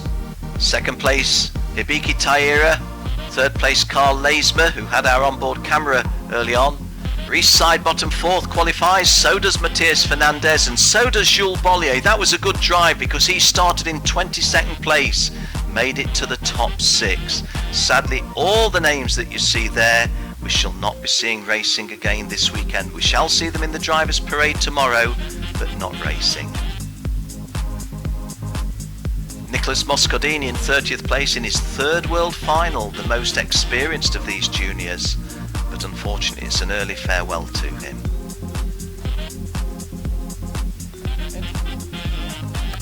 Okay, another interview with Jenny. Let's go down to trackside. Matthias, tell us, how was the race? Bueno, en la clasificación nos fue bastante mal, pero bueno, en las mangas pudimos revertir un poco y ahora en el Last Chance pudimos terminar entre los 6 primeros para poder ir a la gran final. So you happy now that you're through? Yes, estoy muy feliz y agradecer mandó saludo a toda la Argentina y nada, vamos a ver qué pasa en la final. Okay, we see you tomorrow. Yes. Thank you. Gracias. Chao, gracias. Happy now? You? Yeah, me also. A little bit.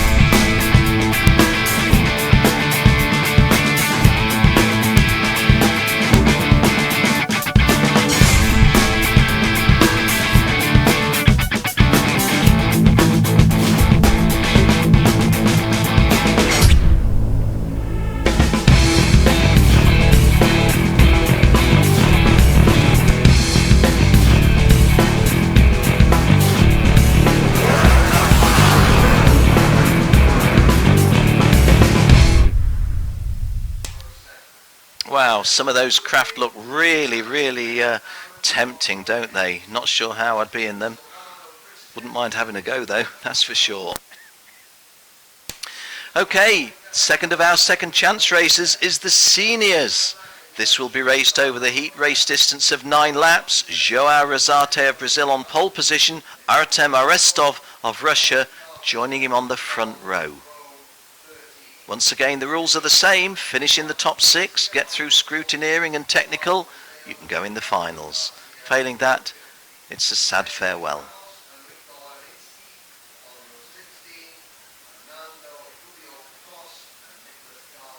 So, confirmation then that Joao Rosate of Brazil and Artem Arestov are on the front row, Luca Travaglini of Brazil and Rasmus Friedel of Sweden on row 2. Matt Salajic of the USA has survived a disqualification. Jonathan Aberdeen on row 4 started last in every heat, so he's got an opportunity. Starts out of the qualifying positions, but just needs to pass 2 people to get into the top 6.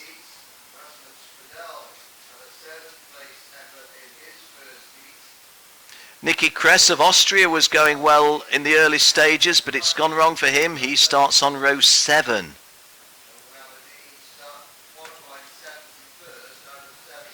Silvano Christian also started his races last, and he's got an opportunity starting on row 9. Got to make progress, but it could be done for the Indonesian. Ricky Donison of India. Would be lovely to see an Indian driver in the finals. He's got a lot of work to do starting from P23 to get up to P6. And from now on, you have to say these guys have got a mountain to climb. Mick Vishofer of Austria been unlucky. He was certainly crashed into an innocent victim in one of the races and wasn't his chance.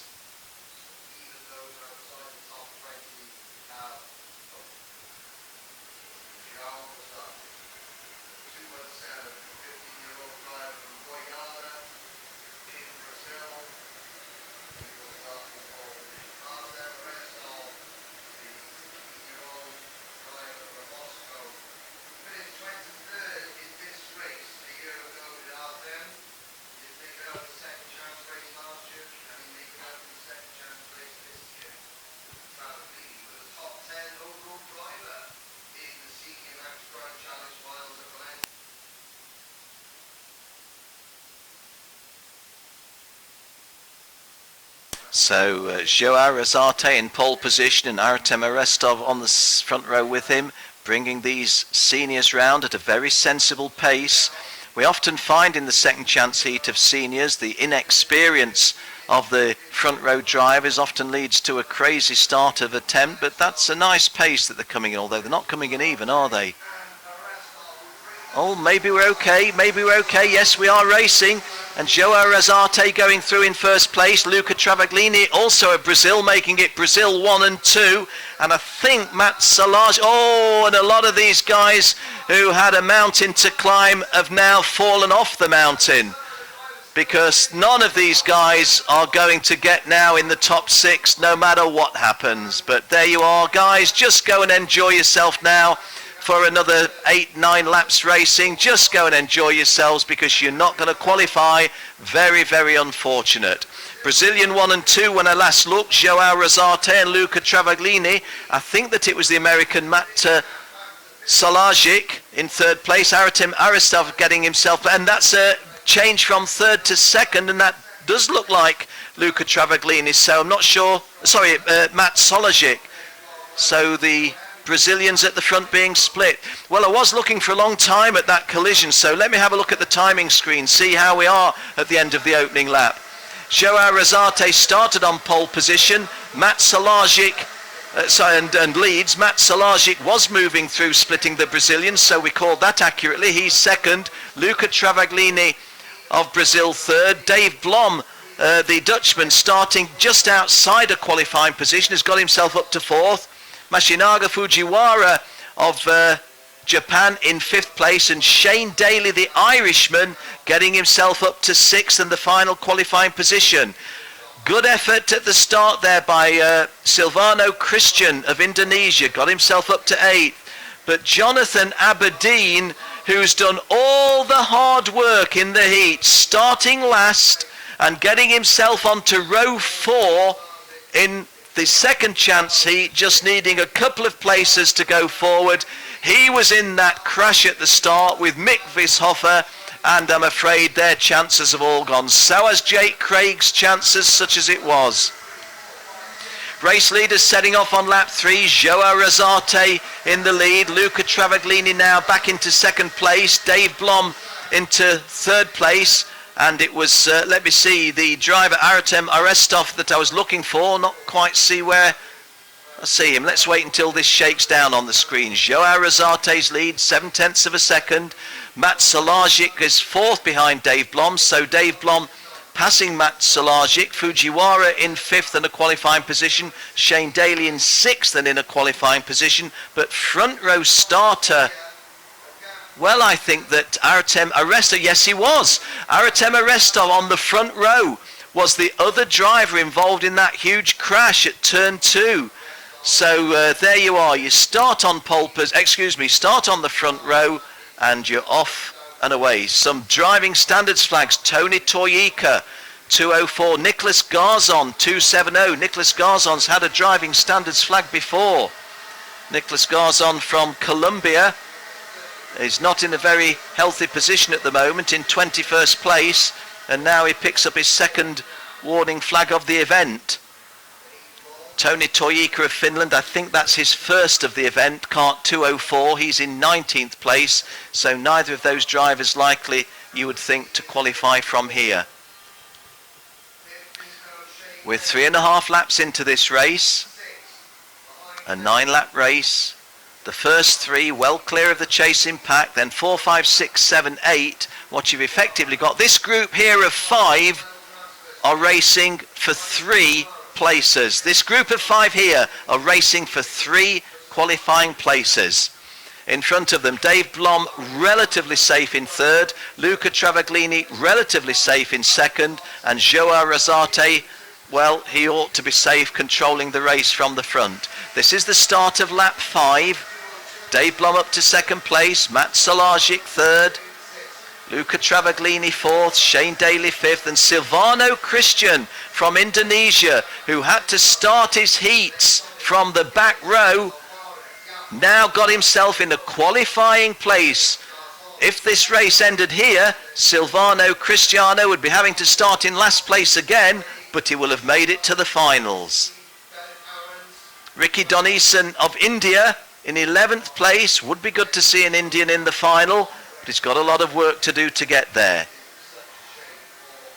Confirmation that we lost Artem Arestov, the front row starter. Jonathan Aberdeen, having done all his hard work from last place in the heats. Niki Kress of Austria and Jan Slazar of Slovenia, they're not continuing to circulate. They were the 4 that kicked off the circuit right at the start in that big cloud of dust. Driving standard flag for Marco Di Leo. Marco Di Leo, the Canadian, a driving standards flag. Used to watch his brother race, Phil Di Leo. We're on lap 6 of this 9-lap race, and Joao Rosate has 0.28 of a second. Really ought to come home in a safe place. Those front 3 drivers, if they can just hold the pace, not do anything silly, they ought to be simply driving for another 2.5 laps to come home in a qualifying position. The guys you're looking at now really need to find something. They've got to go, they've got to find something from somewhere. Confirmation that the Indonesian driver for Cartmore Racing Services, Christian Silvano, or Silvano Christian, always smiling Silvano. His name is Silvano Christian. Many times I've seen it written Christian Silvano. I've asked him which is the correct way. He always tells me. Then 12 months later, when I meet up with him again, I have to ask him again. He was at Sentul Circuit in Indonesia when I was there, and I promise you, back home in Indonesia, he's a very good driver. Cedric Lupin getting a driving standards flag. Well, Silvano Christian, who got himself up into 4th place. Have we got an issue there? I'm hearing Henry Burdett, the circuit commentator, raising his voice in that direction. Worked really hard and got himself into 4th place. I was explaining that Cedric Lupin has got a driving standards flag, but Cedric wasn't close to the qualifying positions, I don't think. Let me just double check. Yes, he was. Yes, he was. That was it. Cedric Lupin in 7th place. And he's got a driving standards flag for what you've just seen. So 2 laps to go, 2 to go, 2 to go. And this front running 5 ought to be safe from here. The 3 that you see are Joao Rosate, Dave Blom and Matt Salajic. Behind them, Silvano Christian. And then, well, trying to see who else, if we've lost looking out, not able to see from my screen to identify the numbers. I think that Shane Daly is still in a qualifying position. And according to our chart on the right, on the left of your screen, Shane Daly is in a qualifying position. The Irishman is 5th, and Jakub Kachlak of the Czech Republic in 6th place. The first driver in a non-qualifying position is Ricardo Garcia, a late reserve coming into the event. Another Irishman in 8th place, I think, was Gary Donnelly. No, that's not Donnelly, that's Ricky Donison, the Indian. Ricky Donison in 8th place, looking for 2 more places to qualify. So last lap, 1 to go, 1 to go. Joao Rosate and Dave Blom and Matt Salajic, you would believe, are safe. They are those three you see at the front of the race. Jakub Kajlak in 6th place has got 1.1 seconds. 4 and 5 that you see here ought to be safe. Christian Silvano and Shane Daly. And on his own in 6th place, the front three we've called, the 4th and 5th we've called, Jakub Kajlak ought to be safe from here, because it's a long way back to Ricardo Garcia in 7th place. So nothing silly now, guys. I don't think Dave Blom is the sort of character who's going to try and win the race by doing something silly from here. He knows that 2nd place, and well, strange gesture that by Joao Rosate, wasn't it? Putting his arm forward. Okay, checkered flag. Joao Rosate wins it. Dave Blom is in 2nd place. Matt Salajic is 3rd. Silvano Christian is 4th. Shane Daly is 5th. And Jakub Kajlak completes the top 6. The non-qualifiers are led by 7th place Ricardo Garcia, 8th place Cody Gillis, 9th place Cedric Lupian, who got a warning flag, and the 10th place Santiago Alvarez. Commiserations particularly to Artem Arestov and Jonathan Aberdeen, and to a lesser extent Nicky Kress and Jan Slosar.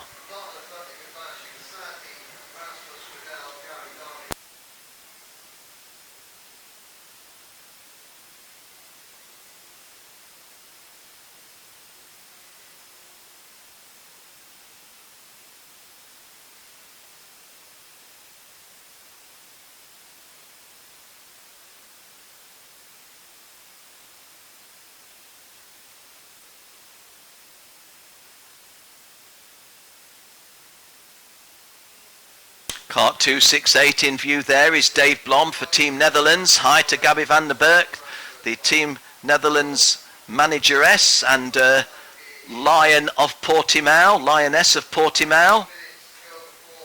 Was Dennis Kroeser's girlfriend Karen in the lion suit at one point, but Gabby, the team manager, the one who's bought it. Hi to Ton van der Berg, hi to Gabby, always kind to those of us in the media, giving us lots of information, and Gabby making sure that she also makes a contribution by being the mascot in the lioness's suit, or the lion suit. It looked a male, but Gabby very much female. 228 that you see there is the Irish flag of Shane Daly, the Irish race suit of Shane Daly. He qualifies. Kart number 255 is Cody Gillis, and he needs 2 people in front of him to be disqualified in order to continue in the event. 228 Shane Daly, though, a qualifier in 5th place. He's on the scales now. Well, it's always an anxious race, the second chance race. It's really hard going. In the final, of course, that's the one that matters, but it's always sad to be racing to stay in the competition and knowing that if you get it wrong, you're not even coming to race tomorrow. 216 that you see there is Santiago Alvarez of Argentina. He did not qualify. He made the top 10, but didn't qualify.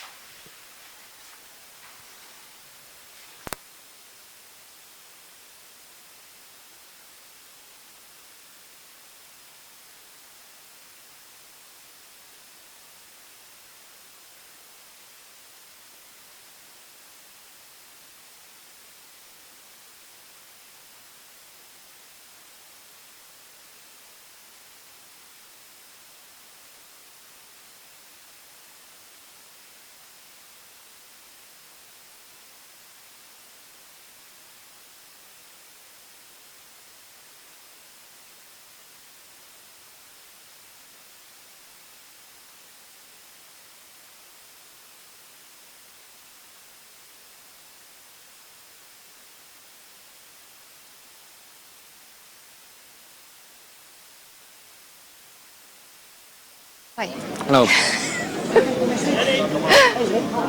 Let's go down to Jenny Dave, Wade. tell She's us got somebody an to talk exciting race, to. but That in the looks end, like quite Dave Blom. comfortable through to the pre-final. Yeah, so we were with 3 karts and we drove away from the rest of the field. So I was like, just take it easy and finish this race on the second place. Didn't took any risks. I know behind you there's a little bit of a battle going on, everyone wanting to get through. How's it been the last couple of days for you? Hard, really hard. Tuesday the speed was there, but we messed up the qualifying.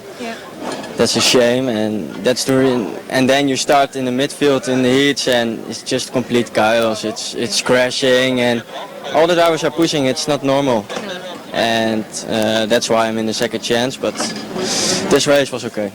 So now hopefully we've got the non-crashes through to the finals. Let's hope for that. Yeah. Okay, good luck and great to see you there. Thank you. Thank you. Well said, Dave Blom. Always a cheerful guy, a fine guy, always got a smile on his face in adversity. That's why I admire Dave Blom so much when I've watched him from a very, very small lad. And yeah, good luck to you, Dave. As I said in commentary, just sitting there. Yep, and Jenny goes straight down. Let's stay with Jenny now. We're going to have to say goodbye to you, aren't we? Yeah. I know, I guess a bit unlucky. I don't know, it's just... It's a tough week, huh? Yeah. Lots of competition and everything doesn't always go the way we want. Yeah, I don't know. Just the driving stands out there is just terrible. Like, I DNF 2 races, I couldn't even get through the first corner, so... I don't know, I don't believe this is a world title. The problem is, I guess everyone wants to be there, and when you don't qualify so good, it's difficult, huh? Yeah, I don't know, it's just... Yeah, it's okay. Okay, so we're live, and maybe you can tell us how the race went?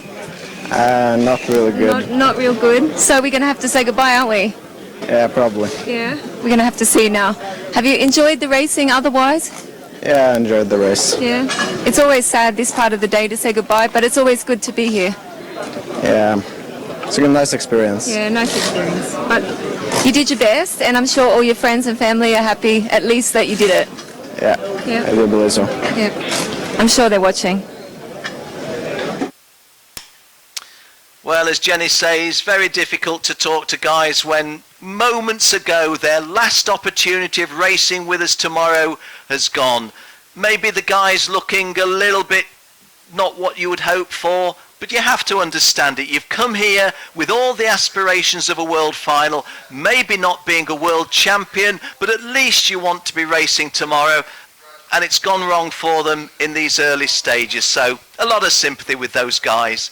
And unfortunately, we're going down the same route again because DD2 Masters and DD2 going to be coming up next. Last chance races. Confirmation that João Razate of Brazil is through. So is the Dutchman Dave Blom that we spoke to. The American Matt Salajic third. Silvano Christian of Indonesia. Do praise him loudly. He started all his heats in last place and has made it through to the finals. Well done, Silvano. Shane Daly, good to have another Irishman into the race proper. And Jakub Kajlak from the Czech Republic getting through. But sadly, Ricardo Garcia and those below him not making it. And as I said in commentary, I feel particularly sorry for those guys who have had big misfortune, like Mick Vishofer all the way through in well, not all the way through, but in a couple of critical stages.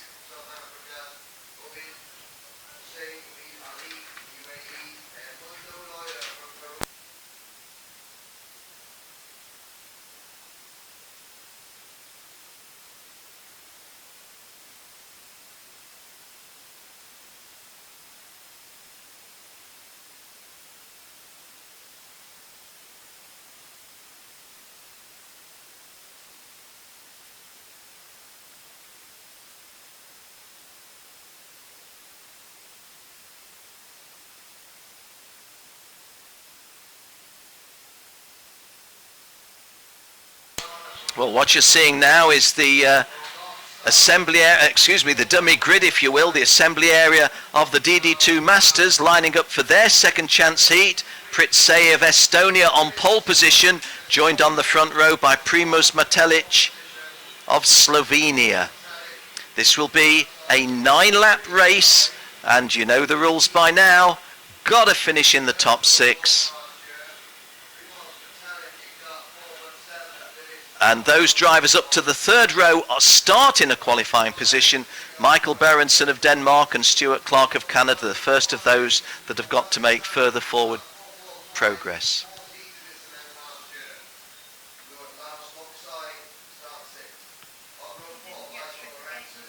Well, Roberto Azana of Brazil, he would have had a tough chance from the 14th row of the grid. He's not even going to get that. He's not got through the gate in time. Roberto Azano finds the gate closed on him. Roberto Azano of Brazil should have been starting on the 14th row. He won't be starting at all.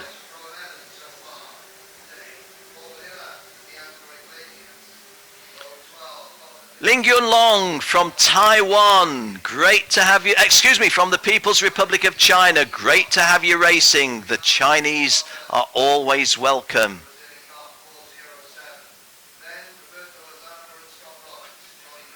And finally the last row, Fredrik Fransen of Sweden and Igor Mukin of Russia with an impossible task it would seem, but see how they go. Pritsei on the front row, Primoz Matelic joining him in the off-pole position. 9 laps. Do we get a nice clean start? Pritsei to the left, Primoz Matelic to the right. Here we go. That's not a start. That is not a start. The top right of your screen tells you that the red lights are on and it's not a start.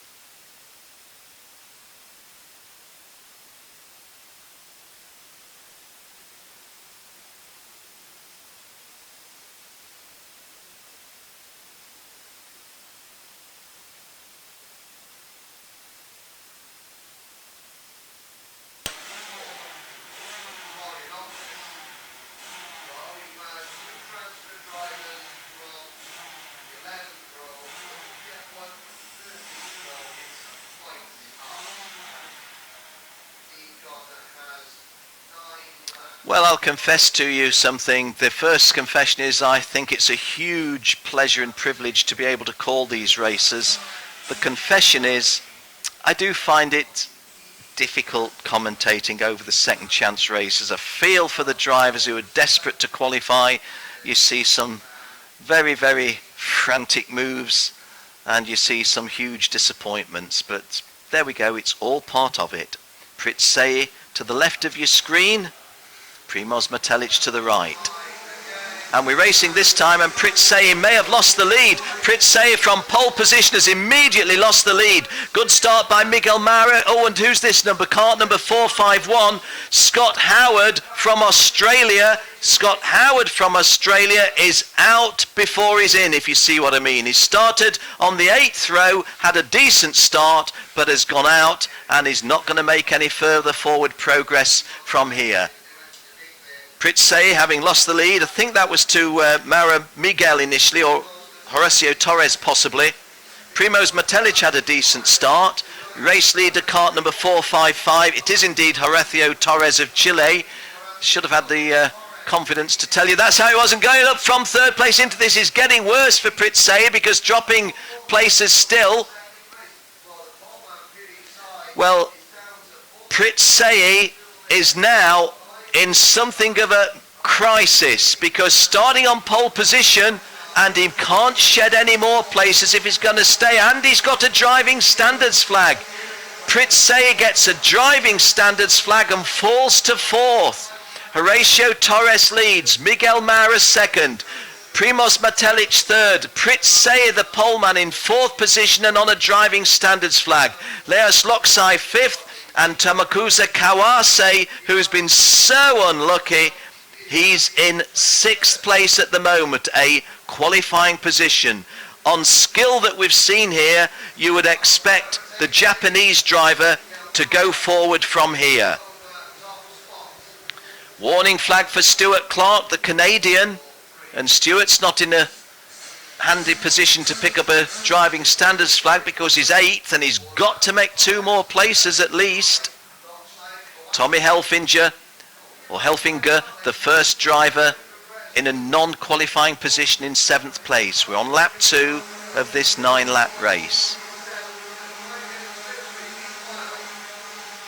And are we going to get a change of lead? Yes, we are. Miguel Mara goes through. Miguel Mara goes through. That, I think, at the expense of Horacio Torres, if I read that correctly. And 1, 2, 3, 4, 5, 6, 7, a 7th to 6, a crucial piece of passing. Let me try to identify the drivers. Not easy. I think we've had a driver go from 7th to 6, in which case it might be Tommy Helfinger. Not 100% sure of that by any means. Certainly Tomokazu Kawase has given himself a cushion of a place by going up into 5th. Miguel Mara then, getting himself where he wanted to be. Into the lead from Horacio Torres, 2nd. Primoz Matelic, 3rd. Pritzay has plugged that leaking tank, if you will, staying in 4th place. Excuse me. Now, I'd misread that lead, hadn't I? That wasn't... no, it was Horacio Torres. Horacio Torres. Well, on my screen at the moment, he's showing in 1st and 2nd, but we know that he's in front of Miguel Mara. Miguel Mara in 2nd place, which is a qualifying position. Primoz Matelic 3rd. Tomokazu Kawase 4th.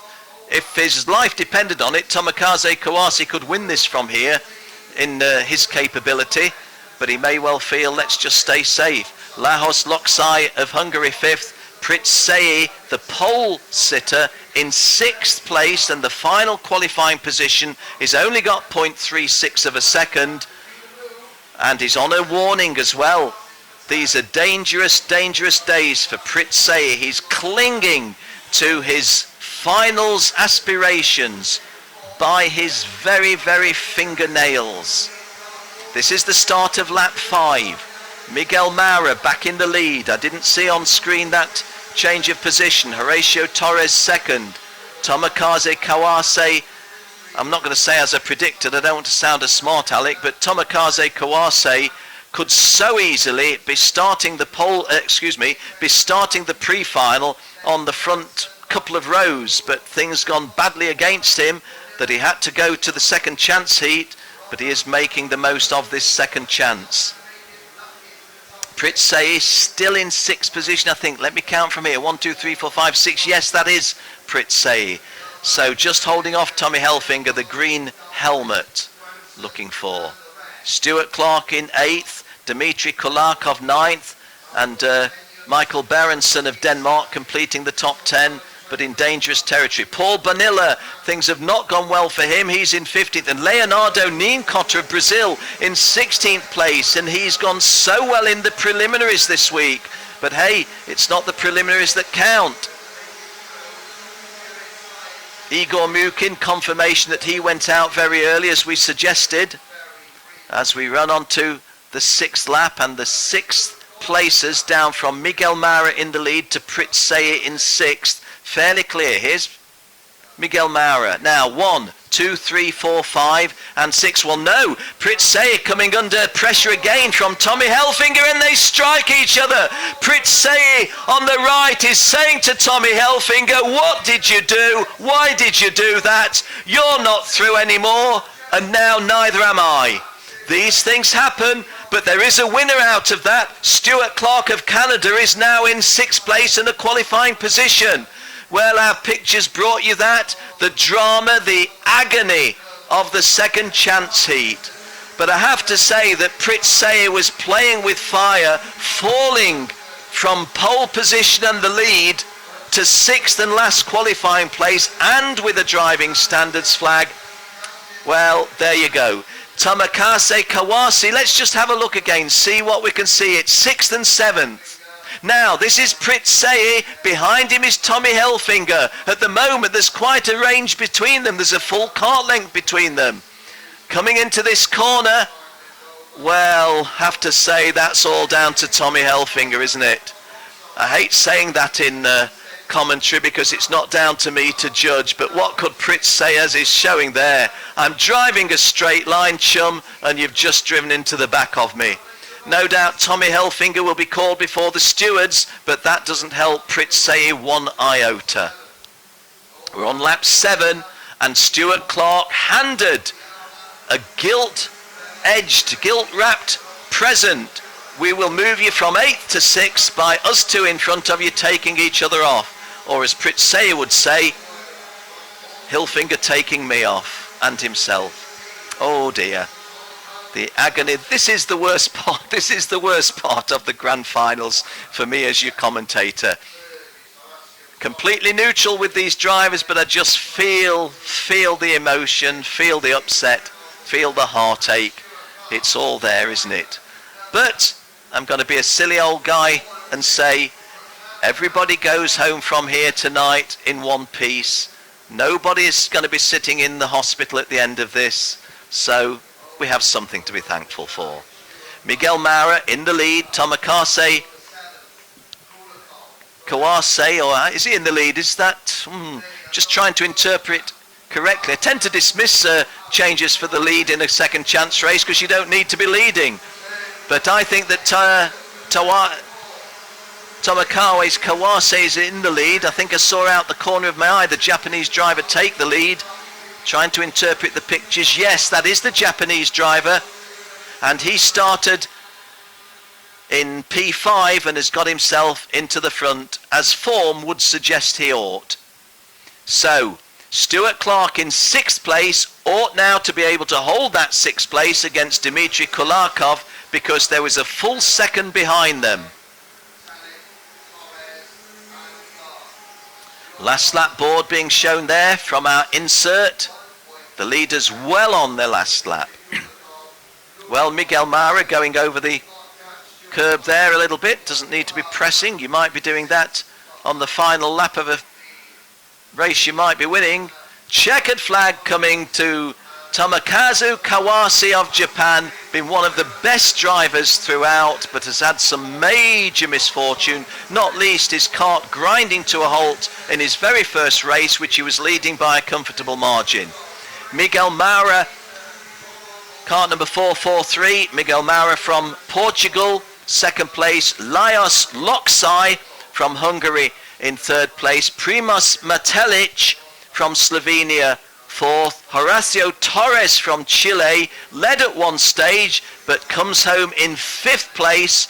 And Stuart Clark from Canada making his 5th world final, a final where he does make it to the final stages.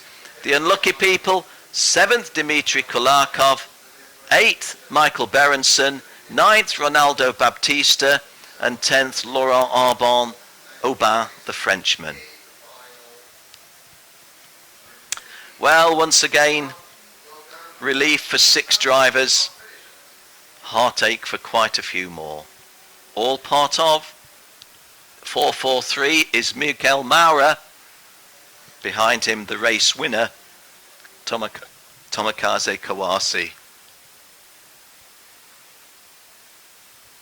Well, that little pat on the head before he was weighed, I've seen situations before when that's led to a visit to the stewards, because a pat on the head of congratulations could be just dropping a little piece of lead to bring an underweight driver to an apparent within weight. I'm not for one moment suggesting that's how it would have been, but don't take chances. There's your race winner, the very, very unlucky throughout the day. Let's go and talk with him. Jenny Wade's down there now. We're going to grab our deserving winner. What a race, huh? Thank you. Yeah. Did you expect that you'd be in the second chance after what happened in the first race? Last race, engine broken. Yeah. So second race, third race, okay? Penalty. Yeah. Penalty. But the winner now, so you make it through to the pre-final. Yeah. Do my best. Yeah, you're going to do your best. It was really, really close race, but in the end, you're too good, huh? Okay. Too good. Well done. Thank you. Thank you. Well, I want to add my comment there. Tomokazu Kawase definitely deserves his place in the final. Back with Jenny. Stupid. We have a lot of space, first 4, 6, and then some guys just don't understand how many is 6, because the 6 are going to the pre-final. Yeah. I don't know what. Yeah. But in the end, you're in the 6? Yes, I'm on the 4th position, so I came into the pre-final. Finally, if you're looking back 1 year, it was completely different. Yeah. I think that also drivers are different, too aggressive and not enough penalties. I think there is not enough penalties, and in the first day he should give a lot of penalties and then it will be quiet. Okay, I think maybe next time this changes. Yes, I hope so. I hope so that it will be more specific, more regular, more, how can I say, people are, I don't know, they came from the different countries and have different styles of driving, and I don't know, we all drive the same kart on the actually similar racetracks. And But we're happy that you're there, and this is something we have to work on, huh? Yeah? I hope yes. Maybe somebody expecting too much. Bye. Well, a lot of raw emotion, Maybe that doesn't make for great television in one sense, but it just tells you how they feel, doesn't it? And that's from a driver who has qualified, Primož Metelić from Slovenia.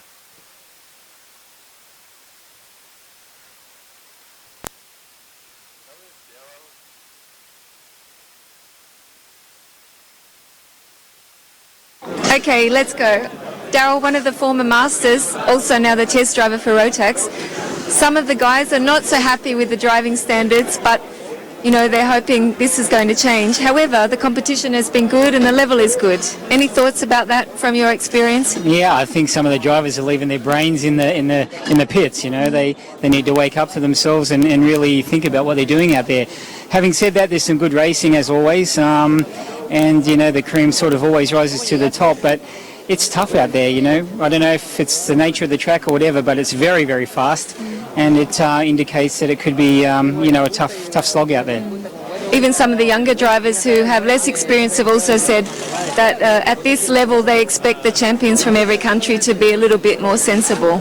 Yeah, it's, you know, it's a difficult one. It's the World Finals. Everyone wants to get a place, but you know, just looking at the races, and I haven't seen too many, but everyone I've seen, they really need to sort of wake up a little bit. But like I said, you know, it's racing, but fair racing's fair play. You know. And maybe tomorrow we see really, really good racing. Yeah, I think so. Finals day, maybe people settle down overnight, have a few beers tonight and relax. So we see what happens tomorrow. Okay, thank you. Okay, see you later. Bye. Well, Daryl Smith, a great racer in his heyday, a World Cup winner. Not sure how many years ago that was, and he wouldn't want me to tell you. It's probably 20 plus, but a World Cup winner, that was at Hong Kong as I recall. But Daryl Smith, a great racer in his heyday, had a lot more hair then, but then so did a lot of us. Well done, Daryl, the test driver now for Rotax.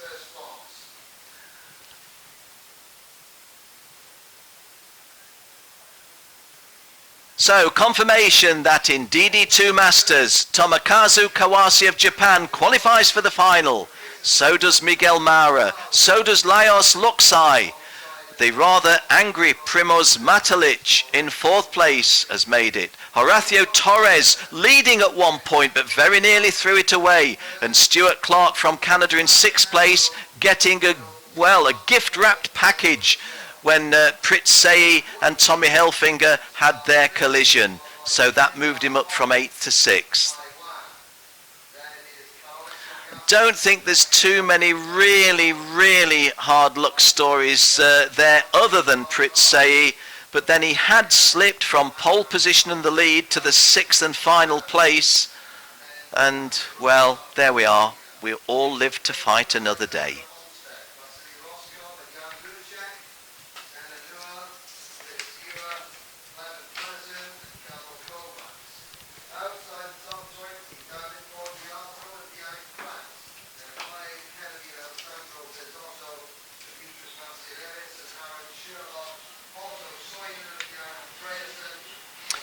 Well, what you see there is the drivers gathered for the DD2 second chance race. When did you last see an international race with a girl on pole position? Well, I don't know the answer, but you're going to see one now. Natalia Balbo of Italy is on pole position.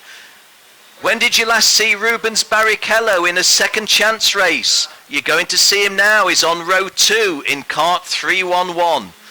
So the lady and the former world vice champion, he drove F1 for Ferrari. 9 laps. Natalia Balbo from Italy, talked to Jenny Wade earlier on, leads them round for what we hope will be a clean run.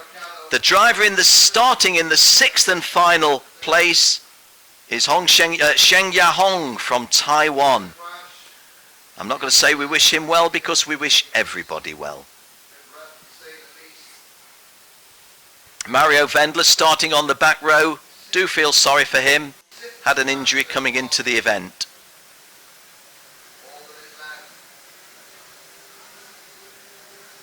Patrick Naim from the Lebanon. I do believe anybody from the Lebanon has done well to reach this stage, but the Lebanese people feeling that Patrick might have done a little better. Well, if he can qualify for the finals, that will be a big achievement. Jason Pringle, a bit of a surprise. We know he's a lot better than that. He would have certainly hoped for better and expected better.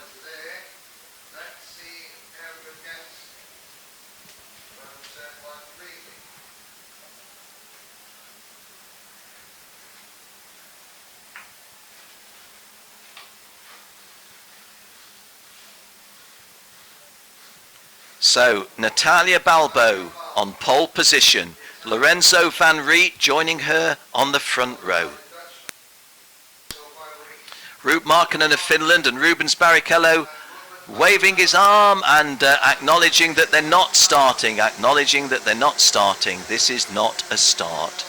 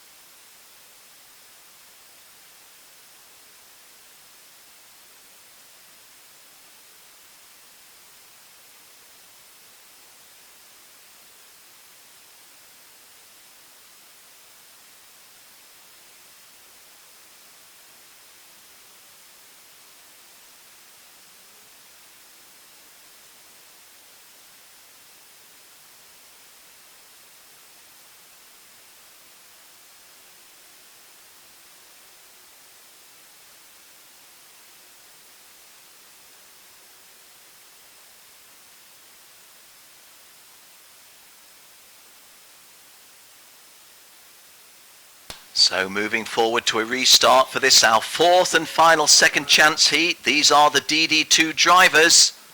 9 laps. Finish in the top 6 and you go into tomorrow's final. 311 on screen there. Rubens Barrichello from Brazil on the outside of the second row. Okay, let's try again. Natalia Balbo on pole position. Lorenzo Van Riet. Well, he's a long way behind Natalia, isn't he? Can't blame Natalia. Oh, and we've got some of an early burst, I would have said there. That if we're still racing, there look to me to be drivers going before the yellow line there. But let's see. No. They're being called back. I hesitate to make a judgment when I'm in commentary because I'm not an official. Everything that I say is totally unofficial, but your own view of that would have been that drivers broke formation well before the position when they should have been doing so. So now do we try for a third, or does race director Nigel Edwards call them in for a little bit of a chat and a bit of finger wagging perhaps? One of the things that we do see in the Rotax World Challenge Grand Finals is second chance heats do bring drivers who are not so frequently finding themselves at the front doing strange things. Well, we can't talk about inexperience for second row driver Rubens Barrichello, can we? But there you go. I'm not, incidentally, that wasn't an inference that Barrichello was at fault. I thought he was faultless.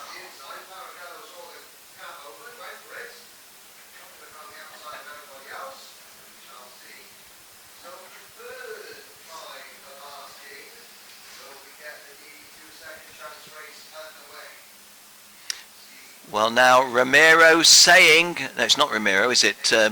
Our official with them, it's Manuel, is saying, guys, get yourself well apart from each other. Get yourselves clear and into the tram lines. Natalia Balbo is on the left of your screen. Lorenzo Van Riet is on the right. Oh, they've accelerated very early again, and Natalia Balbo has lost the advantage from pole position. Lorenzo Van Riet from the... Oh, that was almost inevitable. Fortunately, that kart on the... Oh, and again more contact.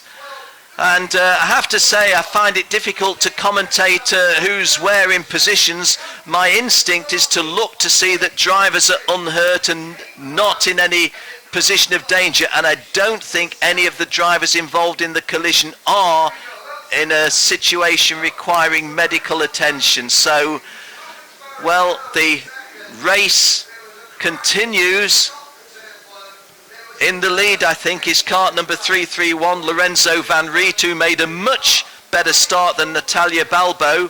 311 is Rubens Barrichello, I think, in second place, and Ruut Makanen of Finland, I believe that is, in third place. Not 100% sure, but let's see if we're right. Yeah, that is the call. Lorenzo Van Riet in the lead, Rubens Barrichello second, Ruut Makanen in third place, Jan Vozenček fourth, Natalia Balbo from pole position is running fifth, and Miguel Noval is in the sixth and final qualifying position as we go. The drivers who were in the problems, David Fogliato, Vasily Rozhkov, Gabor Kovac, Alexander Arnstedt, Karolis Jovaisa, and I think Henry Taleb as well. So one or two drivers who might have been in with shout. Jan Andreasen, 7 times a world finalist in the first 7 runnings, and has been subsequently into double figures for 10 world finals.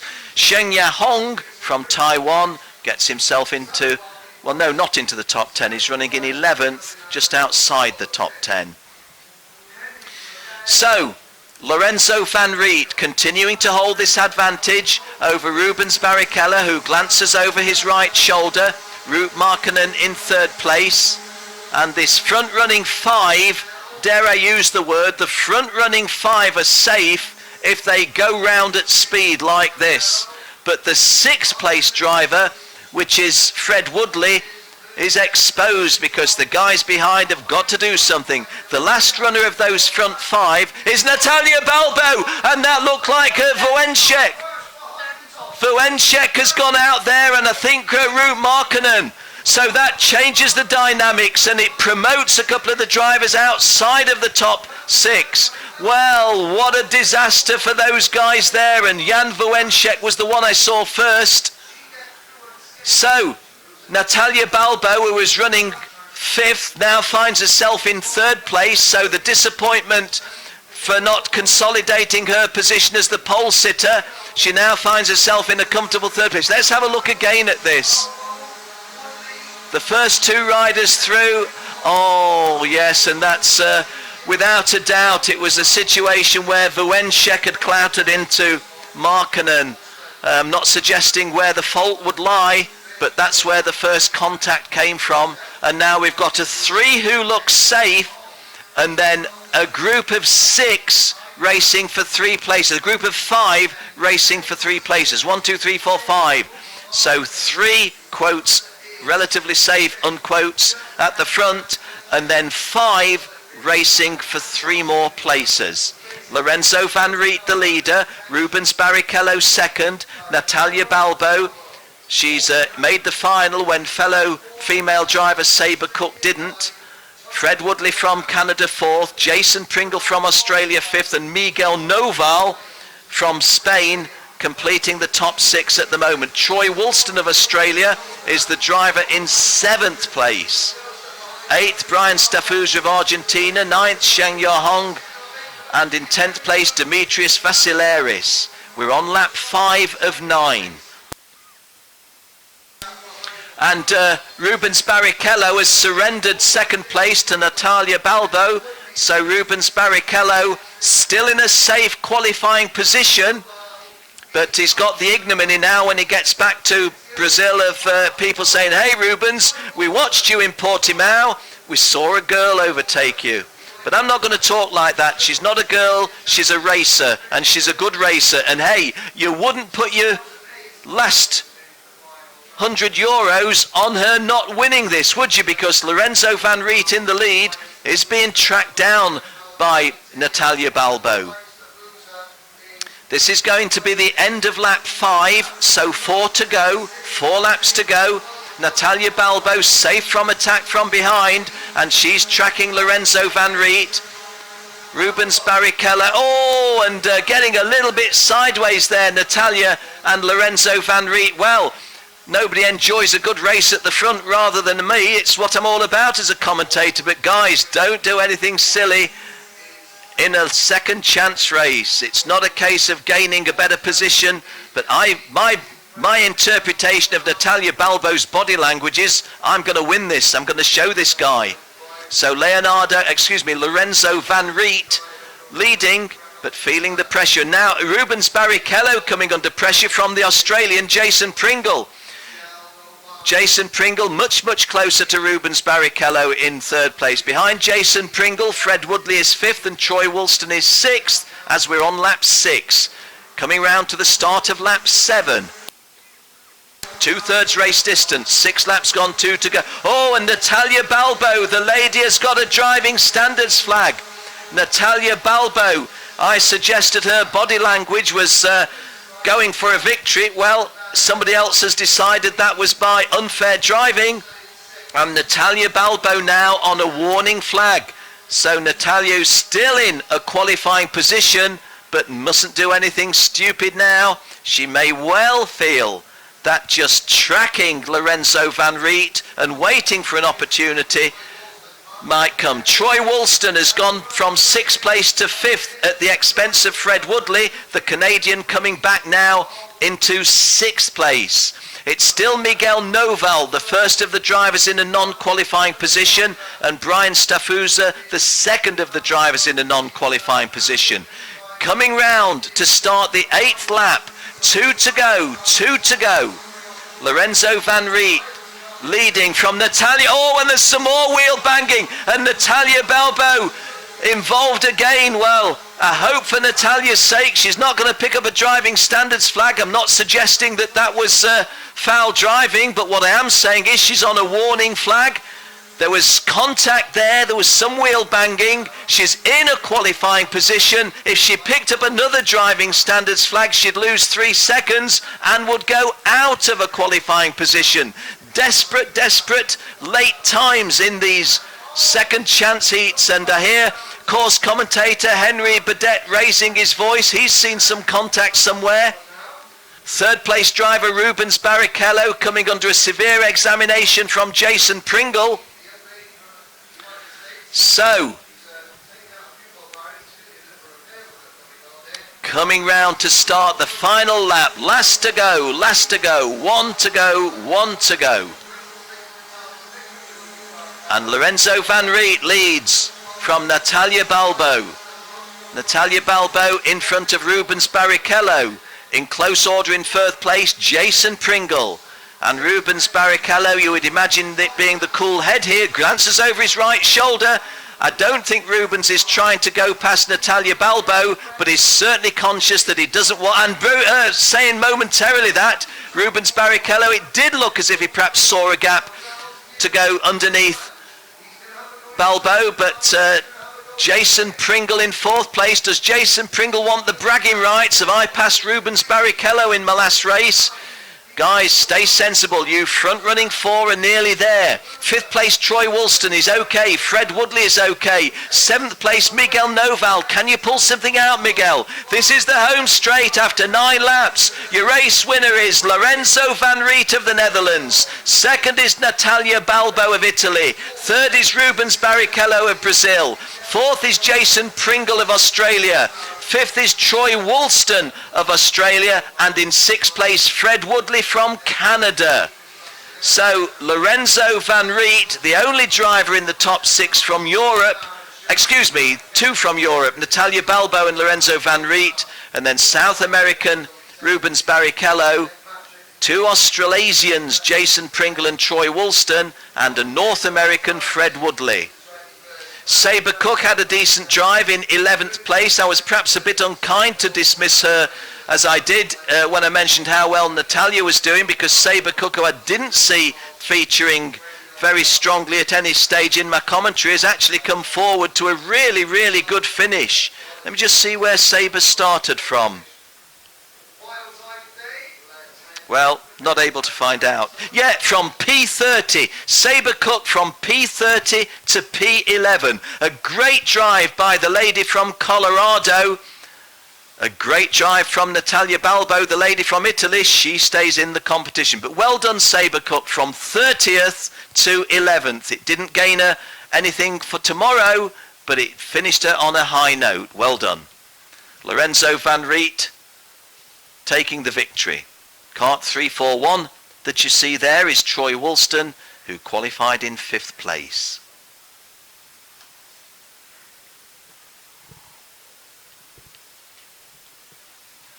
.311 that you see there is Rubens Barrichello. Wonder how he really feels. He is very good in terms of very good in terms of his conduct with the media. But sometimes the raw emotion tells you a lot. Am I okay with the weights? Yes, I am. Thumbs up. And I'm being told that he... Yeah, well done, Rubens, well done. Had a big smile on his face. Not too proud to lift up his cart onto the trolley. And I think the message is that Rubens Barrichello is pleased to have qualified. Down to Jenny. Jason, rather exciting finish there, but in the meantime, can you talk us through the race a little? What happened in front of you? And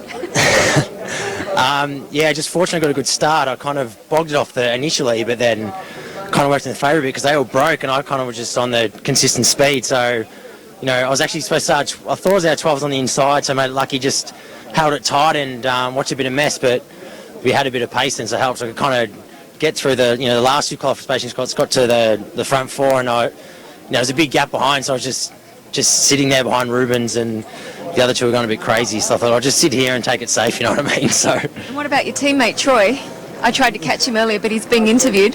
How did he get from there to there? Yeah, I don't know, like there must have just been chaos, you know. Like next thing he was past me and I was like, what the you know, so anyway, happy for both of us to get through because it was going to be pretty bleak in the Australian DD2 team, so yeah, no, good news. Great. Yeah. Thank you. Thank you. Well, the emotion was clear there, wasn't it? I am happy, stroke, I am relieved. And why not? That's exactly how you would be. I think I'm just seeing 2 of my good friends, 3 of my good friends to the left of the awning. Manfred Weisgeber, Roland Geidel and Bas Kaligis. Roland Geidel, the promoter of the chief executive of the Rotax Euro Challenge promoting team, RGMMC. Manfred Weisgeber turning round there, speaking to Roland Geidel. Manfred, the founder, if you will, of the Rotax World Challenge, jointly with Helmut Volsgam. Okay, let's get back down to Jenny. Exciting race, and you're through to the pre-final. Yeah, it's honestly this week has not gone as planned. Last year went well, and then this year we were behind on pace when we first started. I made a mistake in qualifying, and then it's been exactly, it's been rough, but so relieving to be able to go through the final because now everything just kind of resets. No, it's great to have you here, and of course sometimes good, sometimes not good, but you're looking forward to tomorrow's racing? Definitely looking forward to tomorrow. I'm so happy that I'm there. Yeah. Okay, then make sure you smile. Thank you. Thank you. Well, we have been saying it's raw emotion time. There is my friend Bas Kaligis next to Jenny, just walking away from her. He's been to all of the Rotax World Challenge Grand Finals. Rubens Barrichello, bottom right of your screen. And the body language from Rubens is, I'm a happy bunny, I think. Can't just see his face, but as we last did see his face, certainly he looked to be happy. And why not? There we see him now. Well done, Rubens, and congratulations on being sporting throughout. Jenny making her way towards him. Be nice if we could have a little chat with the Brazilian. Let's see what happens.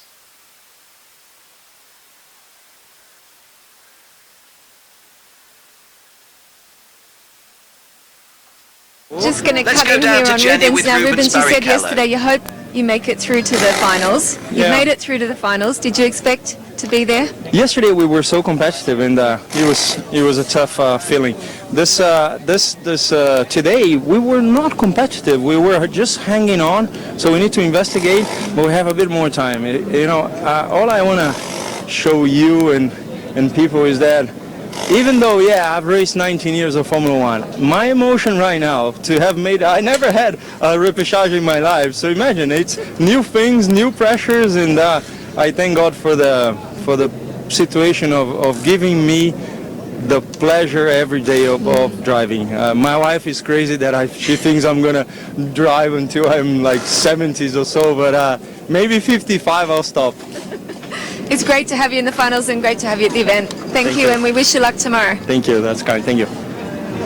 Absolutely brilliant, Rubens. Well said, well said.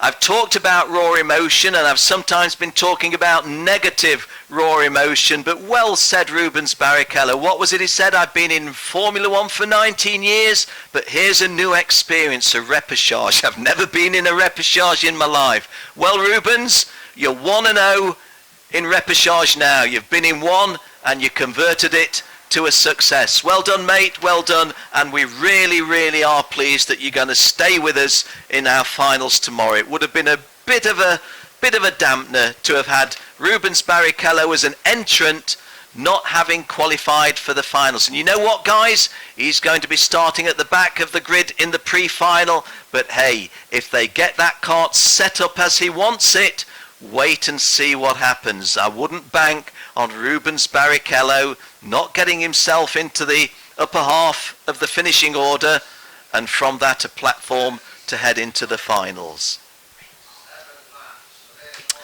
Okay, on track now. This is the first heat of the Micro Max youngsters, going over 7 laps. The Micro Max youngsters, most of them from Spain.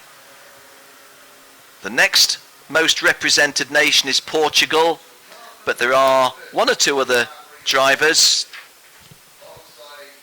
from, let me see, Poland and Hungary, I think.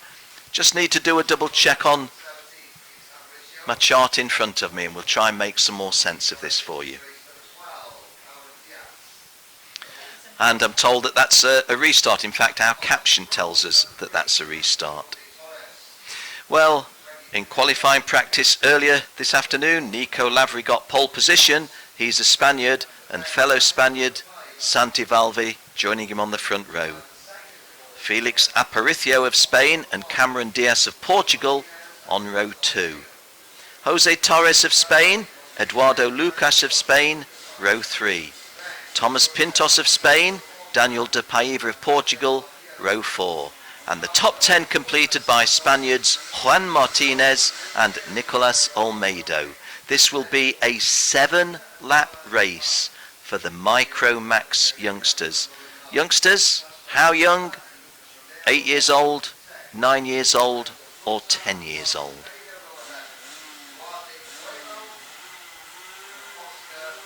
Well, let me tell you, ladies and gentlemen, we've bowed to a request from parents to give television coverage to the Micro Max youngsters and Mini Max youngsters. I don't pretend I have any background knowledge of any of these drivers, so I'll do my best to give you a race call, but I don't know an awful lot about them. I know they're coming in pretty quickly. And this time we are racing, and that does look like Nico Lavery in front of Felix Aparicio, I do believe. But after that, I'm going to struggle to try and tell you. And that looks like a change of lead early on. So has Felix Aparicio in KART-17 gone into the lead? It's only down to race suits and helmets that I'm going to be able to tell you. I think that kart number 17 has taken the lead, but I don't say that to you with any conviction. Let's just sit and see how things unfold. Yes, that is kart 17. Well, feeling a little bit better now. My first race call of the Micro Max race to you.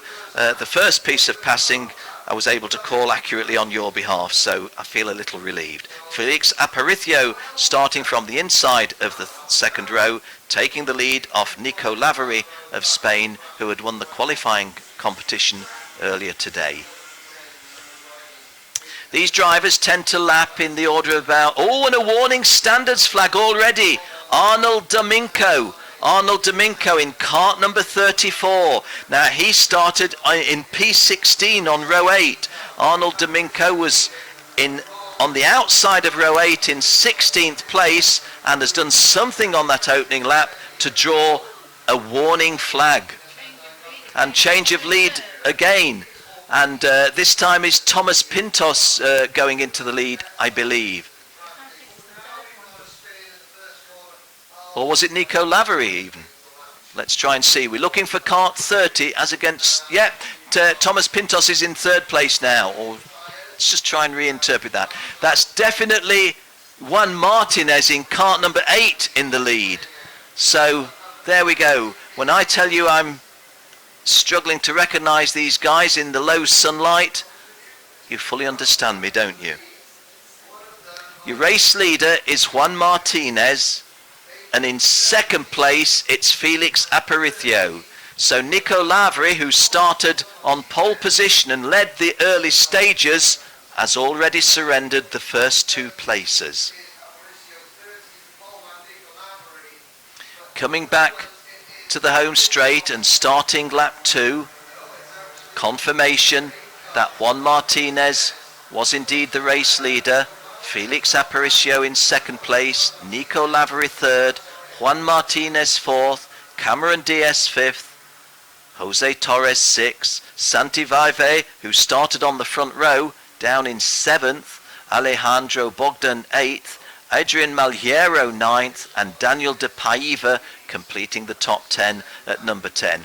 All of our 34 drivers have, no, there were 36 drivers, I was going to say all 34 have completed the opening 2 laps.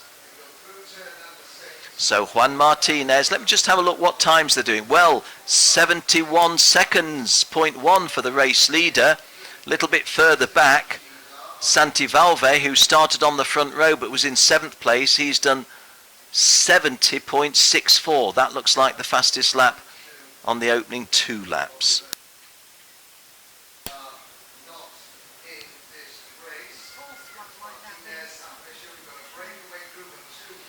So, as we complete the 3rd lap of the 7, lap 4 now, and Juan Martinez leads from Thomas Pintos, Nico Lavery 3rd, Felix Aparicio 4th, Santi Vaive with that faster lap going from 7th to 5th, Jose Torres 6th, Cameron Diaz dropping down to 7th, Alejandro Bogdan stays in 8th, Adrian Malheiro 9th, and Daniel de Paiva holding station in P10.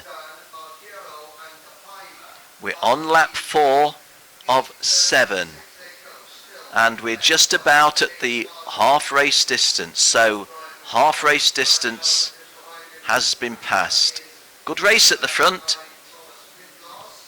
Juan Martinez still holding the challenge of Thomas Pintos.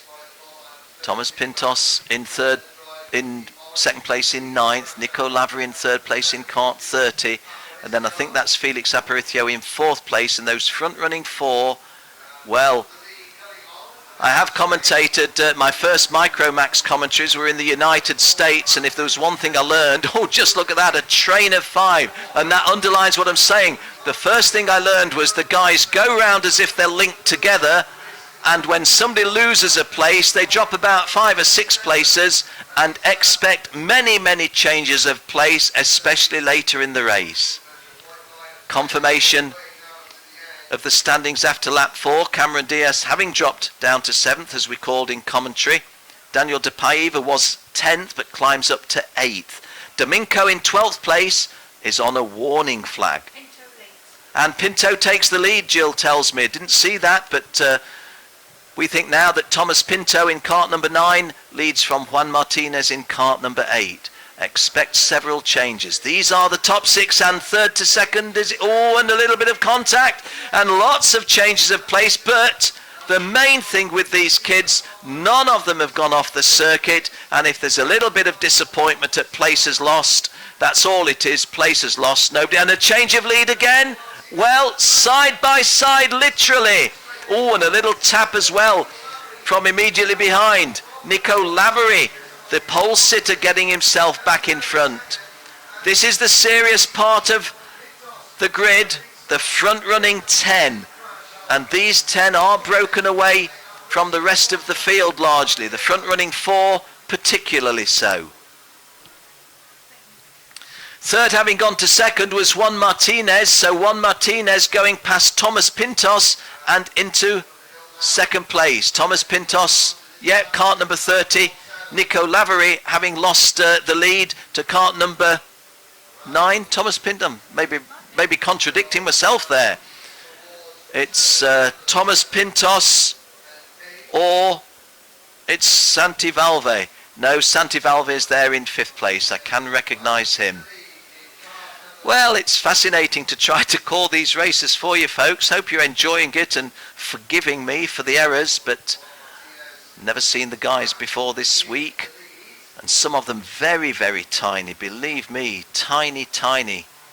Coming round now to see the last lap board, so 1 to go, 1 to go. Juan Martinez back in front.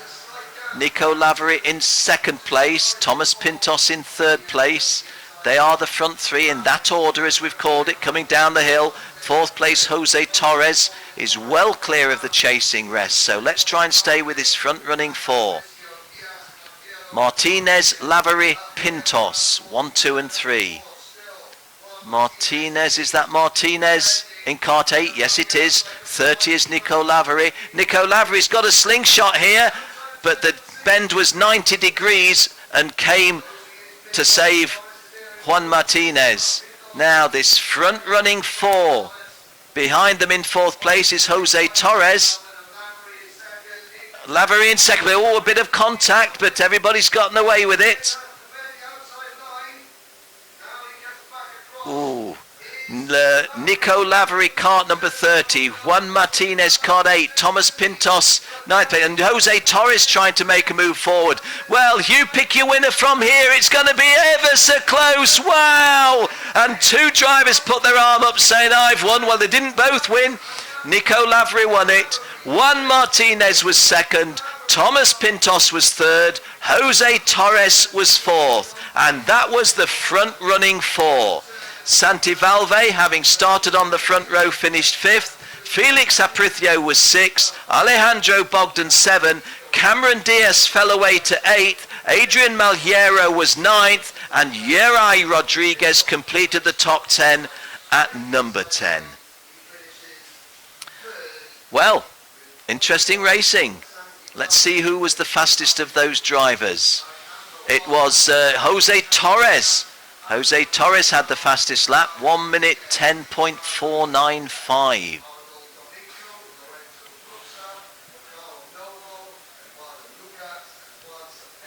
So look at this finish. How often do you get a finish as close as this? 0.2 seconds covering the top 4. In fact, 0.19 seconds covering those top 4. And 2 drivers throw their arms up.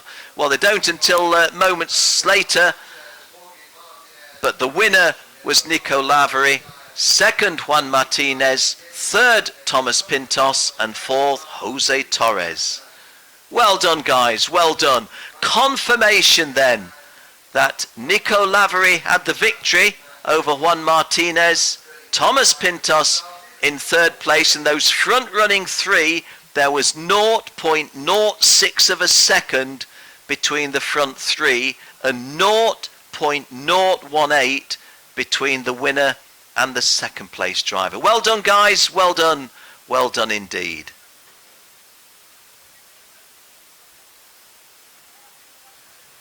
And in the home country of Portugal, a little bit embarrassed to see that the last 3 places went to Portuguese drivers when the guys in front of them were mainly Spanish. Josh de Paiva, though, a Portuguese driver, making the top 20 there. Hope you enjoyed that. Different again. Kart number 8 is that we're looking at? If so, it's Juan Martinez. Kart 17 here is Felix Apacio, sorry. Identical karts, identical race suits. course, we see that in the Academy Trophy and the CIK racing, so all you've got to look for as a commentator is the helmet colours. Well, Felix Apatio can't be bothered to push his car, but he's small enough to just sit on the side fairing and leg it through. Kart number 5 on the scales that you see there is Santi Valve. He started on the front row, but wasn't able to take advantage. Bas Lammers earlier today talking with us was saying it can be so difficult on the outside of the front row. You don't want to voluntarily give away too many places, but you can fight for your position and suddenly find yourself in something like 8th place. Kart 20 there, Alejandro Bogdan finished in 7th place. Well, there is again the balcony of our VIP suite here at Portimao, the Kart-DATA Portimao. And we've got another race for you. This is the first heat of the Minimax drivers. What are Minimax like? Well, they're like Micromax, but a little bit quicker. Instead of lapping in 70 seconds, these guys will lap 5 seconds quicker. But it'll be just as close and just as tight. Carles Martinez of Spain is on pole position. Peter Wisniewski of Poland joins him on the front row. Our thanks to Birel Art, who sponsor the Micromax and Minimax competitions. Who sponsor the Minimax competitions. Praga, of course, the senior sponsors, also sponsoring Micromax.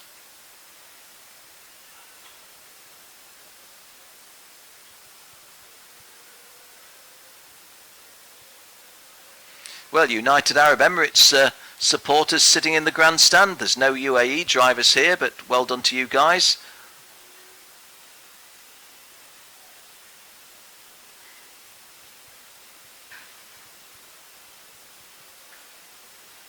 '68 that you see there is Carles Martinez of Spain. He's going to start on pole position, but his first duty is to lead them out for the formation lap.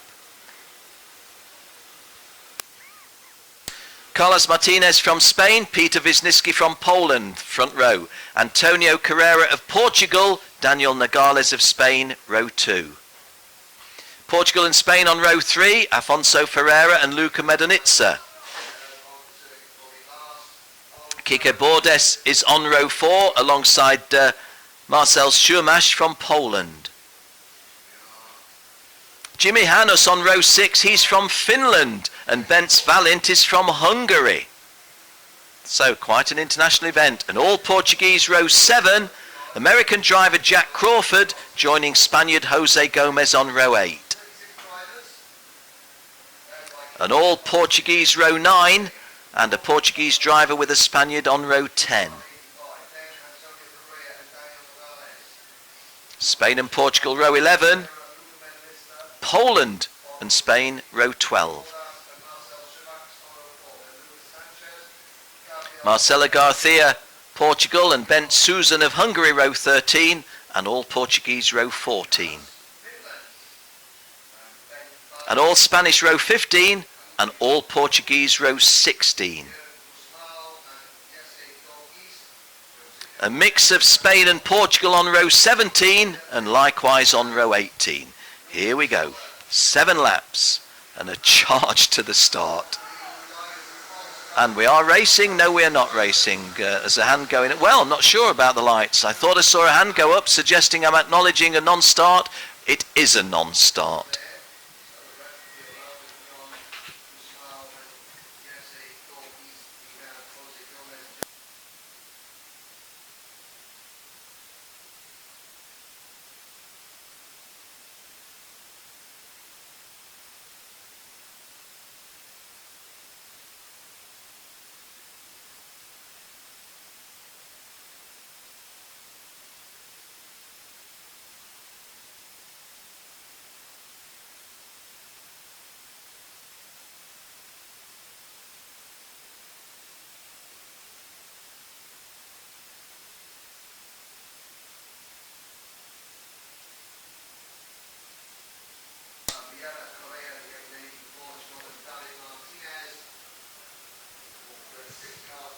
Minimax drivers are 10, 11, 12 or 13 years of age. Minimax for drivers between 10 and 13.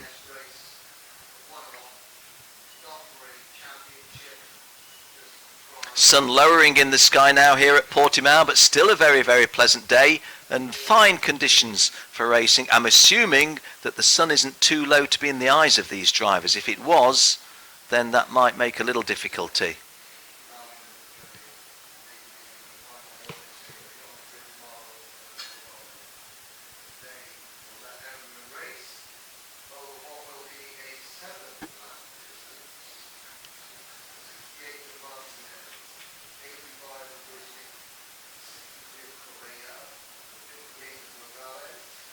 So, do we get it right the second time, or do we get another charge to the line? Some of them are cranking up the pace now, aren't they?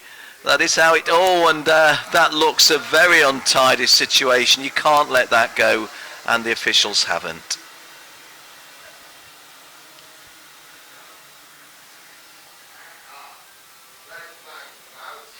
Well, it looks as if we're going to have a little chat with the youngsters, and the little chat will be following a red flag which brings them to a halt. So a pause before the qualifying heat for Minimax.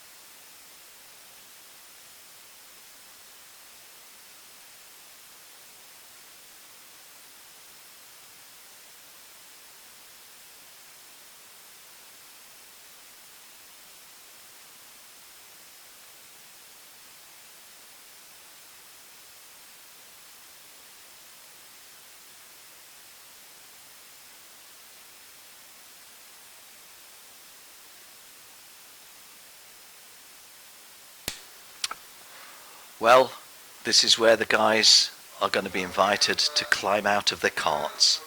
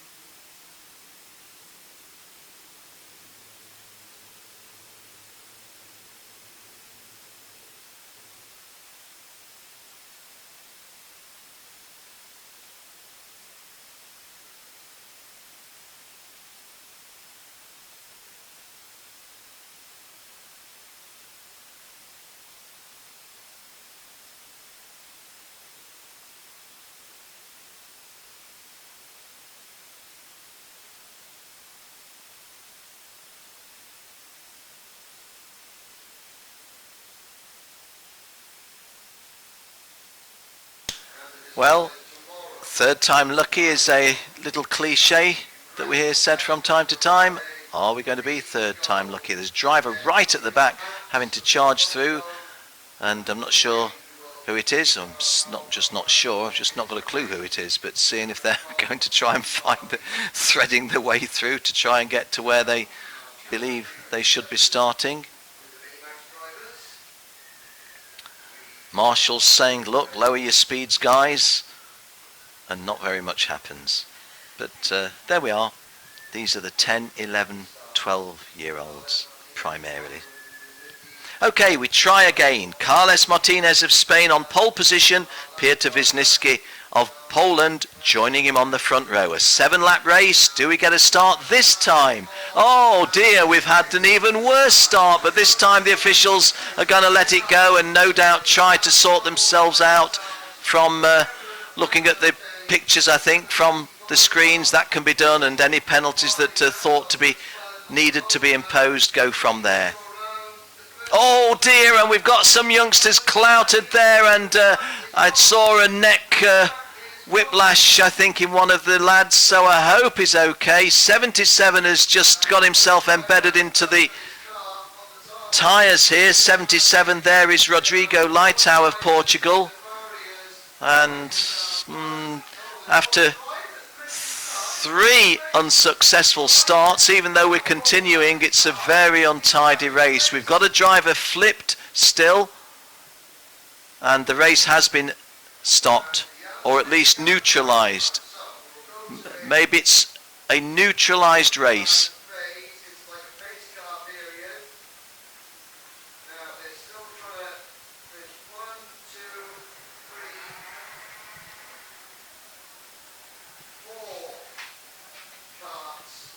Well, I have to say from my own point of view that I don't blame the officials for starting that race, or else when would it have been raced? But it was one of the poorest of races. And this is now going to be the safety car situation, the neutralized race, so these are laps being counted. Hey guys, a yellow flag means you mustn't overtake. A yellow flag means you don't, and somebody's saying don't overtake. It's a yellow flag situation. All of you in single file. I don't know why I'm saying this. They can't hear me. And what's more, those that can hear me, if they heard me, would probably not understand my English when they speak Portuguese or Spanish or Polish or Hungarian. Oh dear. There we are.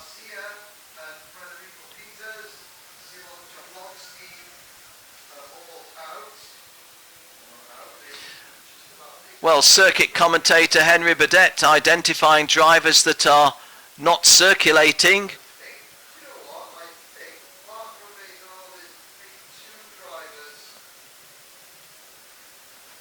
I'm not able to tell you with any certainty, so rather than guess at it, let me just leave it. And when they come round, follow the timing screen. Szymon Jablonski was a driver in trouble, Guilherme de Oliveira was, and Axel Gnus was.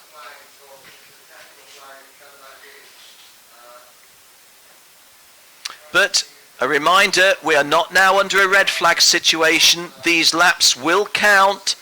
And the green flag goes, and we're in race mode again now. We're in race mode, and this will be lap 3 of 7.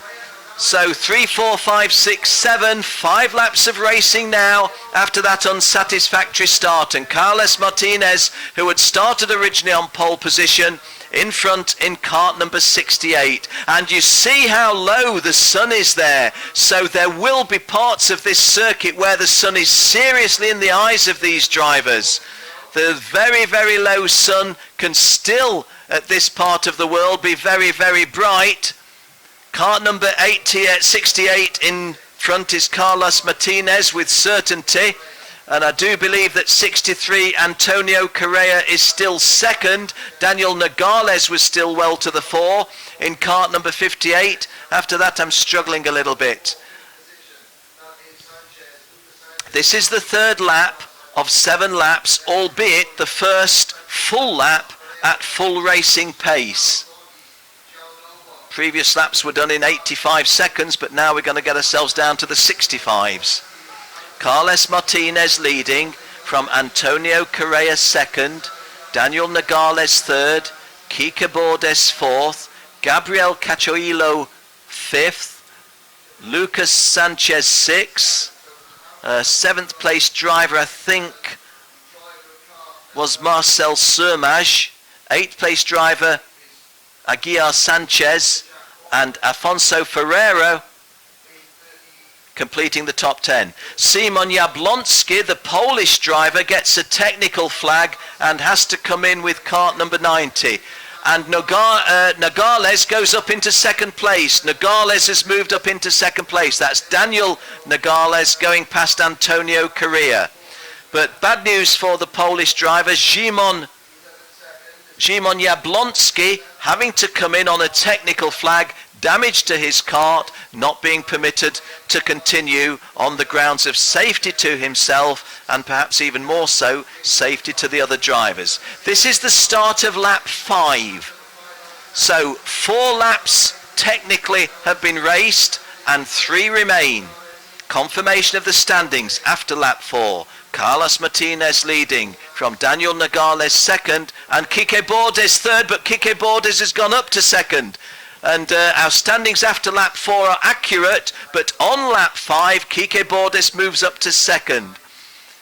Bence Valent in ninth place is a Hungarian driver, and Jimmy Hanus in 12th place is a driver from Finland. So quite an international feel to this Minimax heat.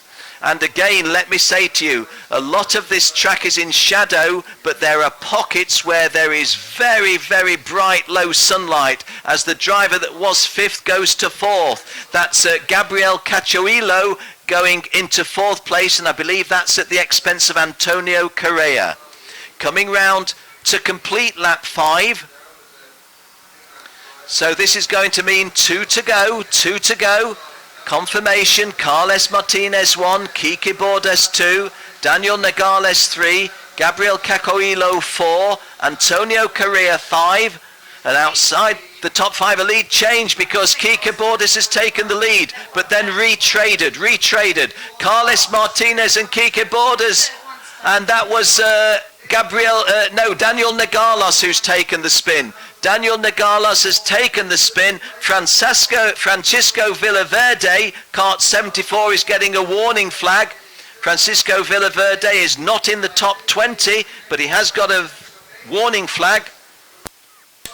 So, a little bit more in the way of issues, but at the front they are clearly Carles Martinez and Kike well, no, they're not clearly.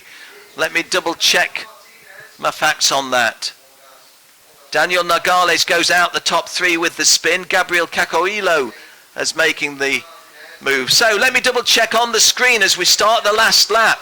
Carles Martinez definitely the leader. Kike Bordes definitely second place. It was Lucas Sanchez who came into 3rd place. Aguiar Sanchez in 4th. Daniel Nogales, having taken the spin, dropped to 5th. Antonio Correa to 6th. The Hungarian Bence Valent in 7th. Guillermo Guzmão of Portugal 8th. Luca Medunitsa in 9th place. And completing the top 10, Afonso Ferreira.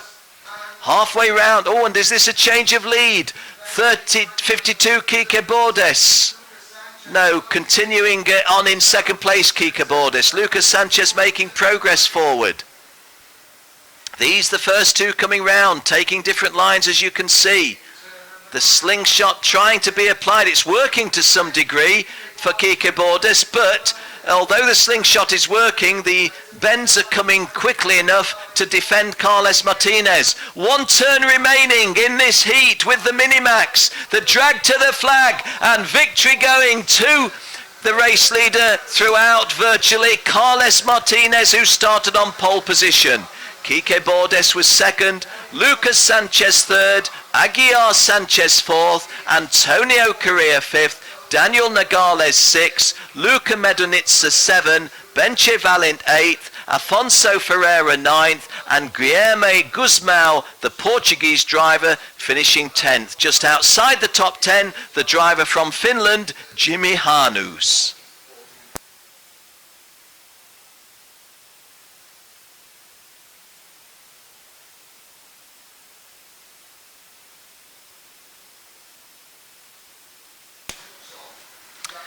Well, an incident-packed race, and some of the incident wasn't what we wanted to see, but there we are. That's how these lads learn, lads and girls, a couple of girls out there. That's how they learn their craft. That's how they learn racing. The drivers who went out at the start and did not compete were Jose Gomez, Federico Peters and Marcelo Garcia.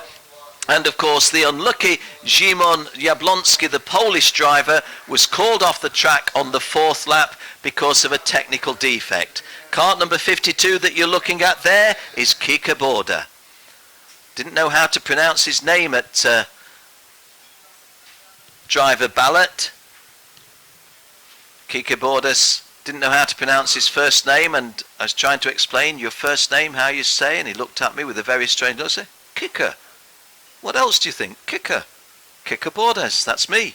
Well, Kika Bordas, well done. You've just come home in 2nd place. Kart number 60 that you see there on the weighing scales, Lucas Sanchez of Spain.